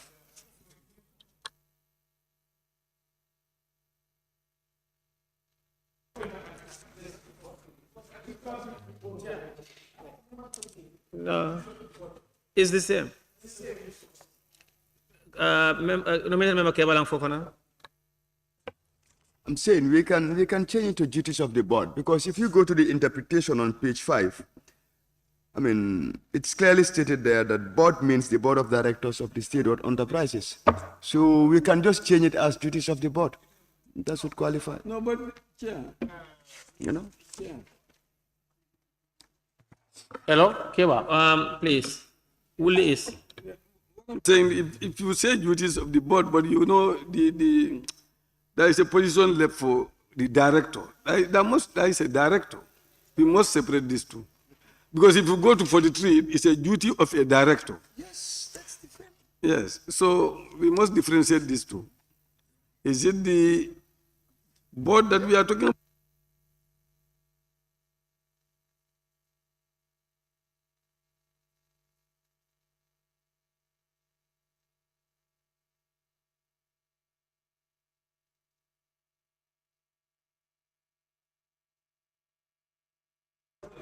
You have already. Now, there are two proposals. Others want us to explicitly say board of direct duties of directors, or to refer to board of directors. Others are on the opinion that because on part 5, it's clearly stated board of directors. When you look at some of the clauses also, they specifically mention board of directors for consistency purposes. Do we still leave it as it is, or to use the word board of directors? Central. Leave as it is, because if not, you will go back again, and where you have qualification of a director, then it means you have to add what they are saying. But as the title itself says, Board of Directors of State-Owned Enterprise, that suffices everything. So I think we leave as it is. Upper Salem. We must not be, we are lawmakers. We need to be very careful what we are doing this. If you go on 43, on page 25, 43, you will see there duty of a director. And here you have director duties. We need to be able to differentiate which director are they talking about. That's all I'm saying. If you look at page 25, 43, clause 43, duty of a director. So is this director referring to the board of director? This director, yeah. Honorable Minister. I think the 43 directors should be struck off, and after 3, the paragraph should be read as paragraph 4 as a continuation. Yes. 43, it should be struck off. And you should read after 3, you have 4, which will be a continuation. Yes, yes. So we can leave it as it is?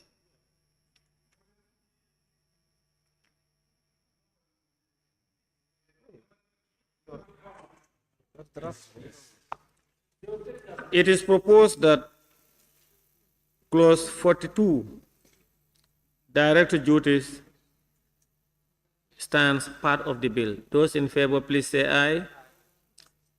Those not in favor, please say no. The ayes have it. Clerk. Clause 43, duty of a director. No, it has to do it. Yes. Clause 43, duty of a director. Yes. It is proposed that we delete clause 43. Sorry, before deleting it, we have some recommendations. If you look at 43, it's a duty of a director, and then if you read under it the duties, it automatically tell you this is the director of finance. Just look at Check the duties. check the duties. These things are very different. So if we delete it, then we might have a problem. But just look at the description. Look at the description of that director. Okay. Honorable Chair. Honorable Chair. Member for Joshua. Let me give you what we have here. I think, Yes. we have to be very clear here, because during our interaction with the ministry, we had this issue here, and the proposal was, there were 2 letters to say, the capital D stands for the board, and the small d stands for this thing, the SOEs. So that thing, I think here we're talking about the SOEs here now.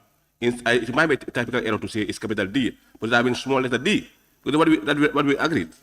Small letter d refers to below the board. Capital D means at the board level. So here we're talking about the office itself, the directors, the CEO down. It was the agreement during our interventions. Can I give you the... Yes, Chair. Yes.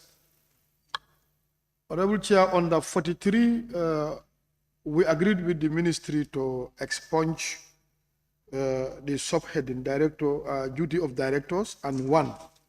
Then going further, A and B to merge as 42 sub 4.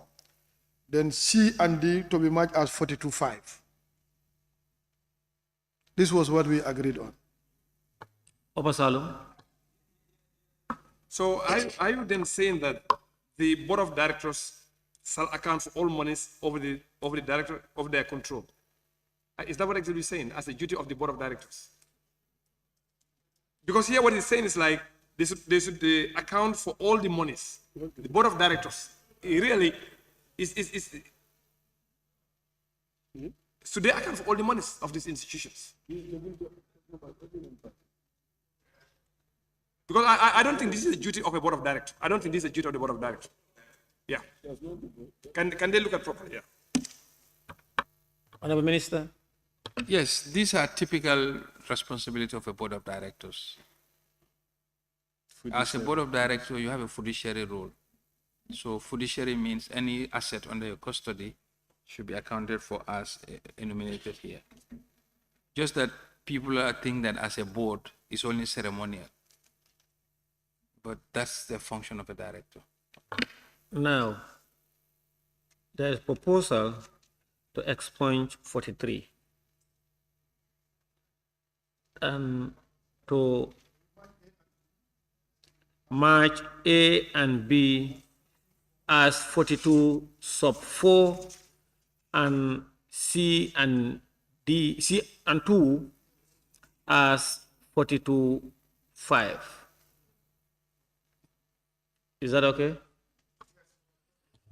It is proposed that clause 43 as amended stands part of the bill. Those in favor, please say aye. Those in favor, please say aye. Those not in favor, please say no. The ayes have it. 43 has been expunged, and 1AB forms part of 42, 3, 42, 3, 42, 3, and 42, 4. Clerk. Clause 44, removal from office.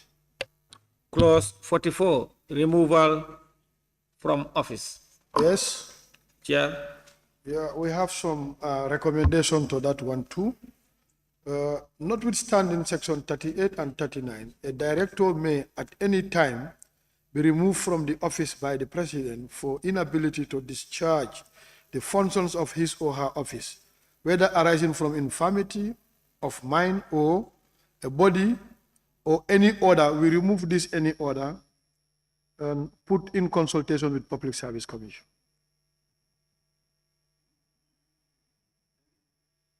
Any other cause or for misconduct. So it was received,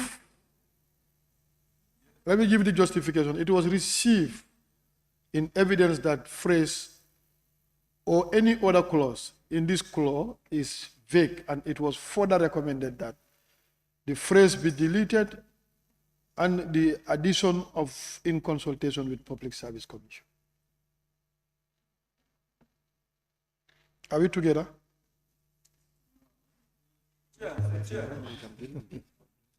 Member for Woolly is? Yes, Chair, when we are dealing with infirmity of body and mind, that's a medical thing. And then it's the board. There should be a board should be constituted to determine that, not the PSC. So I agree that any other cause is ambiguous. It could be misinterpreted. But then when you want to deal with this, now, you have to set up a yes, medical board. A medical board to establish. Now, why not it reads as follows? Notwithstanding section 38 and 39, a director may at any time be removed from office by the president for inability to discharge the functions of his or her office, whether arising from infirmity of mind or body. We ends it there. Or yes, and then or for misconduct. Or you can also arising, you can also say whether arising from infirmity of the mind or body or misconduct.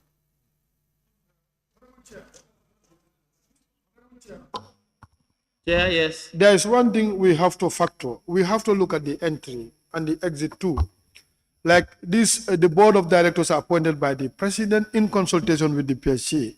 So even in the exit, it has to be applicable as it is enshrined in the other areas. So it should be in consultation with the PSC. Not so with the issue of infirmity of the mind. That is determined by a medical board.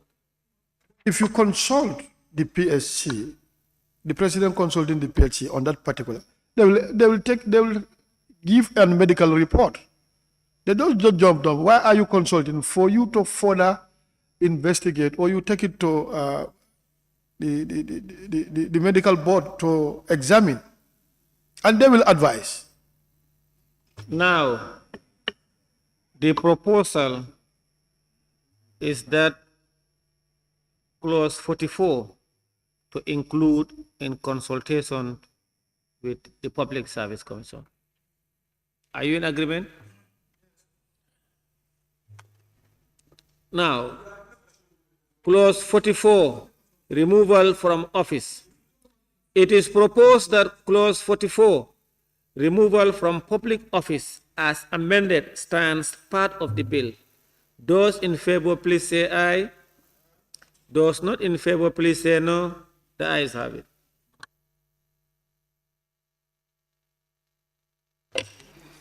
Clause 45, remuneration and benefits. Clause 45, remunerations and benefits. Clause 45. It is proposed that Clause 45, remunerations and benefit, stands part of the bill. Those in favor, please say aye. Those not in favor, please say no. The ayes have it.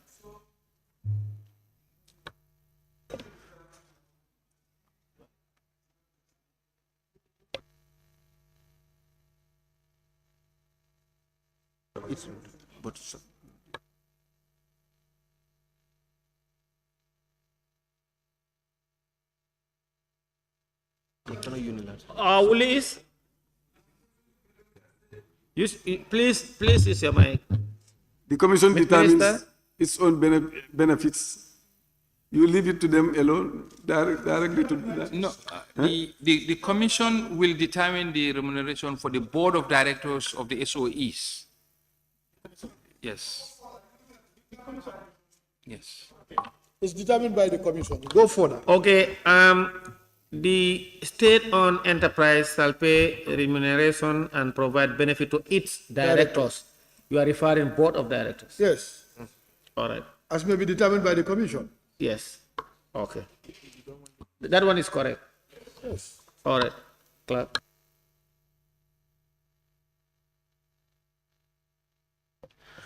Clause 46, vacancy. Clause 46, vacancy.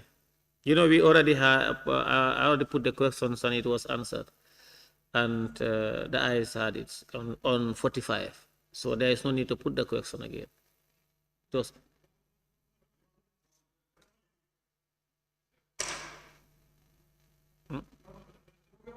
No. Clause 46, vacancy.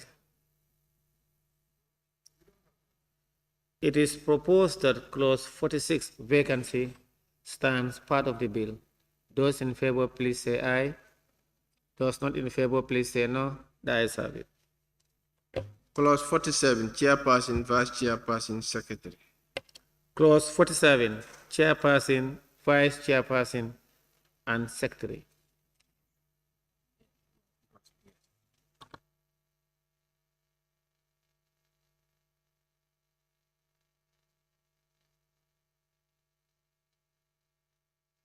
Chair and Honorable Minister, Clause 47, chairperson, vice chairperson, secretary. But if you look at the detail, the chairperson and vice chairperson of a board shall be chosen by the members of the board from amongst themselves, and secretary is not mentioned, even though it appears on the heading. Yes, it's budgetary. Minister? Yes. Then secretary should be deleted on 47 because it is covered on 49. It is proposed that 47 as amended stands part of the bill. Those in favor, please say aye. Aye. Those not in favor, please say no. The ayes have it. 48, acting chairperson. 48, acting chairperson. 48.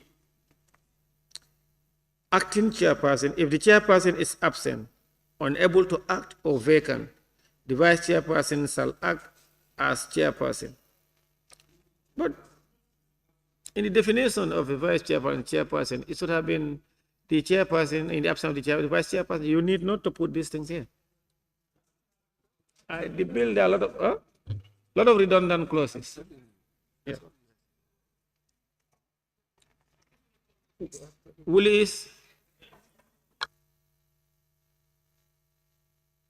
We are dealing with 48.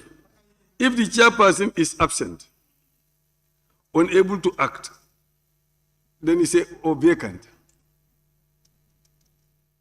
Or vacant. That is not English. Honorable Member of Willis, what I'm saying, you know, the issue of chairperson and vice chairperson has been addressed as in the case of all bills. And then the chairperson will always deputize in the absence of the chair. Yes. So I don't know why you bring in all these things here again. But anyway. 47. I want to propose that we delete this. 47. 48. B. Or 2. 48, we delete 48. Minister, can we delete 48? It is proposed that, no, this is not start part of the bill, but to be deleted. Upper Salum? Yes, 48, is it really necessary? It's not necessary. Maybe you were in Upper Salum, that's what we're saying. I said, can we delete it? We can delete, yes. Propose, we say yes. It is proposed that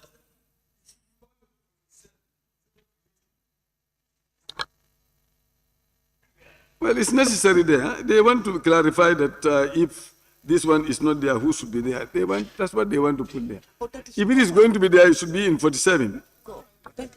Honorable Member for Woolly, it's not necessary. It is proposed that 48 acting chairperson be deleted. Those in favor, please say aye. Aye. Those not in favor, please say no. The ayes have it. Now,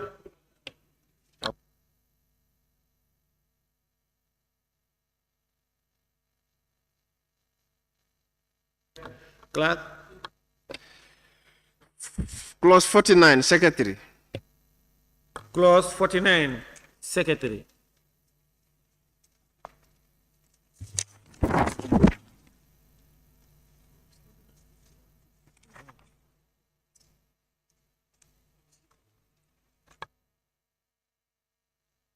Clause 49, Secretary.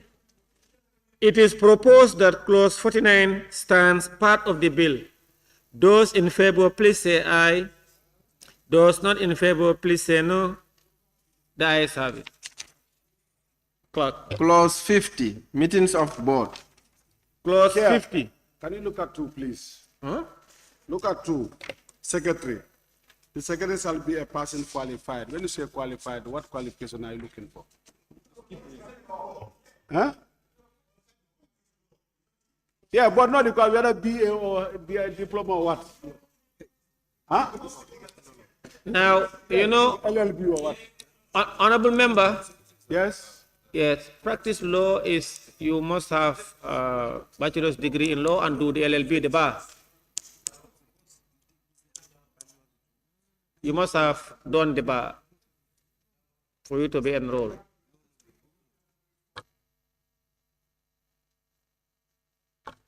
Let me.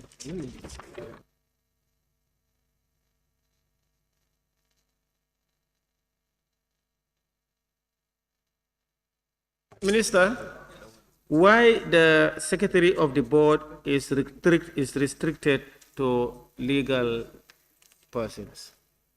That's a good question, and I think that's very restrictive because any graduate who is aware of, like if you're a chartered accountant, you are Institute of Chartered Accountants and Administrators, they are all eligible to be, it cannot be restricted to only law fraternity. So the proposal is that to delete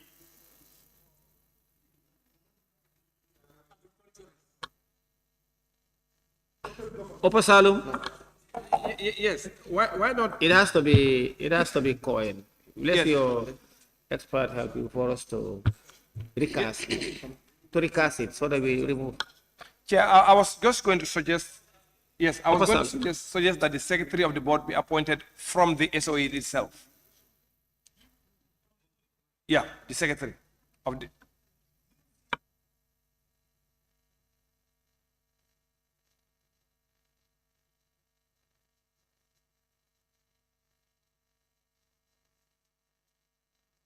Secretary doesn't vote. They just take notes, minutes. So if you take somebody within the organization that has more better understanding.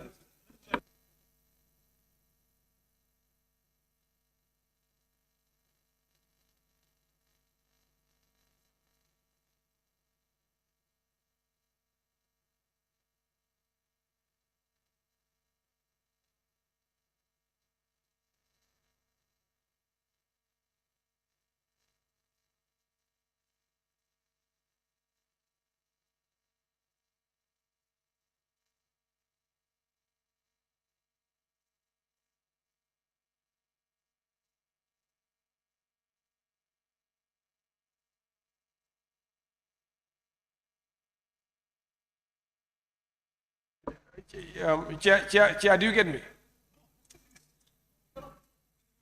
Honourable Minister, there is proposal from the member for Pasalu to say the secretary of the board shall be appointed within the, or amongst, whatever, The SOE. The SOE. I think I second that. I second that. I second that view. Chair. The selection of the board of secretary should be ideally from the entity, not from outside. Yes, and if you look at the duties of the secretary, if you look at the duties on the next page, you'll clearly indicate that it's better to get somebody from within the organization to be the secretary. Yeah. The member for Talinding Kunjang. Yes, I was just going to say that most boards comprises a member with a legal background. So I don't know whether that is the position that informs the appointing the secretary. Because if you remove legal practitioner there and appoint somebody, that means the composition of the boards must also have a legal person in the board. Most boards. The member for Woolly East. Member for Woolly East.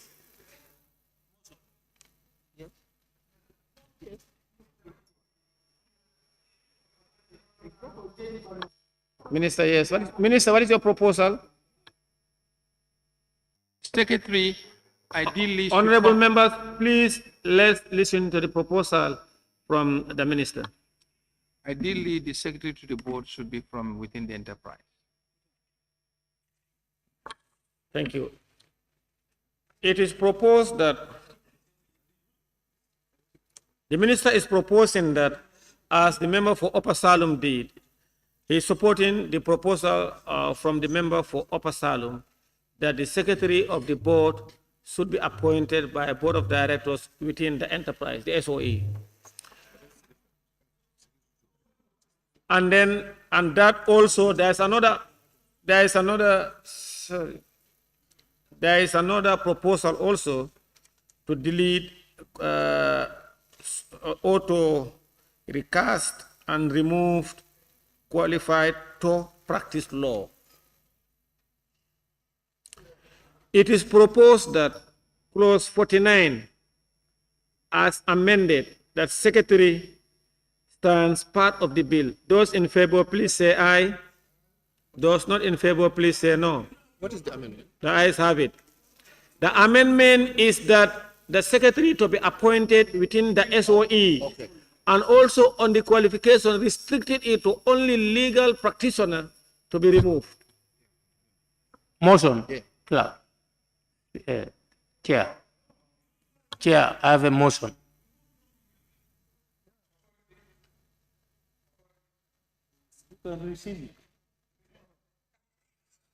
At the committee stage, when we cannot finish it. You know, I want, sorry, I've been informed that it is gone past. So I want to pass a motion. It's gone past 9 now. Dinner have not been provided. So I want to, I requested earlier on the minority and the majority leader so that to sound the opinion of members, if he can stop at 50 and adjourn till tomorrow to continue. Hmm? No, there is no motion. No, there is no motion.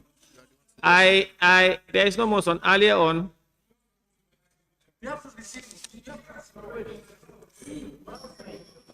what he's saying, the table office didn't communicate to procurement about the business, and as a result, there was no provision of dinner. It's now left to members now, either to sacrifice and work to finish in agreement or otherwise we adjourn. Hello? Huh? Yes, Majority business. Majority leader. Yeah. The business in Chairman. hand cannot be done in rush, and we have a lot to do. We cannot stay here up to 2:00 a.m. when there is no food or dinner for MPs. So what I'm suggesting is we rescind the former decision and adjourn till tomorrow in order to do justice to the cause.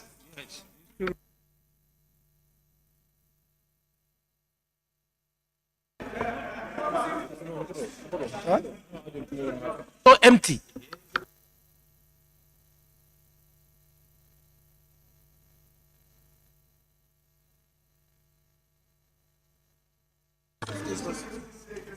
Now, the opinion or observation is the opinion of members that we adjourn till tomorrow. So therefore,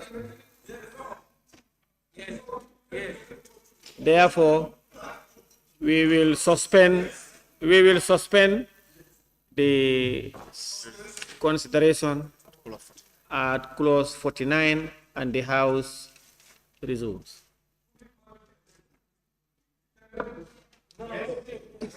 Yes, Chair.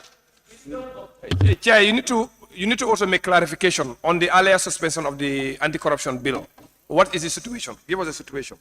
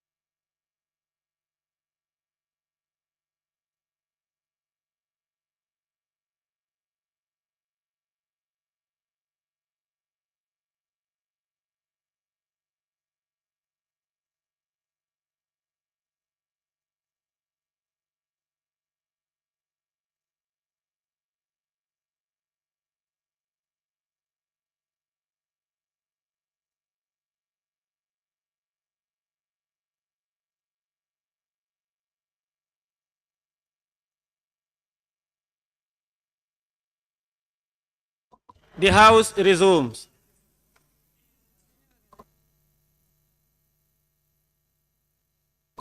Clerk.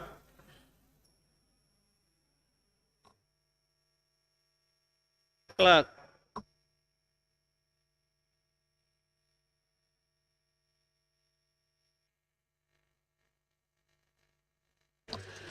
Honorable members, order, order, order. Can you please sit down? The member for Namina Dankunku, member for, please, please. Clerk. Honorable Minister, can we take our seats? Order, order, order.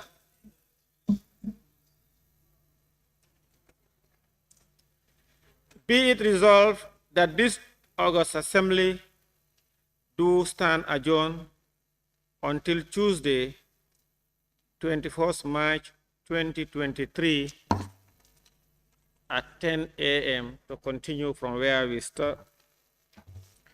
That is consideration of the state-owned enterprise bill. Those